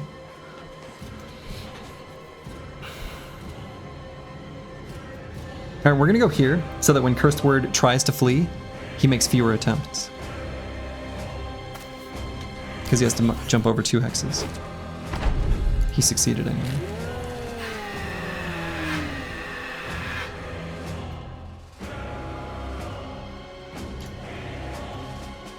Alright, Squigs.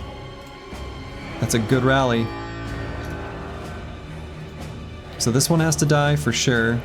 They both have to die. I guess this guy still has an attack. Any chance I could kill him? Who is he going to possess? That's the question. I think we can kill either one as long as they're hurt. That one.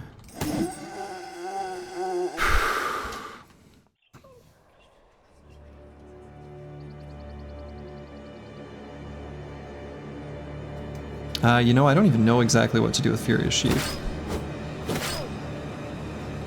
And we're going to wait on Falsers. We're going to let regular attacks hit this zombie first, so we can use our ranged attacks. You know, this guy's bodyguards are gone. Why doesn't Boilerplate just, like, sprint towards him?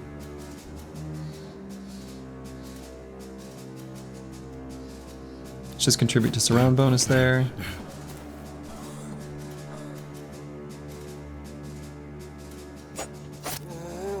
That's so close.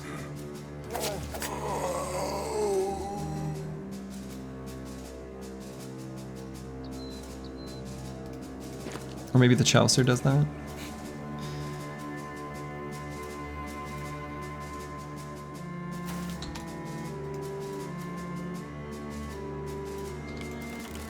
Just reload and be ready.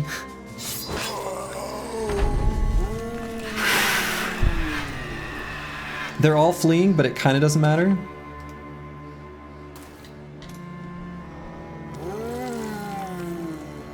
I mean, it does a little.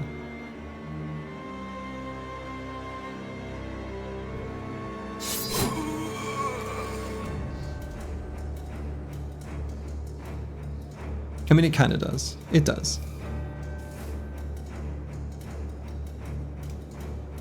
So let's attack this guy and back up our 3 hexes.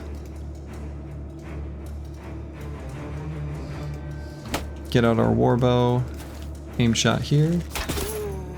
Hit him in the head. We didn't want to hit him in the head. So actually, let's get Boilerplate back here.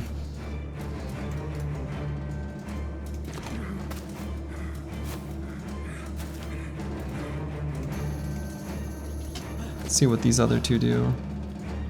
Misha Twitcher's back.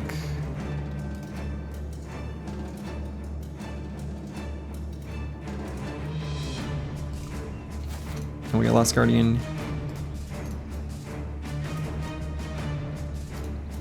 Just right where he is. Let's just save the fatigue.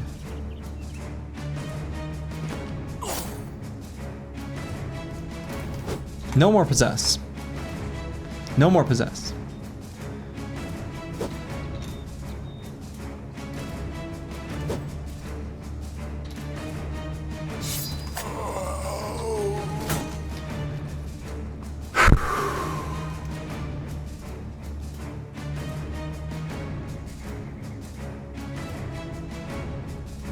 Okay, we're just gonna kind of gather back up.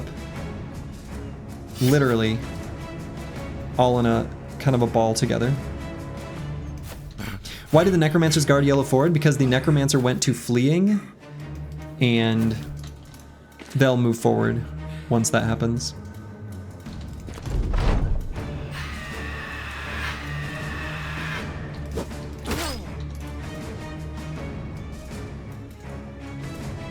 Dagger for the Necro Circo. You know, we're not gonna bother with that, Britnoff. Could go for the attack here with Lost Guardian. I'm like kind of scared to do it though, because if he goes to fleeing and tries to run, he's a little bit hurt.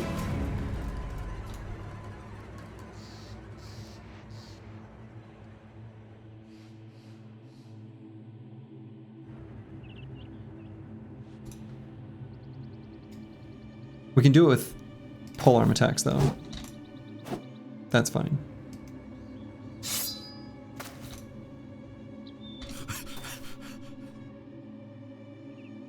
Squigs, he's back. Good.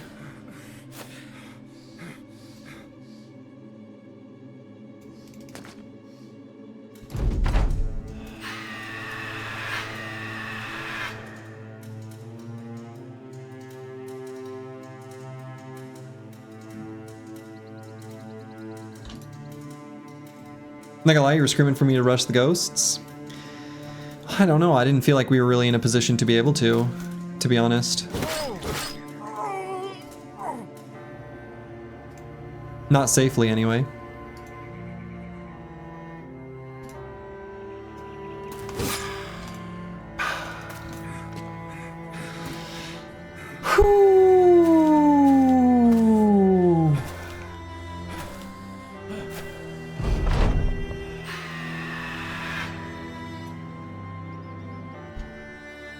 Banner needs more fatigue. You know, maybe, but another alternative is just he needs more resolve. We need the banner and the sergeant sash. Yeah, we need the banner and the sergeant sash.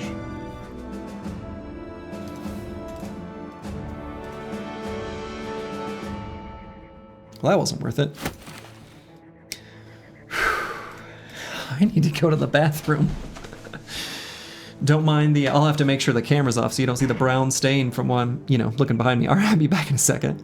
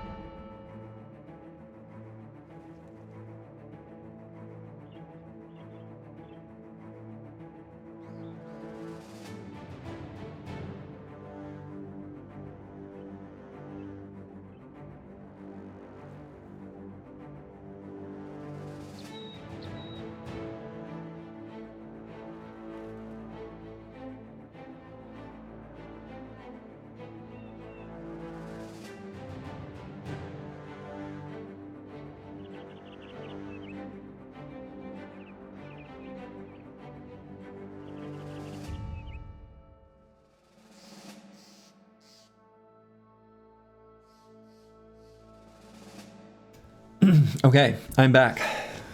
And our short-term goal reappears on screen. Well.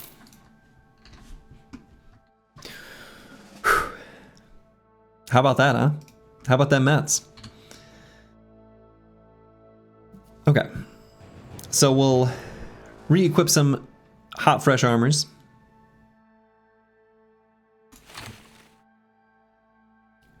Actually, we'll level up first. So D and dice. Now with this newfound dagger,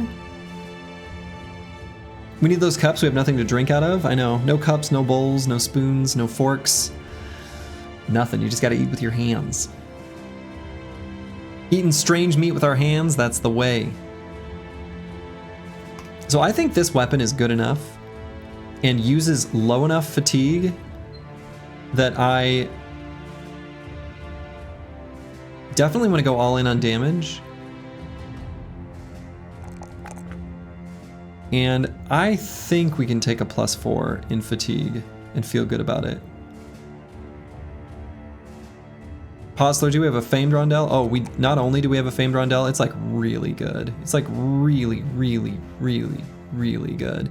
This is like a duelist weapon. I don't make the rules.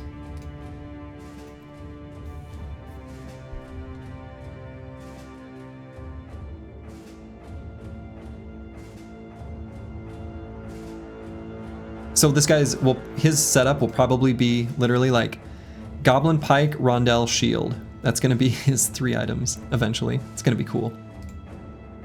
That's right, it's all mine.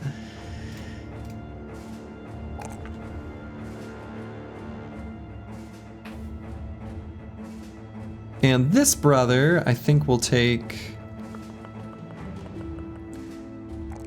let's do this and this. Defensive stuff. Okay.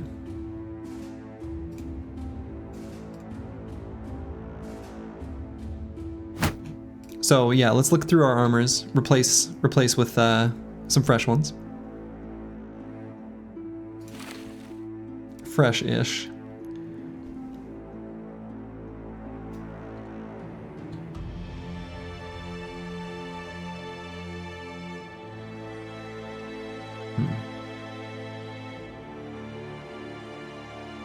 Are we gonna end up wearing the Jester hat? The Jester hat of shame? That might end up happening.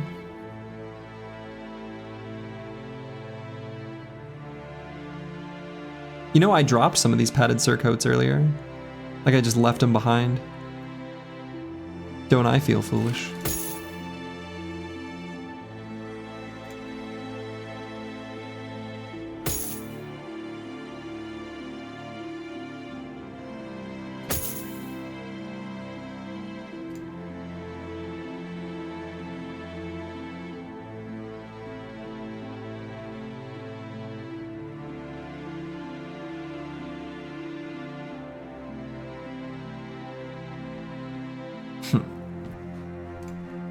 Yikes. Big yikes. How's the game going, Duder? Well, Dank Lad Dave, it's going pretty well. I mean, now that I cleaned up my chair and wiped, washed my hands 7 times.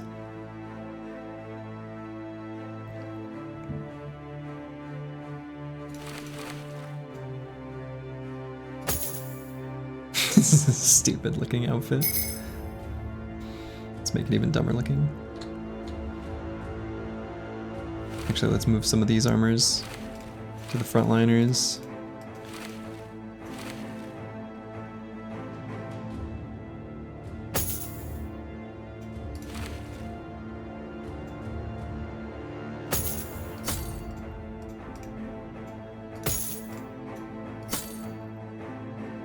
Only aesthetic Gabe can pull it off, though. I mean, true to his name.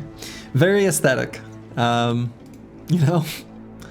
Very aesthetic. Alright, I think we switched to a bow. Just because crossbows at 4% durability I don't expect to last too long. Honestly, the one at 18 I don't expect to last too long. And I think we've got another quiver, yeah, right there.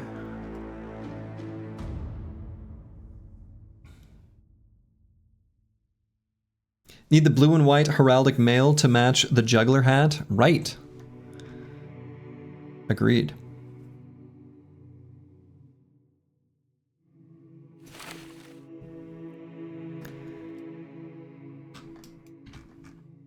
Well. The team needs to heal up their hit points a little bit, so let's just go looking for our legendary location, if we can find one, that will get us, Okay, that's not what I had in mind. I'm not looking for the highest tier goblin camps, just right here. That's not what I had in mind.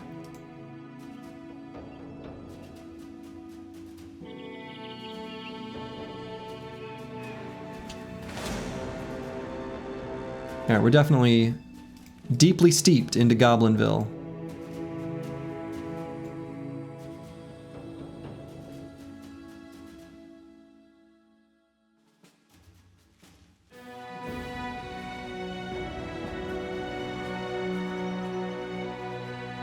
We're just gonna make our way back to EELI and Caravan Way. Gotta go find the cave at this point? I know, right? Yeah. Whew, boy, that was a fight.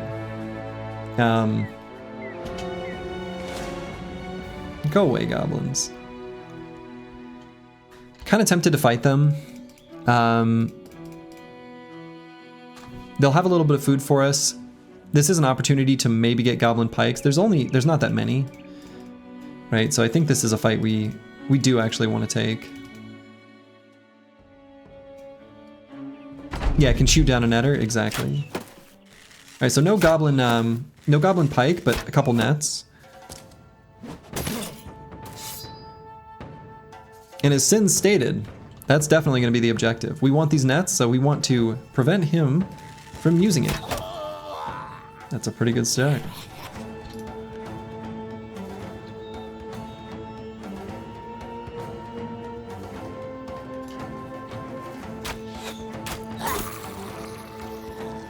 Hell yeah. Got the net. And then I think we just charge.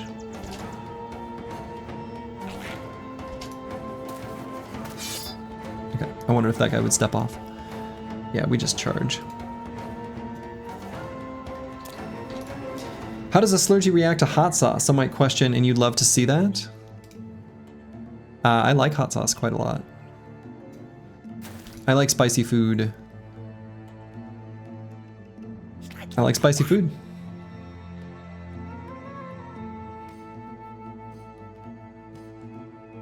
Okay, so if we do a rotation here, an Insane Killer gets an attack this turn.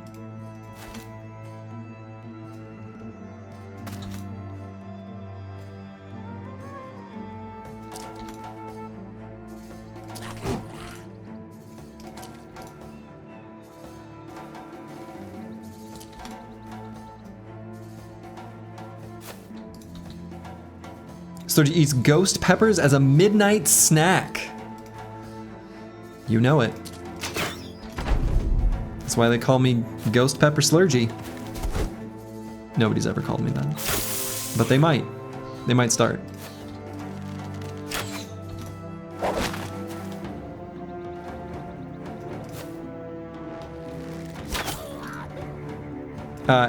I did do a buddy of mine got the Hot Ones sauces, and we did a huge, like he made 5 billion wings. 5 billion. I counted them. 5 billion. Anyway, with the 5 billion wings, we went through the hot sauces of whatever season of Hot Ones. I think it was the previous one. And you know what? It's pretty good. I liked most of them.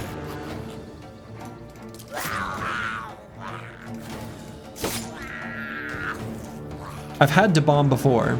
I've not had great experiences with Da Bomb. Nobody has. You made your buddy buy your sauce? I know. I've made the joke that for Halloween, I should try to like get Sean Evans' shtick down, you know. You're watching Hot Ones. It's the show with hot questions and even hotter wings. I'm here with Lost Guardian. Lost Guardian is a spear, you know, blah blah blah. Try to get his cadence down. I haven't watched enough of it and enough recently to remember exactly what he says, but it'd be fun. Yeah, I gotta get his rhythm. I don't have it. It's definitely not there. But with practice, I could. You tried Apollo, the hottest one, you were sick for 2 days, but you don't do very spicy. Like fast food spicy chicken is about as much as you can do. Yeah, they get, I mean, they're the hottest hot sauces. They will absolutely, they'll blow you away. Yeah, I'm either Johnny Sins or Northern Lion or Sean Evans. Maybe all of the above.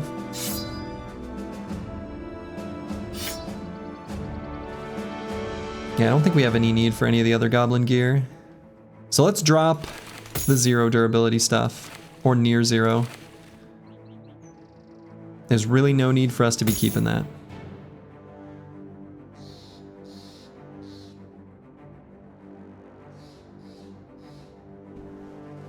You've learned over the years that eating the hot stuff is the easy part. You can drink milk.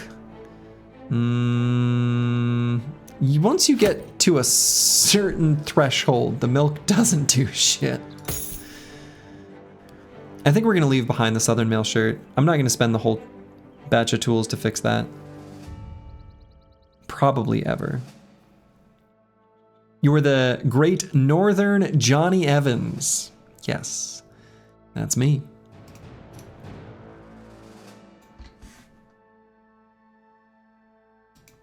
All right, let's keep moving.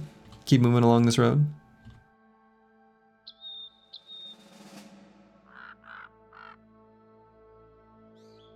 Yeah, definitely one of the bad problems about the hot sauce is that you inevitably will experience it twice. Once in your mouth, and then you experience it again. Why doesn't Slurgy just buy tools? I know, right? I think this army's gonna run away from us. Yeah. We don't want to fight them. But like,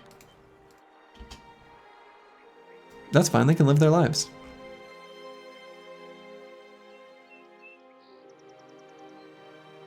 They see 13 battered and bruised, scary looking boys walking around. They're like, nah.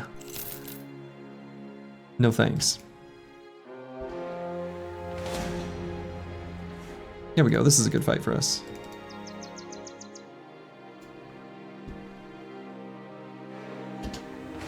That too.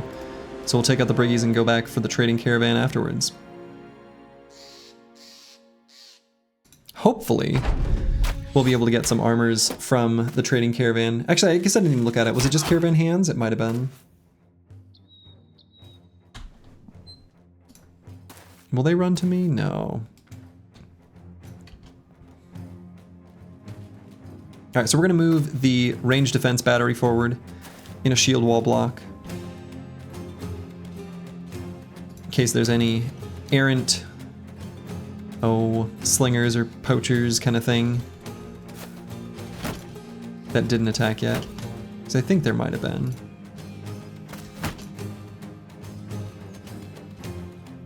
And we can move the Chaucer forward too. Yeah, okay. Maybe just the one.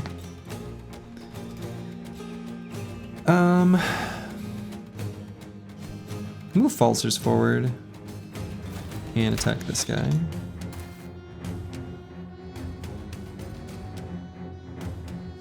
Sean Sin Lion. Kind of like that ball installing. That's good.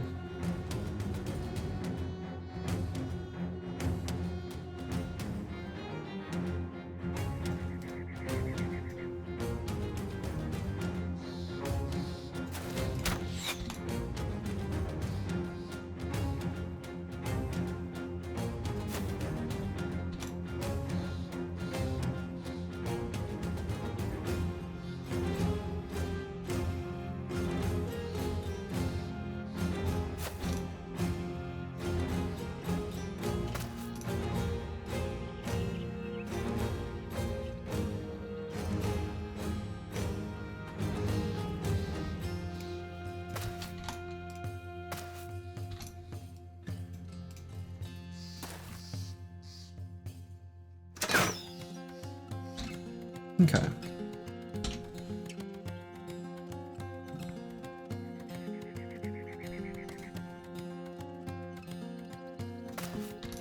Love the Jester hat. It's a nice touch, isn't it? It's one of our best helmets. It's one of our highest durability helmets we've got hanging around.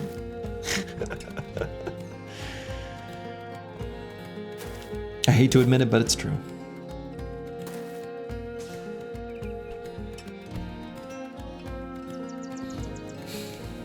All right, do we have D and Dice crack the seal with this marvelous needle?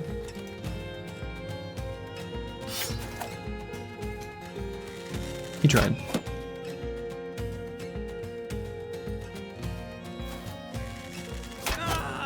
Ooh, nice shot by Falsers. You ran a Jester Hat Brow, a Nimble Forged guy with a no-loss run. It was fine. Yeah, I mean, no problem with the Jester Hat. It's got the best sound effect in the game. The little jingle. It's very pleasant.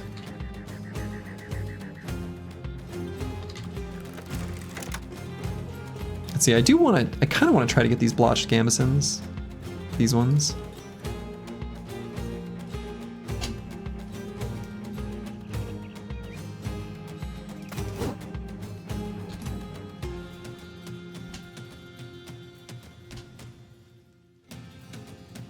Let's see what these Briggies do before we decide what to do with our range defense battery.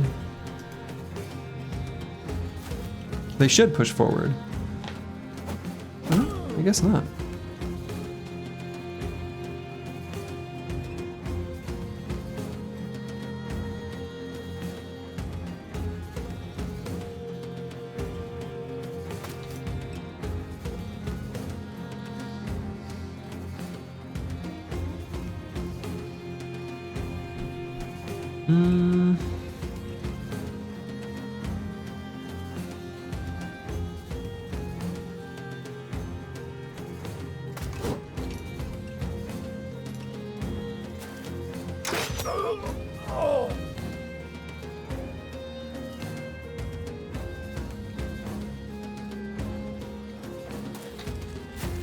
Let's do a little rotation.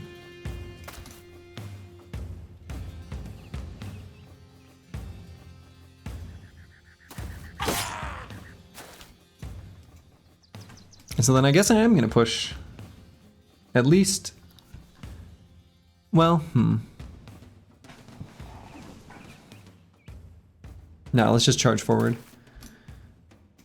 When you get in their face, a lot of them just kind of run away and back up anyway.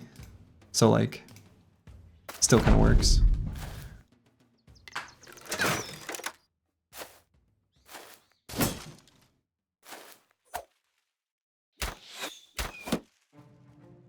You love to use the no fatigue hats on Nimble Bros? Yeah, me too, Furious Sheep. Me too.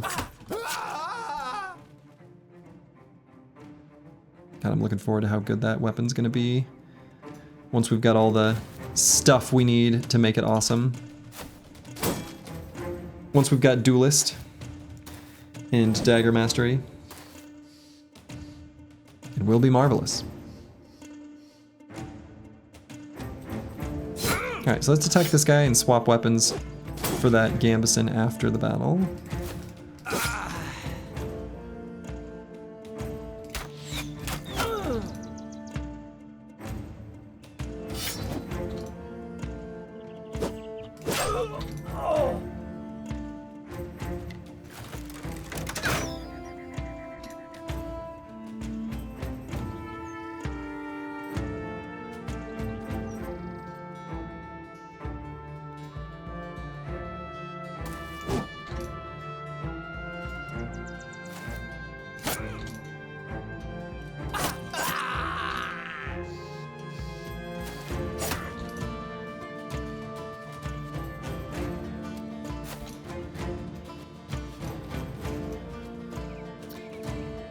Let's shoot this guy. Nice. Got him in the lungs.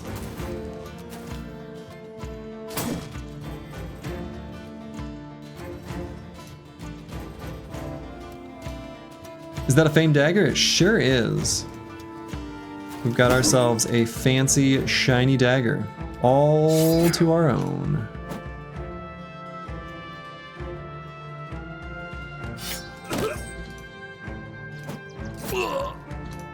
Kind of hilarious that your first shiny is a dagger. Kind of. And it's really good. So. It's a very funny thing to have happen.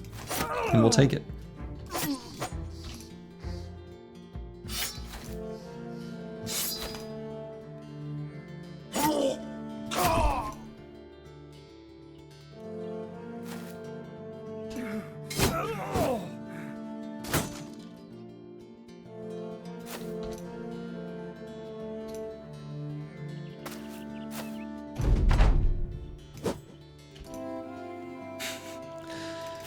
We still can't hit a ding-dang thing, though.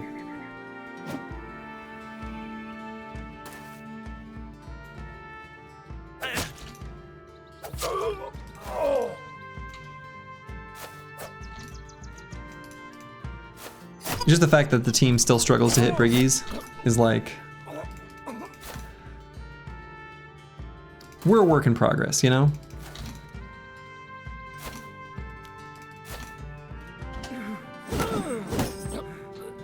The game's a lot easier when your pros don't suck.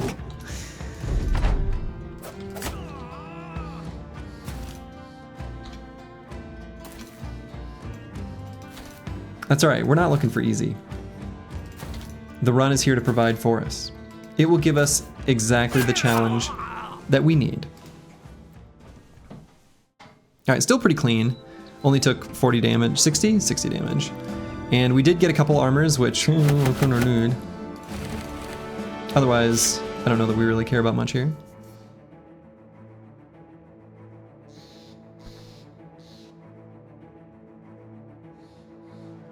Let's see, anything else I want to leave behind? Yeah, these 4% crossbows, we're never fixing those.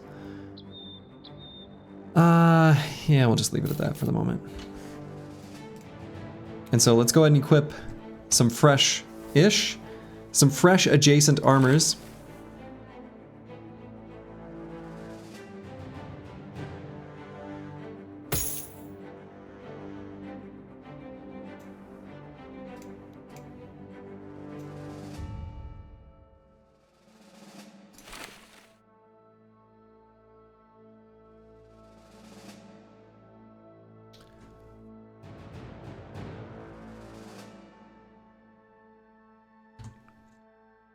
Those went quickly.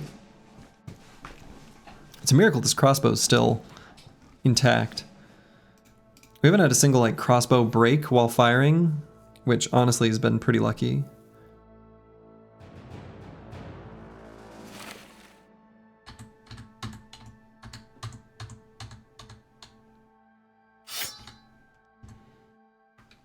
All right, so then let's circle back and get this caravan. Hopefully, the caravan guard gets us, you know, a nice new outfit. Something to go out on the town. That's not it. That's not what I had in mind.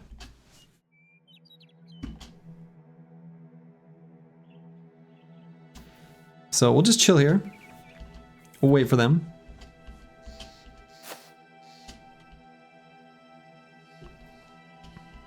I don't think that it's even going to make sense to try to dagger him down. We're unlikely to get more out of that than we lose. And so we won't.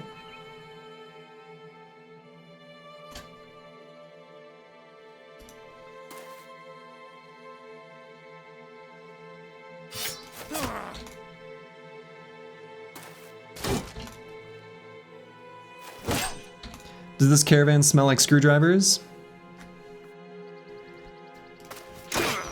Like orange juice and vodka?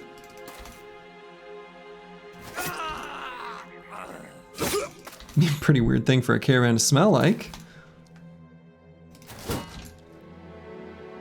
But you know, maybe that is what I smell.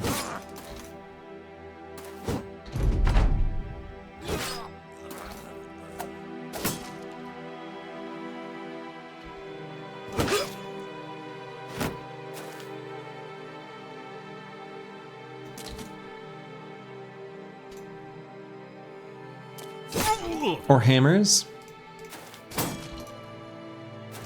Could be hammers. I'm sure there's a bartender that will tell me that's a drink. Boo. Just wood. Just wood. It's just wood. It was the smell of fresh pine. And one singular arrow. Just one. Just one arrow.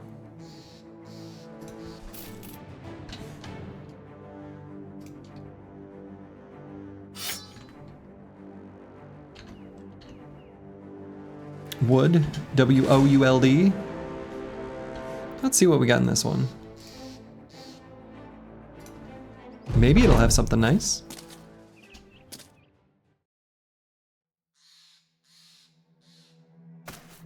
I have a feeling it's not gonna have anything really all that nice. Call me crazy.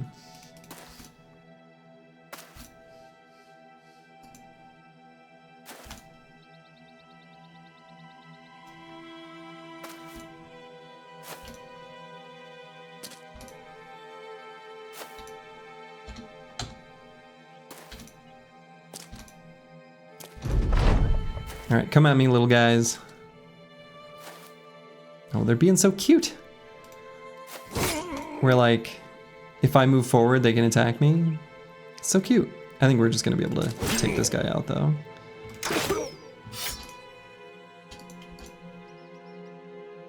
Probably this one too.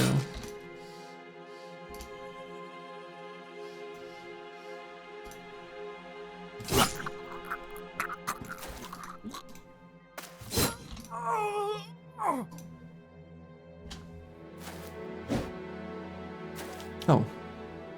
Huh, for some reason I didn't think that guy had enough AP to do that.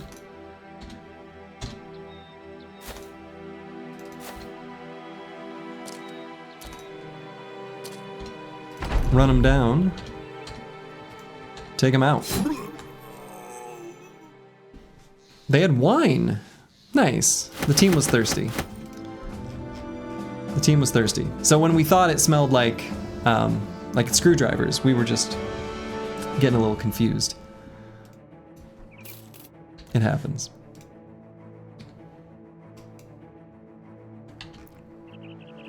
Really digging all these caravans we're spotting though. Hopefully we find more. We'll make our way to EELI, fight some caravans there.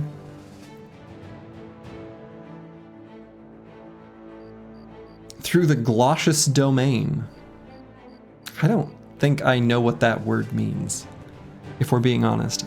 That one is one of those words that it'd be one of those words that you learn it and then you see it everywhere and you think to yourself, was I always just ignoring that word? And the answer is yes.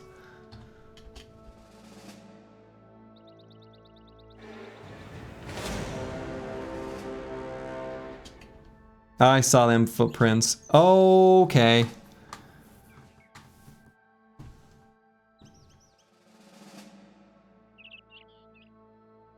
All right, so the safe play here is actually, I'm worried that if we go this way, we could get caught. This army has war dogs. This army does not. So what I'm gonna do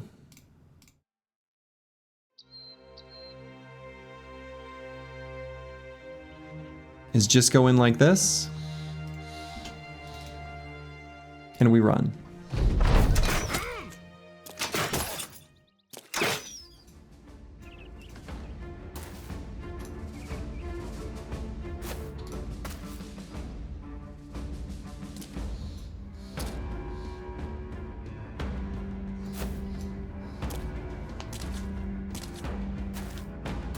So we take some damage for,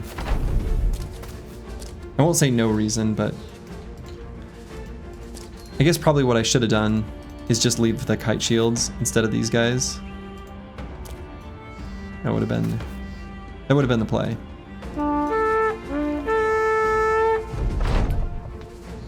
Oof. Oof.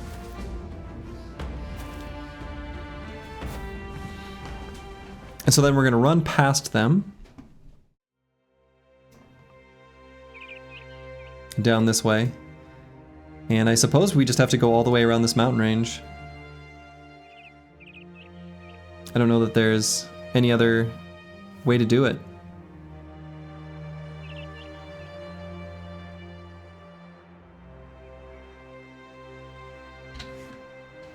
Alright, we'll put the squad back. Probably just go ahead and replace this armor now. This is in shit shape. But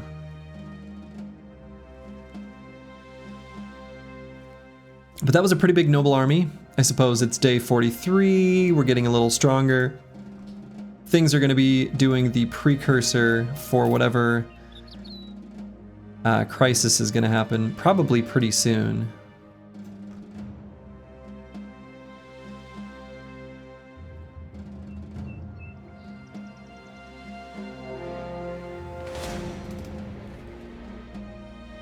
Alright, some marksmen, some raiders.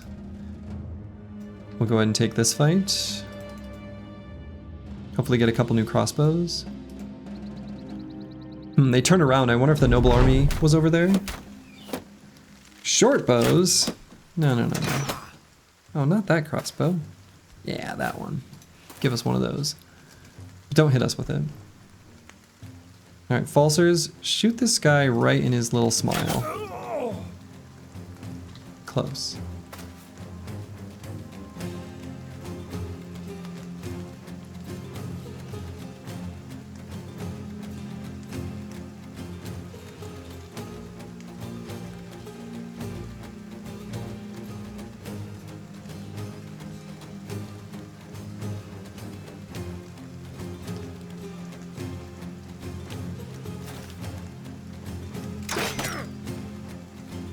Okay. And we're gonna keep the range defense battery up and operational. Let's get here for these throwing axes.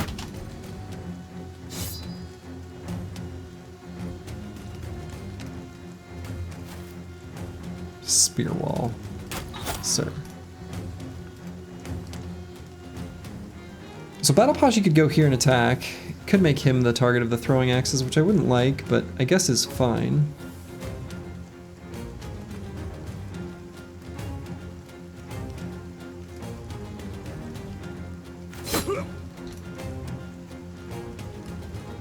And this squad is just gonna be the hit squad that runs around the side.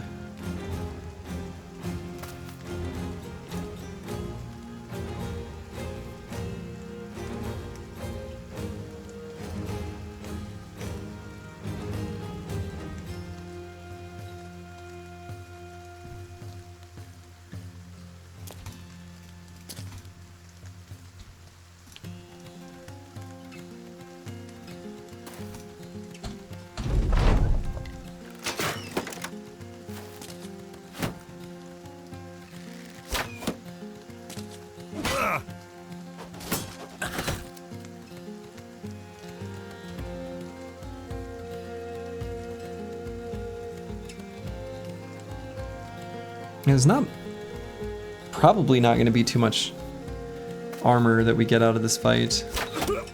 It's one of those things we would really like. Oh, there goes the crossbow. Finally bit the dust. And our javelin pouch is empty. Well. Hit that guy in the head.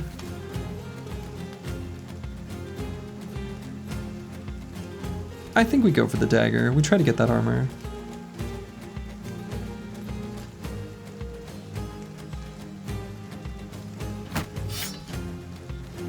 Maybe this one too.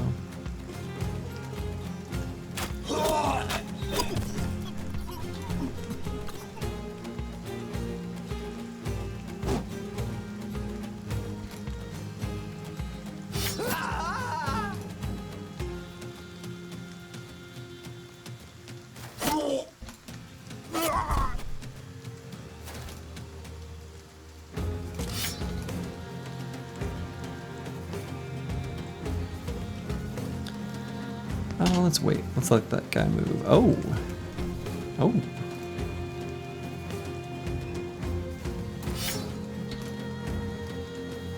One of those, huh?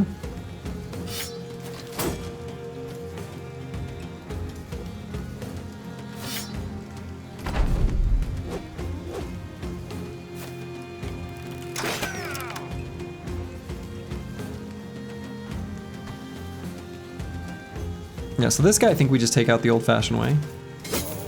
We've already damaged his armor quite a bit.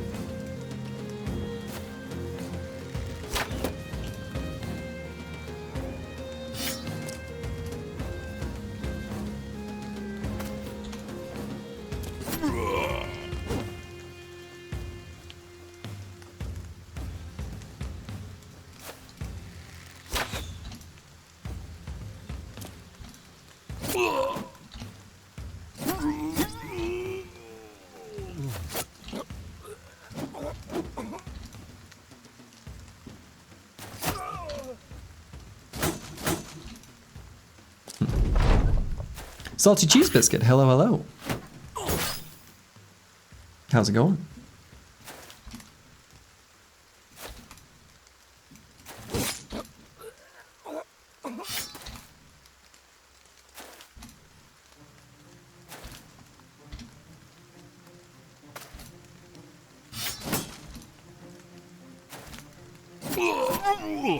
Here we go. Put that marvelous, whatever it's called, to work.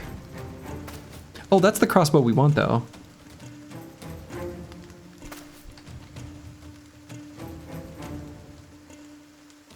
He's gonna get away. Damn. Yeah. Well, that's all right. That's okay.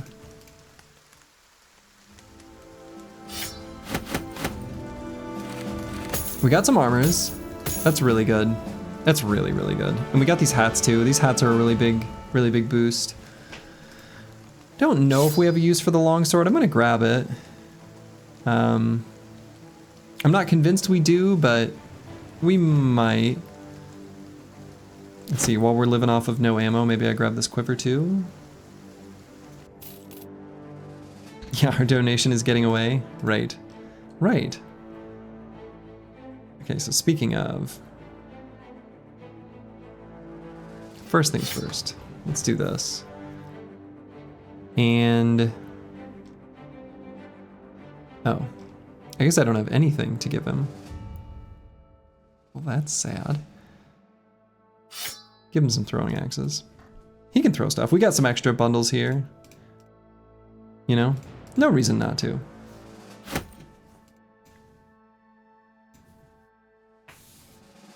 All right. And so, otherwise, let's look at these armors again. Feels like the company gets XP so slowly in this mid game.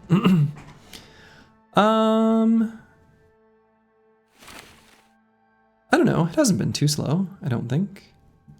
It doesn't feel too bad.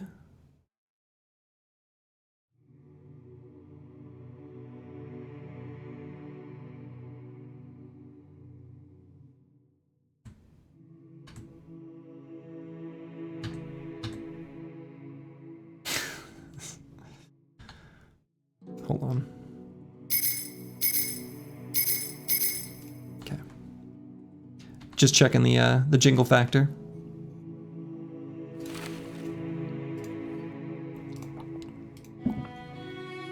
And let's continue on our way.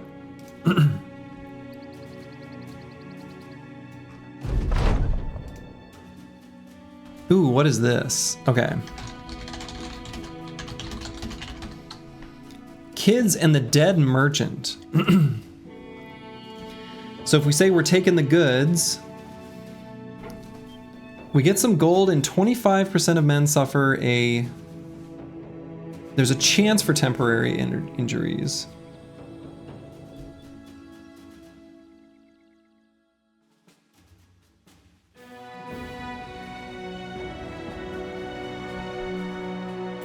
Give me your treasures. Yeah, no problem. Furious Sheep gets a broken nose. Honestly, who cares? I think I left him alone last time. I think it was a different event last time. There's a really similar event where there's kids in like a fort. Oh my. A merc fight. This is good for us.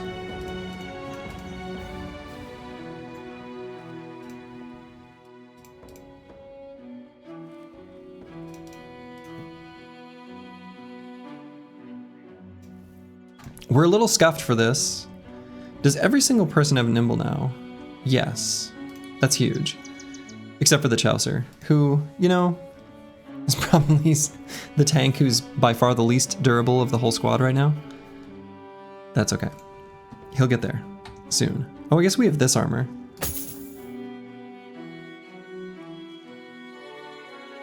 So actually, let's put this here.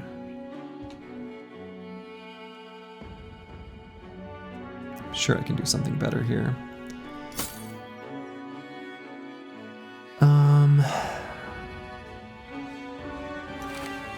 Yeah, let's do that.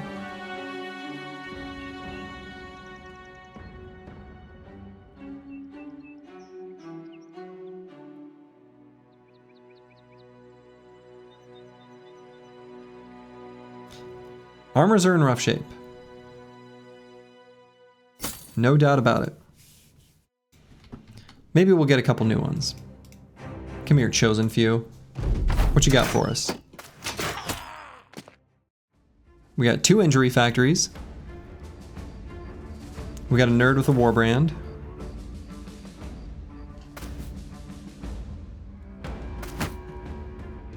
Alright, so really nothing that we care about, actually. What do some of your backline bros have better armor than your frontline? Because I didn't pay close enough attention. It's really only like a couple, right? Yeah. And honestly, it's kind of okay because some of them are genuinely at more risk of taking damage in these fights, right? So like, we can look at, for example, a brother like Insane Killer with the polearm. He's not going to be subject to rainfire. We're not really going to put him in melee much. He actually doesn't need as much armor as these 2 brothers. So. No Sludgy the strat is to gaslight to hide your misplays. That's what I'm doing right now. No, I mean, truly it doesn't matter that much. But I think like in this, for example, in this fight, actually we would rather have the better armors here than here or here. So.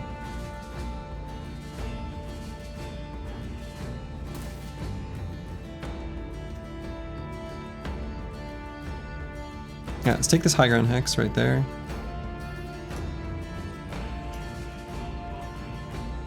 And we're gonna just like charge, but we're gonna let them end their turn first.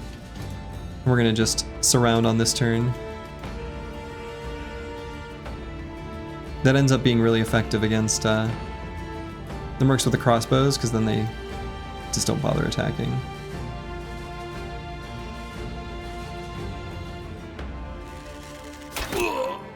Ooh. That was a good one.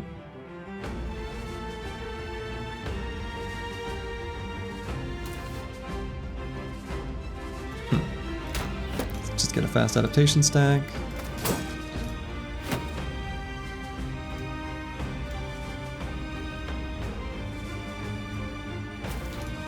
And we're gonna eat 2 crossbow bolts that we're just gonna sort of accept the result of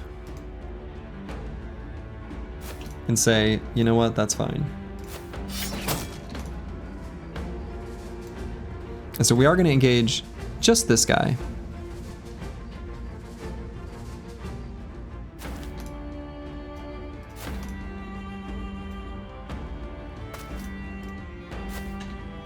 Not sure how I got the terrain features turned off. So we're going to eat 2 bolts. No, we're gonna eat none, because they did their weird repositioning stuff that I said they might do. Alright, so we're gonna go here with Aesthetic Gabe and shield up.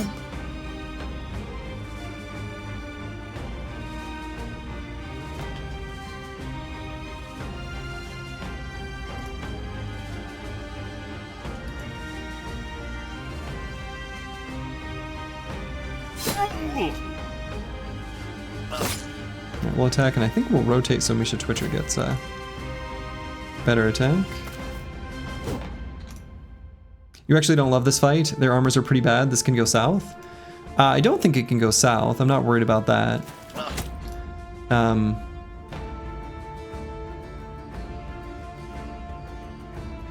The only thing I'm really thinking is just there's not much we get out of it from an armor perspective.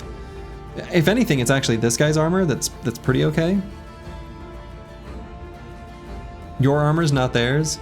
Oh, we don't even really care about our armors anymore.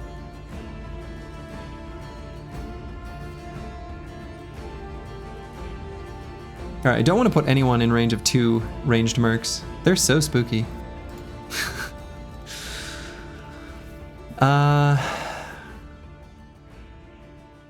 We can put boilerplate like right there though.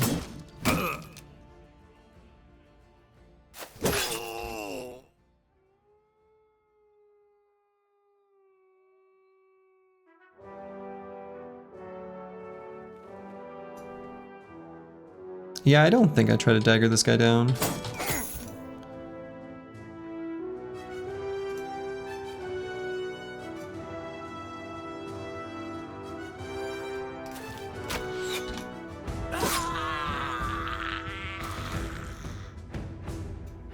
Such a dramatic, dramatic death sound.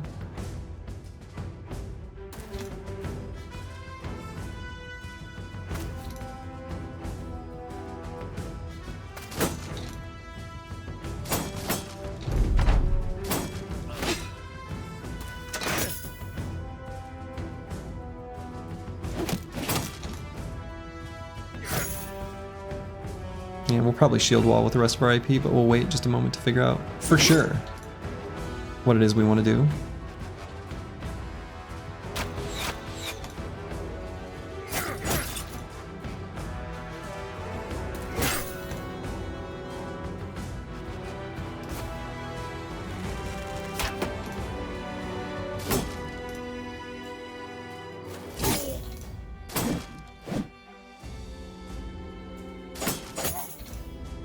This guy's gonna be nearly stammed out.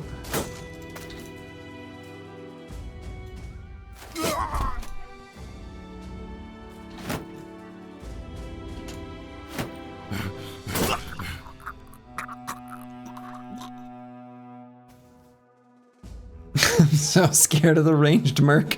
They're so spooky. It's so funny. Like even engaging them in melee, like they're the scariest enemy on the battlefield.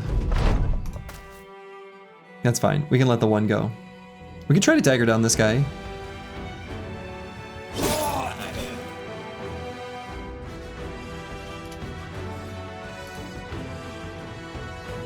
We haven't damaged his armor at all.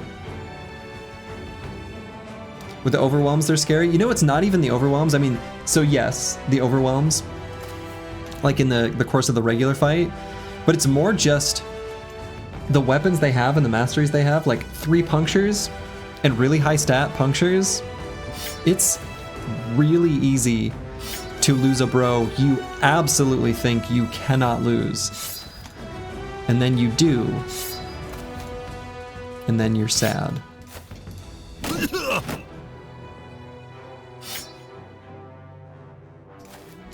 Alright, we're gonna get the big full surround now. Yeah, they're built like hybrids. They absolutely are.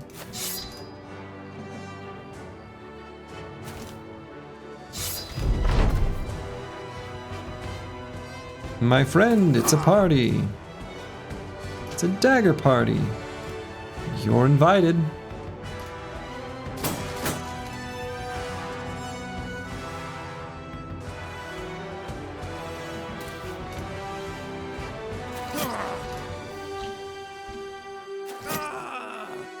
Cool.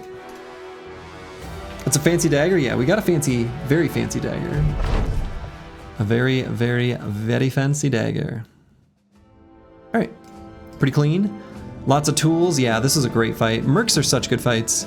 I think at this point in the campaign, whenever we see merc, fight merc, unless it's like, you know, a fancy hedge knight or something that's like genuinely scary. In general, see merc, fight merc is a pretty valid and correct line of play. All right, what else can I leave behind? Yeah, some of this completely broken stuff. Empty bundles of jabs.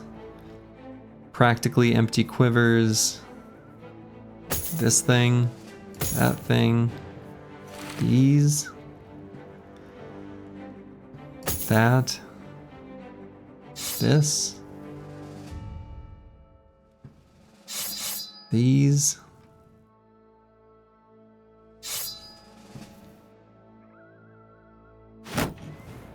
Okay. What's the deal with the loot? Well, we gotta entertain ourselves at the campfire. Right? I mean, you know, each night, we gotta get someone who's ready to entertain the squad. You know? It's just the right thing to do.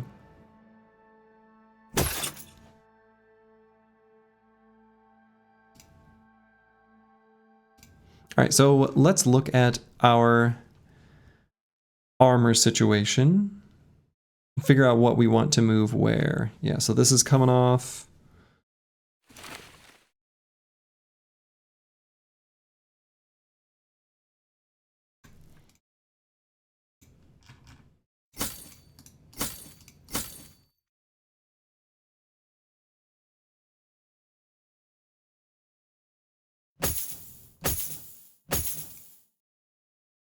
Every night we strip down Squigs and make him wear the hat and play us a song. Yeah, exactly. That's right. It's like that a video someone mentioned with the people playing flute naked in the water. It's very weird. But you know, looks kind of nice.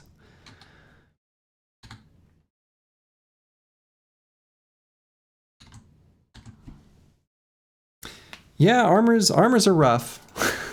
that's for sure. That's for sure. But we got a new crossbow. Got this thing.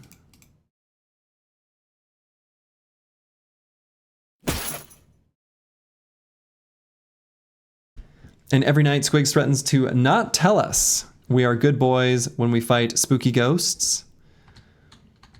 Well, you should have fought better. Ghosts are scary. You don't want to get haunted. That's terrible. Can you imagine being haunted by ghosts? Sounds bad. Sounds really bad. All right, so we're going to unequip weapons and stuff. Oh yeah, we're going to swap that shield. Because we only want to fix up some stuff.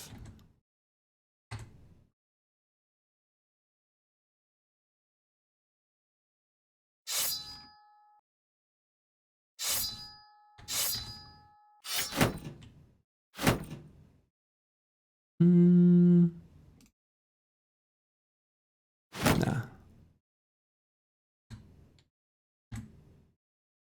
Okay. Ghosts? Yeah. They're pretty spooky, it turns out. Who knew? We've uncovered like a decent chunk of the map to not have found a legendary location by now. I wonder if I pivot. What if I did pivot? What if I got the lookout here? We're at 458. One of the reasons I wanted to get the... Yeah, one of the reasons I want to get the cartographer was how quickly we could chain the ambitions that follow, thinking we would be, you know, reasonably far from the next one. Because to get to 750 from 250 is, you know, an extra 500 renown. You like the pivot, but only for the scav? No, definitely not the scav. We would do lookout. I mean, I don't know. A scav would be fine too. Scav would be good. But I think we're okay living off the land a little bit. With Nimble, honestly, these crappy armors aren't that much more defensive than a proper armor. Like, this isn't that different. It's still okay. Like, I think Lookout lets us find better fights, keeps us safer. I think Lookout's going to be better than Scav here. What are we missing for Cook? You just need the current situation of having the right variety of provisions. Cook is going to happen this run, I think. I do want to try it, but that's not till like follower number 4. So yeah, I don't know.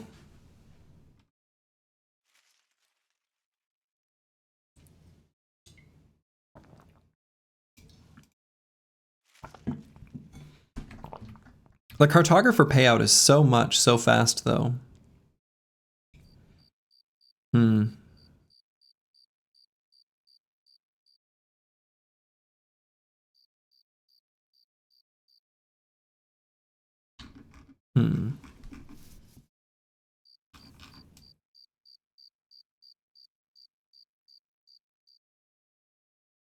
Yeah, I don't know.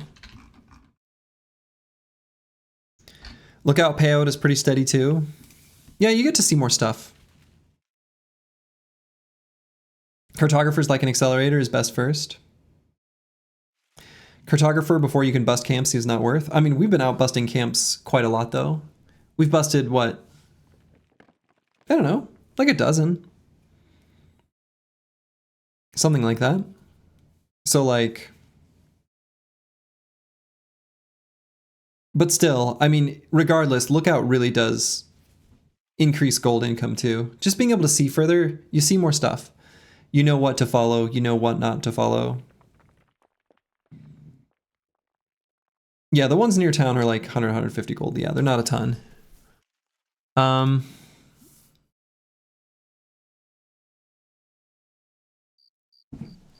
Yeah, screw it. Let's get the Lookout. We'll get the Lookout. We can do Cartographer next. I think that's fine. Lookout will also help us find legendary locations. Right. That's true, actually. That's true. I hope I left enough crowns in reserve. We've only got 2 days worth of wages. Maybe that was a little bit tight. Oh, what was that? Briggies. Some thugs, some raiders. No, I pressed the sort button. I sorted the inventory. No! My arch nemesis. I didn't want to press that button.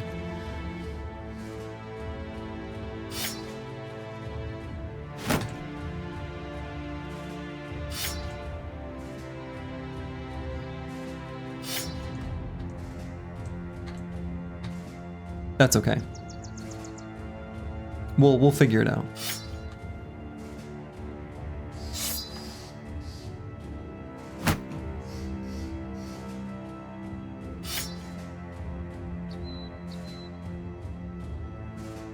Now we're gonna find the village real fast and be too poor.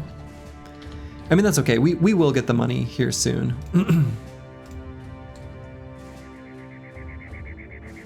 Wage pressure, it turns out, really isn't that bad.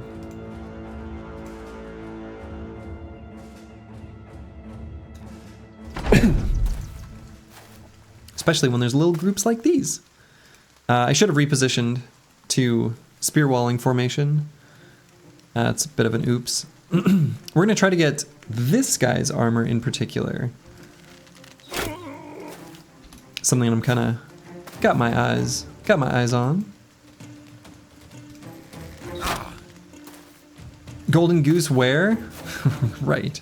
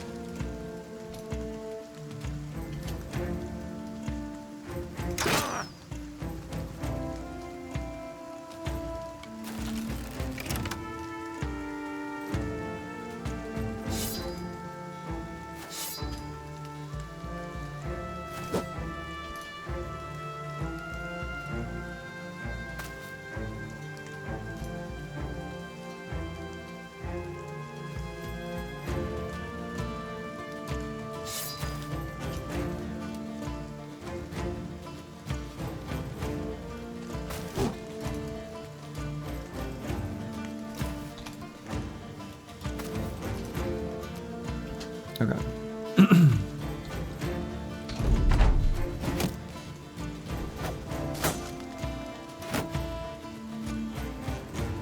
So they're gonna wait out the spear wall, as they do.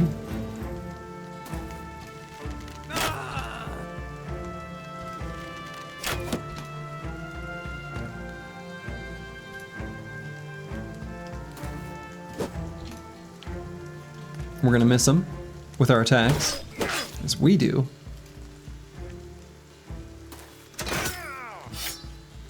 Or just, you know, have shots go astray. Who knows what's gonna happen?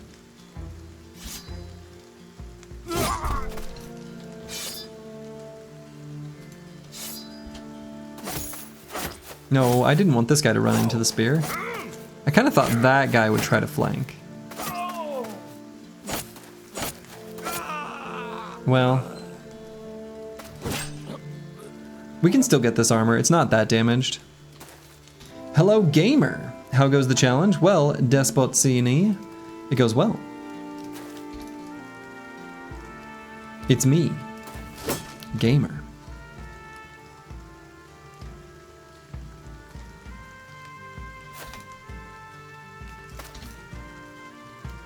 Few close calls with ghosts. Yeah. We had a little bit of spook.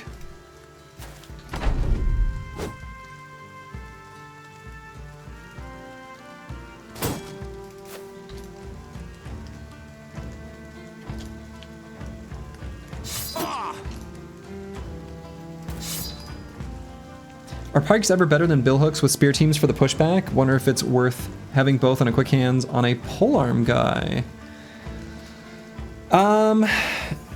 You know, I'll do it, but usually my decision point is just simply that they need the accuracy of +10 more than the +5 from a billhook. Is usually my decision point, rightly or wrongly.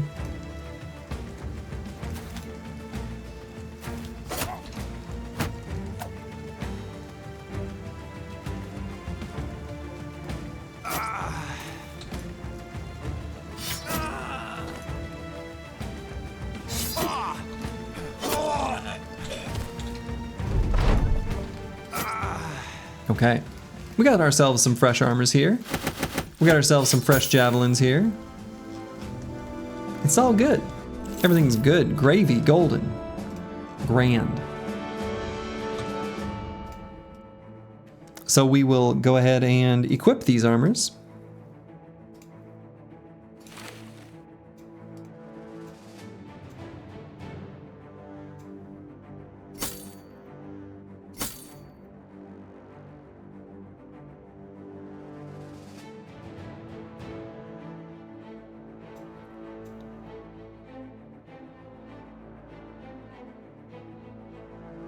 Okay, things are looking pretty all right. Yeah. Yeah, our armors are looking real nice, you know?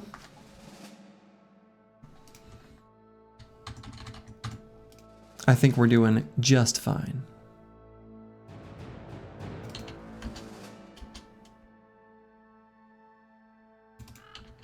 So let's see if we can find more briggies around. Perfect. That's what I want to see. And we got a few marksmen, so we'll leave the RDF battery in place. Wonderful. Even more briggies. You love to see it. Excuse me. That's rude. Okay. So these armors would be real nice. We'll see if we can get them. That's right, the run provides. There's still one enemy we can't see at the moment.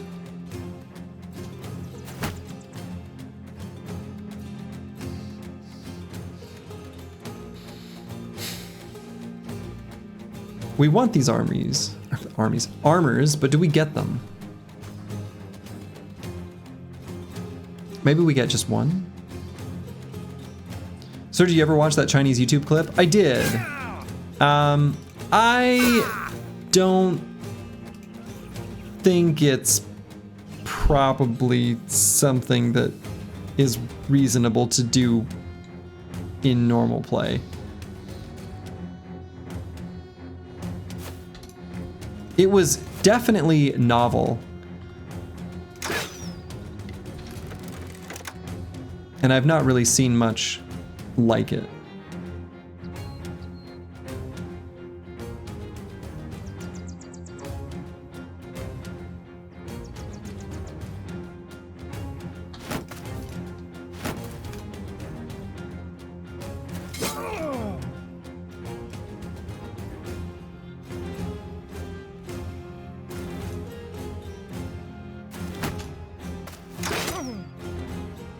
Okay, rude. Seeing new strats in this game is always worth. Yeah, I agree. I mean, it's worth seeing. Your takeaway is that footwork on a relentless bro with a ton of fat may be worthwhile. Yes, I think that's a reasonable takeaway. Though it's still, I don't know, it still feels like it has too short of a, like a shelf life. Like that's, you'd have to have really high fatigue for that to be sufficiently worth, I feel. Almost unrealistic amounts.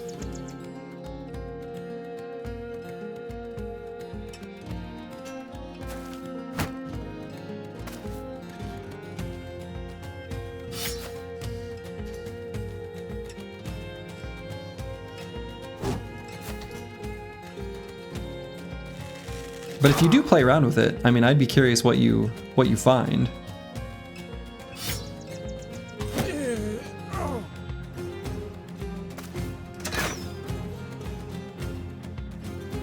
It was just so clean. I mean, sure, but what I wonder is, are the fights always that clean? Because I am used to, at least some of the time, also seeing fights against Chosen that are similarly clean because of my spear bros. I've got even like a little highlight video on the YouTube channel where I demonstrate that.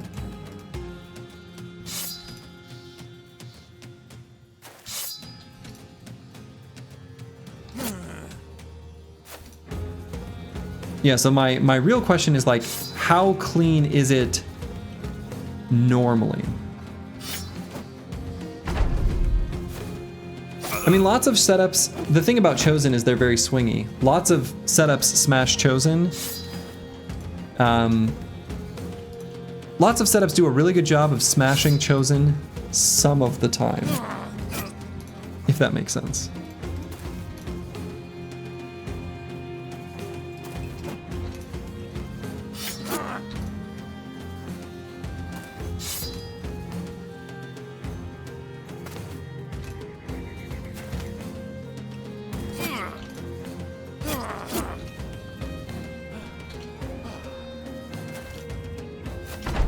But Chosen can put out a lot of damage, and their AI sometimes acts really dumb.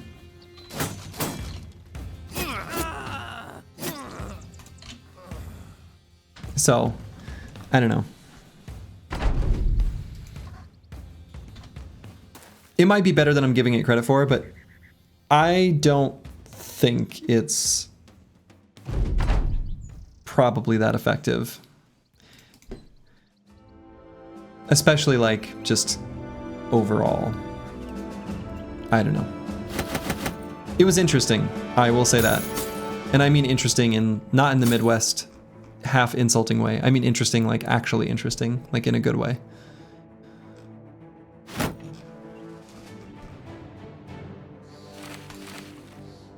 If you're trying out an outfit and you ask a Minnesotan, is it good? And they say, it's interesting, they mean it's bad. Just pro tip. This probably also radiates out from other upper Midwest, you know, default to kindness, Minnesota nice. We all know what it means, but if you're not from here, you might not know that. What if it's perplexing? That's a good question. What if it is? Your Minnesotan girlfriend says that to you all the time? Uh-oh. That's interesting.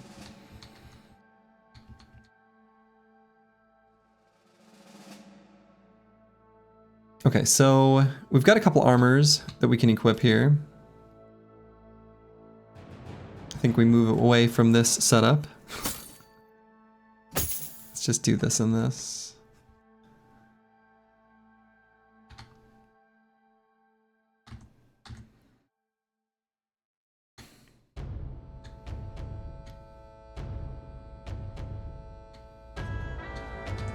Yeah, good enough. Kind of like, sure. Yeah, sure. I agree with that. Whoa, there's a lot going on here. Who's gonna fight what?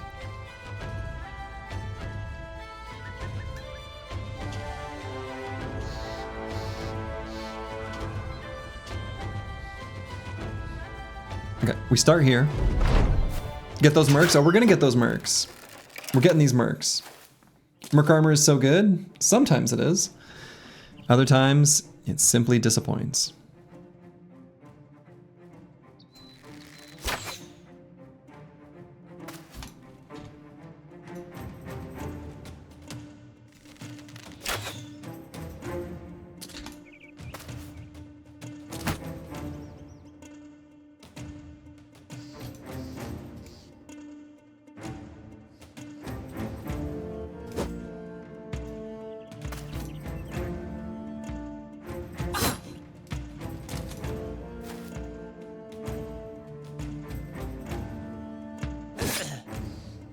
Ooh, got him in the head. Sometimes you just gotta smash him right in that little bean.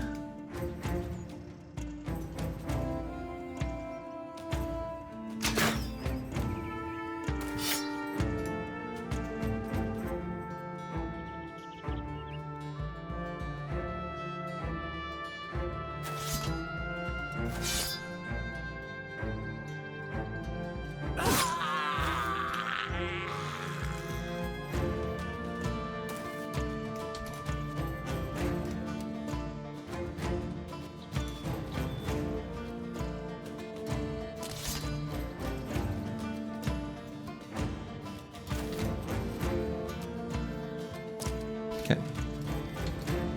Slightly weird turn, but works for me. They can't really get much done to us this turn. Okay. Yeah, we'd take another warbow. Another warbow would be nice. I think we surround and attack this guy. That feels correct.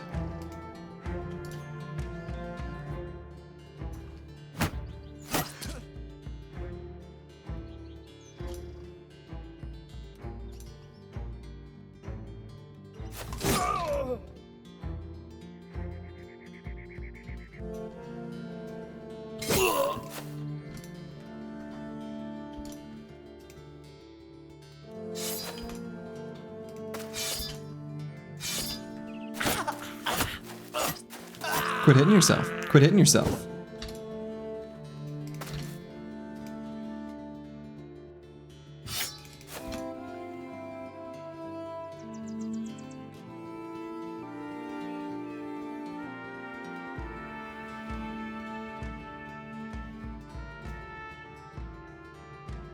Let's see. I think we've gotten all we need done with the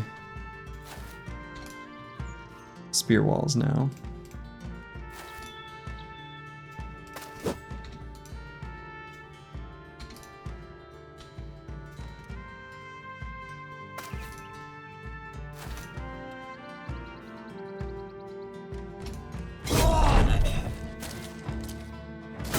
Rotation?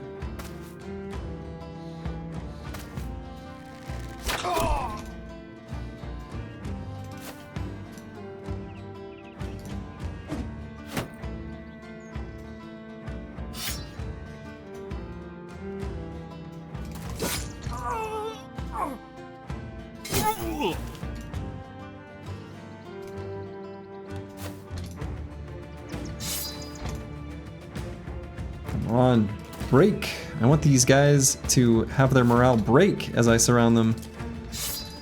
They're so brave. Don't be brave. Give me your armor. I've got enough melee skill to hit you.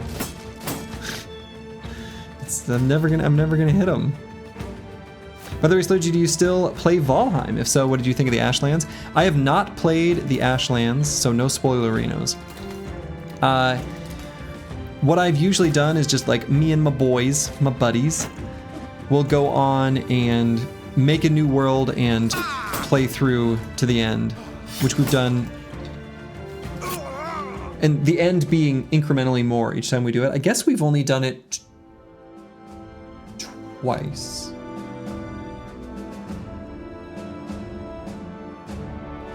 And there's enough time between it where there's a bunch of new content. Yeah, we did Mistlands. We did all the Mistland stuff, which was awesome. I had a great time. And a lot of the complaints that some people had about the Mistlands didn't really bother us or get in our way in any meaningful capacity. We just had a great time. All right, we've got a few more fights, all in rapid succession. So it's important that these remain clean. That one was pretty clean. That one was pretty clean. I think we're gonna leave the formation in basically the exact same setup for each fight. But yeah, I really like Valheim. That's honestly some of the best gaming, the most fun I've ever had gaming was just like playing with my buddies and just like completing tasks, building things, exploring, engineering projects, canals, lighthouses. Just good times. Think we can replace the PJs? I mean, yeah, we can replace the PJs.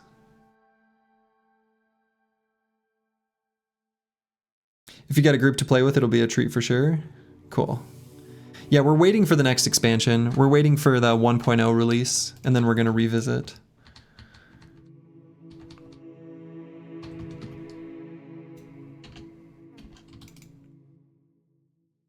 All right, Wolves of Bleak Forest first. Yeah, the guy on the left needing a replacement shield. Yeah, that's okay. If they break it, and he gets the fatigue back. I guess he doesn't have Indom, so maybe I don't care about that yet. Well, all right, so this guy. I've got my eyes on this guy. We want this armor. We want this armor real bad. We're taking this armor. Come hell or high water. I think we should be able to do it too. I'm gonna attack here before this guy blocks our attack. All right, this game is so easy.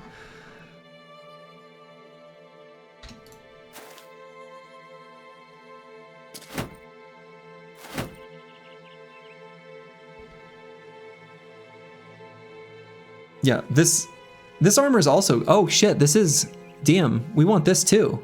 Oh boy. Well, well, well. Tonight we feast. We want this armor, we want this armor. Yeah, Warbow for the win.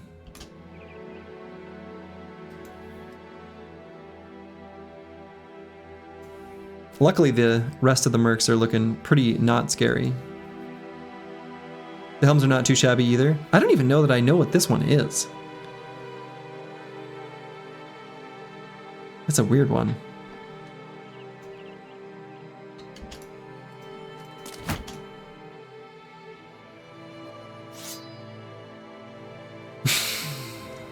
Okay. I don't think he knows what he's doing.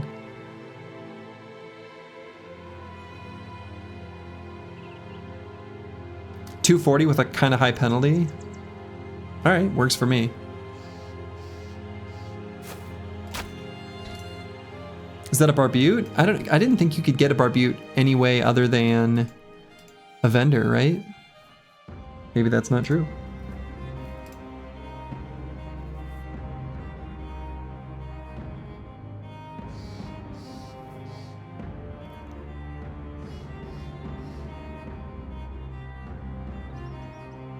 Yeah, I don't think we need to push forward too aggressively. I think we can withstand these ranged attacks just fine.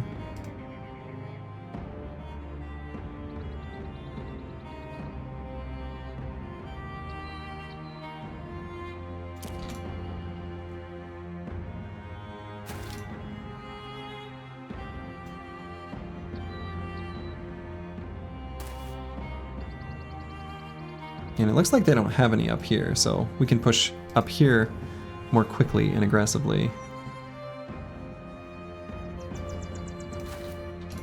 Did you bring your nets? No. We've only got the one net and I did not bring it, and I should have. I think it'll be okay without, but it would have been good to have for sure.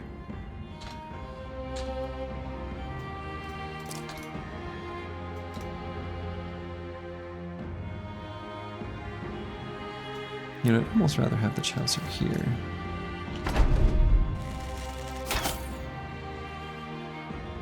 The diversity of the merc loot seems like they're a really good target in this challenge. Oh, I mean, yes, but also because they have tons and tons of like supplies, crowns, ammo, tools.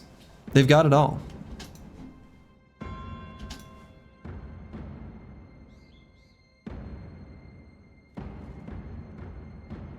All right, I can go here and then they'll say, hey, they're engaged in melee. Do I do that? I think so.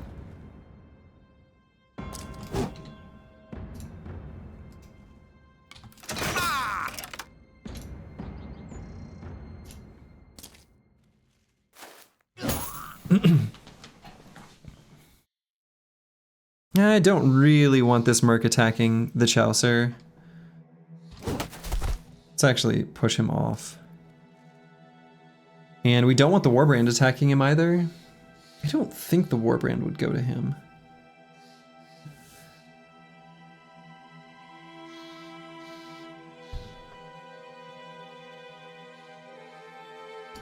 I think we can see what happens.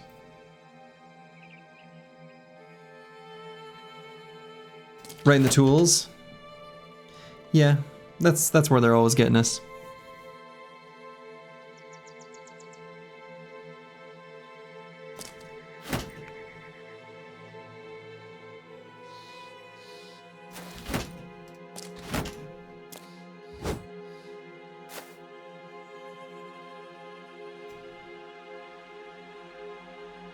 Yeah, we can rotate Misha Twitcher to get an attack in.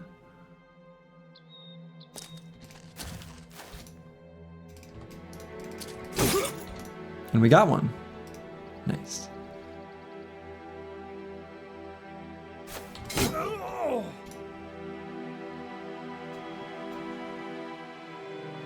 Oh, let's see. What's the best way? I want to attack this merc, but also this guy. Really don't have an angle for either. I think it's actually the Nordic helmet, the 125 for 7. Yeah, I don't recognize this one. I guess we get up here. And let's throw a stack. Let's throw a jav. Say throw a stack of javs? Just one.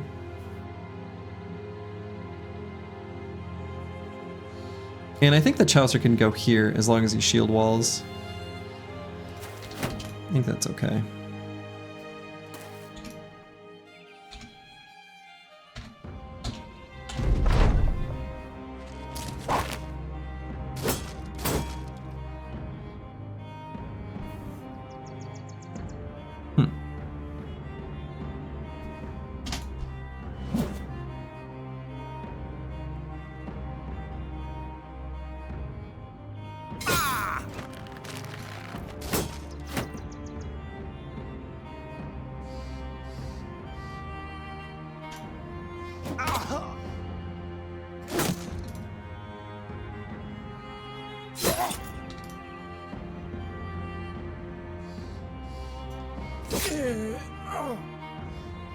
Nice. Good. This is going pretty well. We can even get this guy's body armor too, maybe. Guess I should be more focused on the enemies that matter.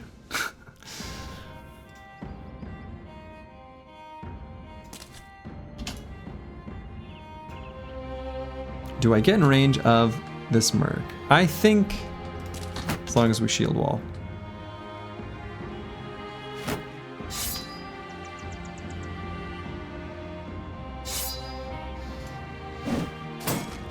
Ooh, we went for a push. Oh, okay, just a bludgeon? Alright, that's not scary.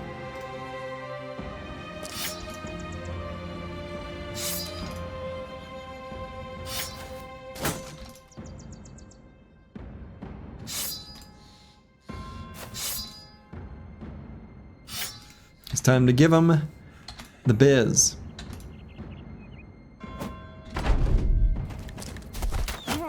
Footwork? Footwork?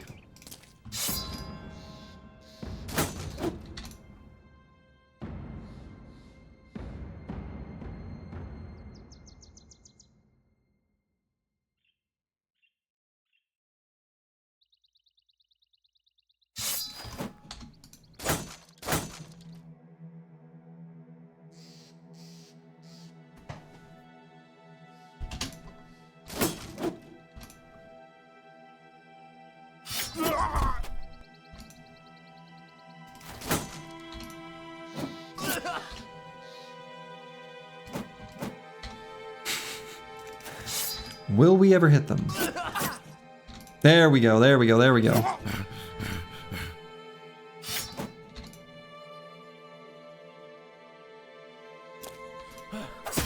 Oh no, I moved to the wrong spot. I got confused which foe was which. And this ranged merc, if he leaves, that's fine. That's fine. He doesn't have anything we want. All he's gonna do is injure me. See you later, nerd. Tell them that the first champions were here. Pretty clean fight. Huge pile of crowns. 2 primo armors. We did not get the confusing, who knows what it was, helmet. Do ranged mercs have the same XP as melee mercs? I don't know. It's a good question. We got the fighting spear, we got a billhook, we got a bunch of mead. This was a great fight. That's so much money. That's so much money. That's so much money. You love to see it. You love to see it. Suddenly we're like rich. Huh.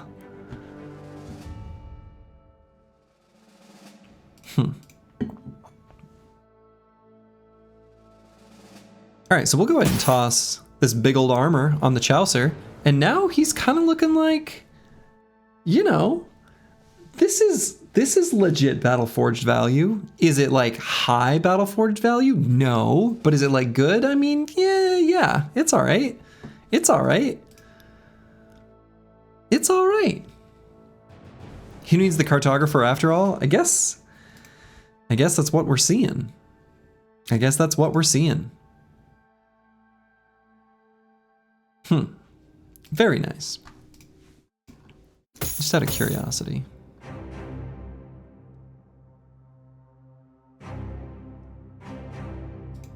It's alright is the motto of this company? Yeah, basically.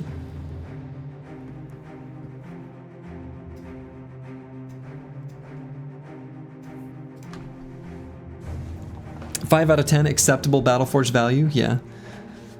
Is it 230 good enough to drop an attachment on? You know, Britnoth, I don't think so. I think these are such rare and high value items that I'm really waiting for our first famed item, and I'm gonna plop it on there. I really do think so. I think that's the play. 3 fighting spears is crazy. Yeah, 3 fighting spears is awesome. The run provides. The run knows what we want, and the run gives it to us. All right, and I think this bill hook we're gonna give to Battle Paji to make good use of.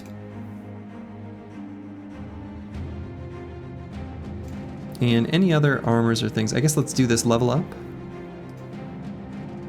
Regular merc 350, range 300, lower merc 250. Okay.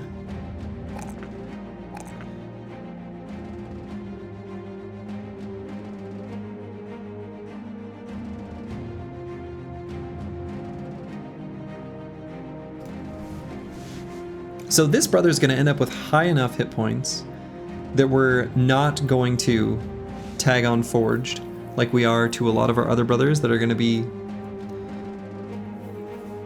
a mix of the two. And the Forged is going to be like, you know, the level 11 perk for a lot of them. But anyway, on this brother, I'm thinking probably we take... I wonder if we do just take dodge. Pashi rolled like shit? Nah, he's fine.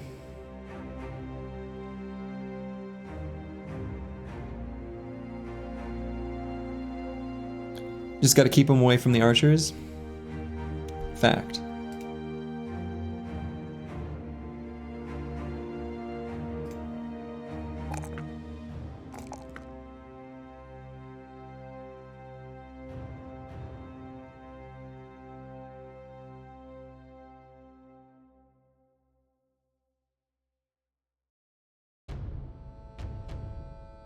I might just still take the 1 in melee skill. 65 is kind of low. We have to take the 1. That's kind of what I'm thinking. And let's circle back for Path. We're going to be wanting to get Pathfinder on most of our brothers here around now. Always take the 1 here. Yeah, I think so. I think so. And then I think we move directly onto these Briggies. No rest for the wicked, I say. No rest for the wicked.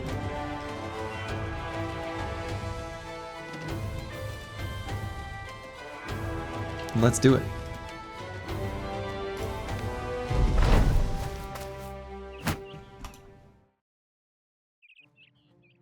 They've all got shields. We're never gonna hit them. Okay. And they're running at us. So we're gonna take this high ground hex and spear wall on it. Do you think they know that? I don't think they do.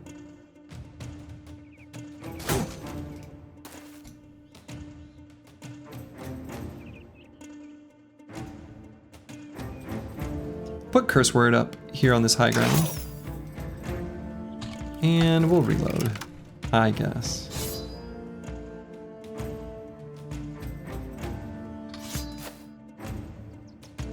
Oh.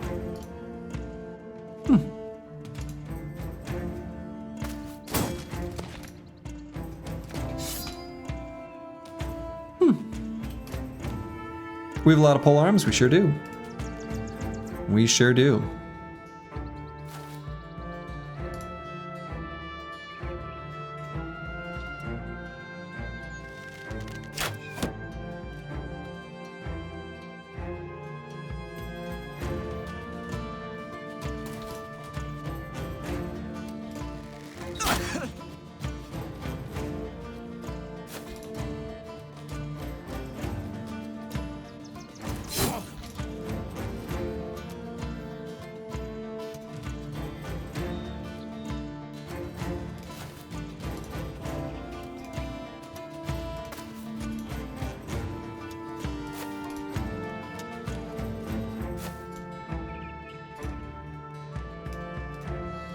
Alright, they basically have no good play this turn.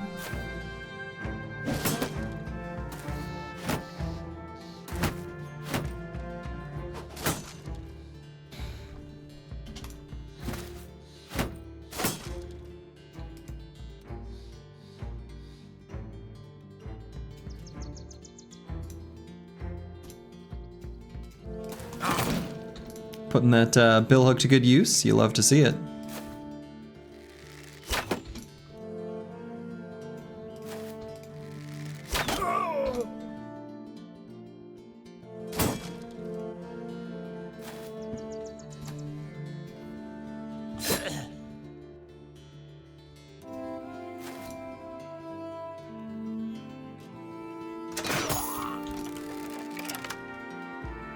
Do stone pillars always spawn in swamps? You've checked every swamp on your seed and you haven't seen it yet. Yes, it does. It is always in the swamp.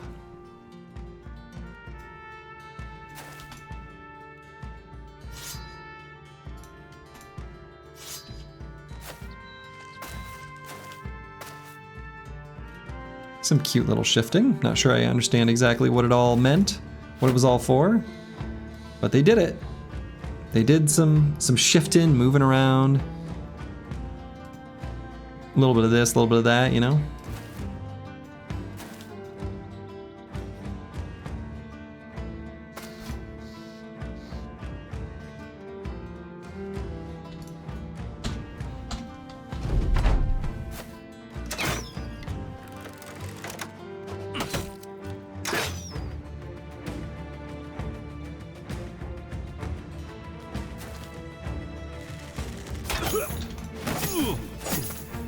Get out of here. Bush jumper. That was fun.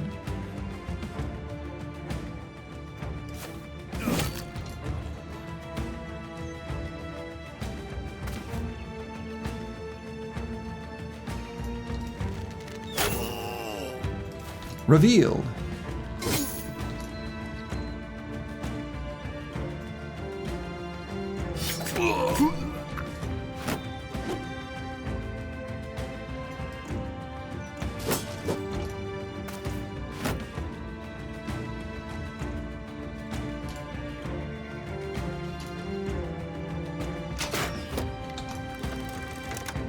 And let's see, should I just push forward and attack these guys? I kind of think so.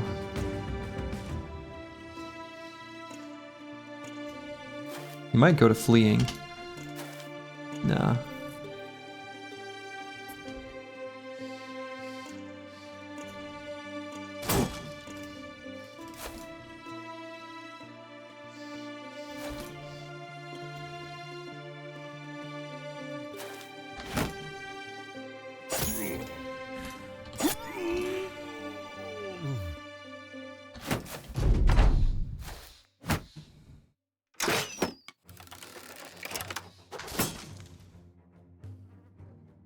You've never really seen this spear wall spacing thing before. It's interesting how afraid the AI are of it. How far does it scale? What do you mean, how far does it scale? Like, can you use this strategy into the very latest stages of the game? Absolutely.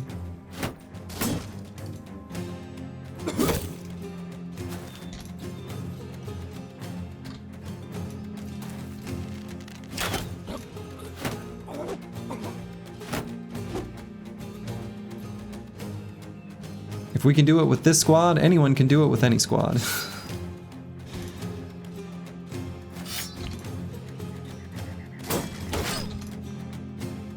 We couldn't hit the inside of a wet paper bag.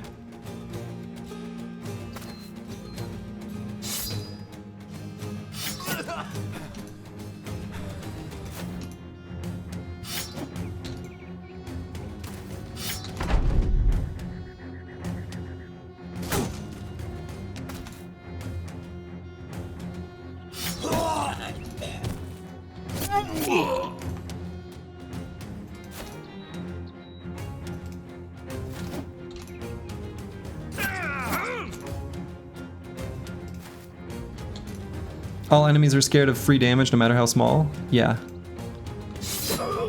They are. I don't know why I daggered that guy down, but I did.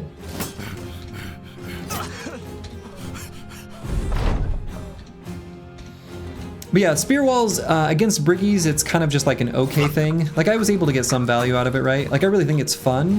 Against Briggies, it's not actually getting you that much more over other types of synergies. That's probably also true for Nomads. Where it really shines is against Orcs and Barbarian Chosen. It's also extremely good against Undead. Like the zombie Undead, not the Ancient Dead. And those are the fights where it really shines. All beast fights, even though that's not really relevant to this challenge run.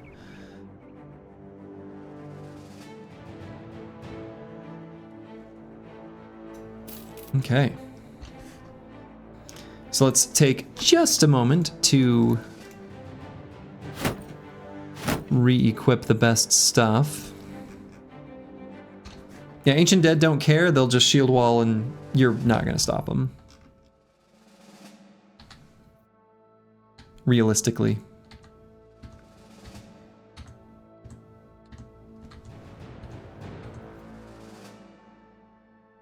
So let's try to equip this armor somewhere. I don't think this setup is right for this brother. Let's do this one here. Well, we need the 5 beast fights. No, we don't. We don't need to do 5 beast fights. We can go this whole run not fighting a single beast fight, and honestly, it'd be fine. It's really good containment tactic. Guessing it's saving you a ton of tools / medical supplies. Yeah, I mean, it's really, really good against a lot of enemies. In that fight, like against Briggies, you get less value out of it just because they have like throwing weapons, and you know, Brigand marksmen can do a lot of damage. You also get to completely splatter spider fights, which isn't very high bar, but it's amusing to see. Yeah, that's true. Against Ancient Dead, it's all about backing up 2 tiles and then hitting with maces, flails on the pike undead first. Yeah, exactly. Yep. Against Ancient Dead, you just want to hit them with the biggest, chonkiest two-hander you've got and just slam it right in their faces. That's kind of the strat. Back up 2 hexes, let them run to you, then you get 2 turns of unleashing as much hell as you can before they get a chance to counterattack. Because when they do, it's pretty serious.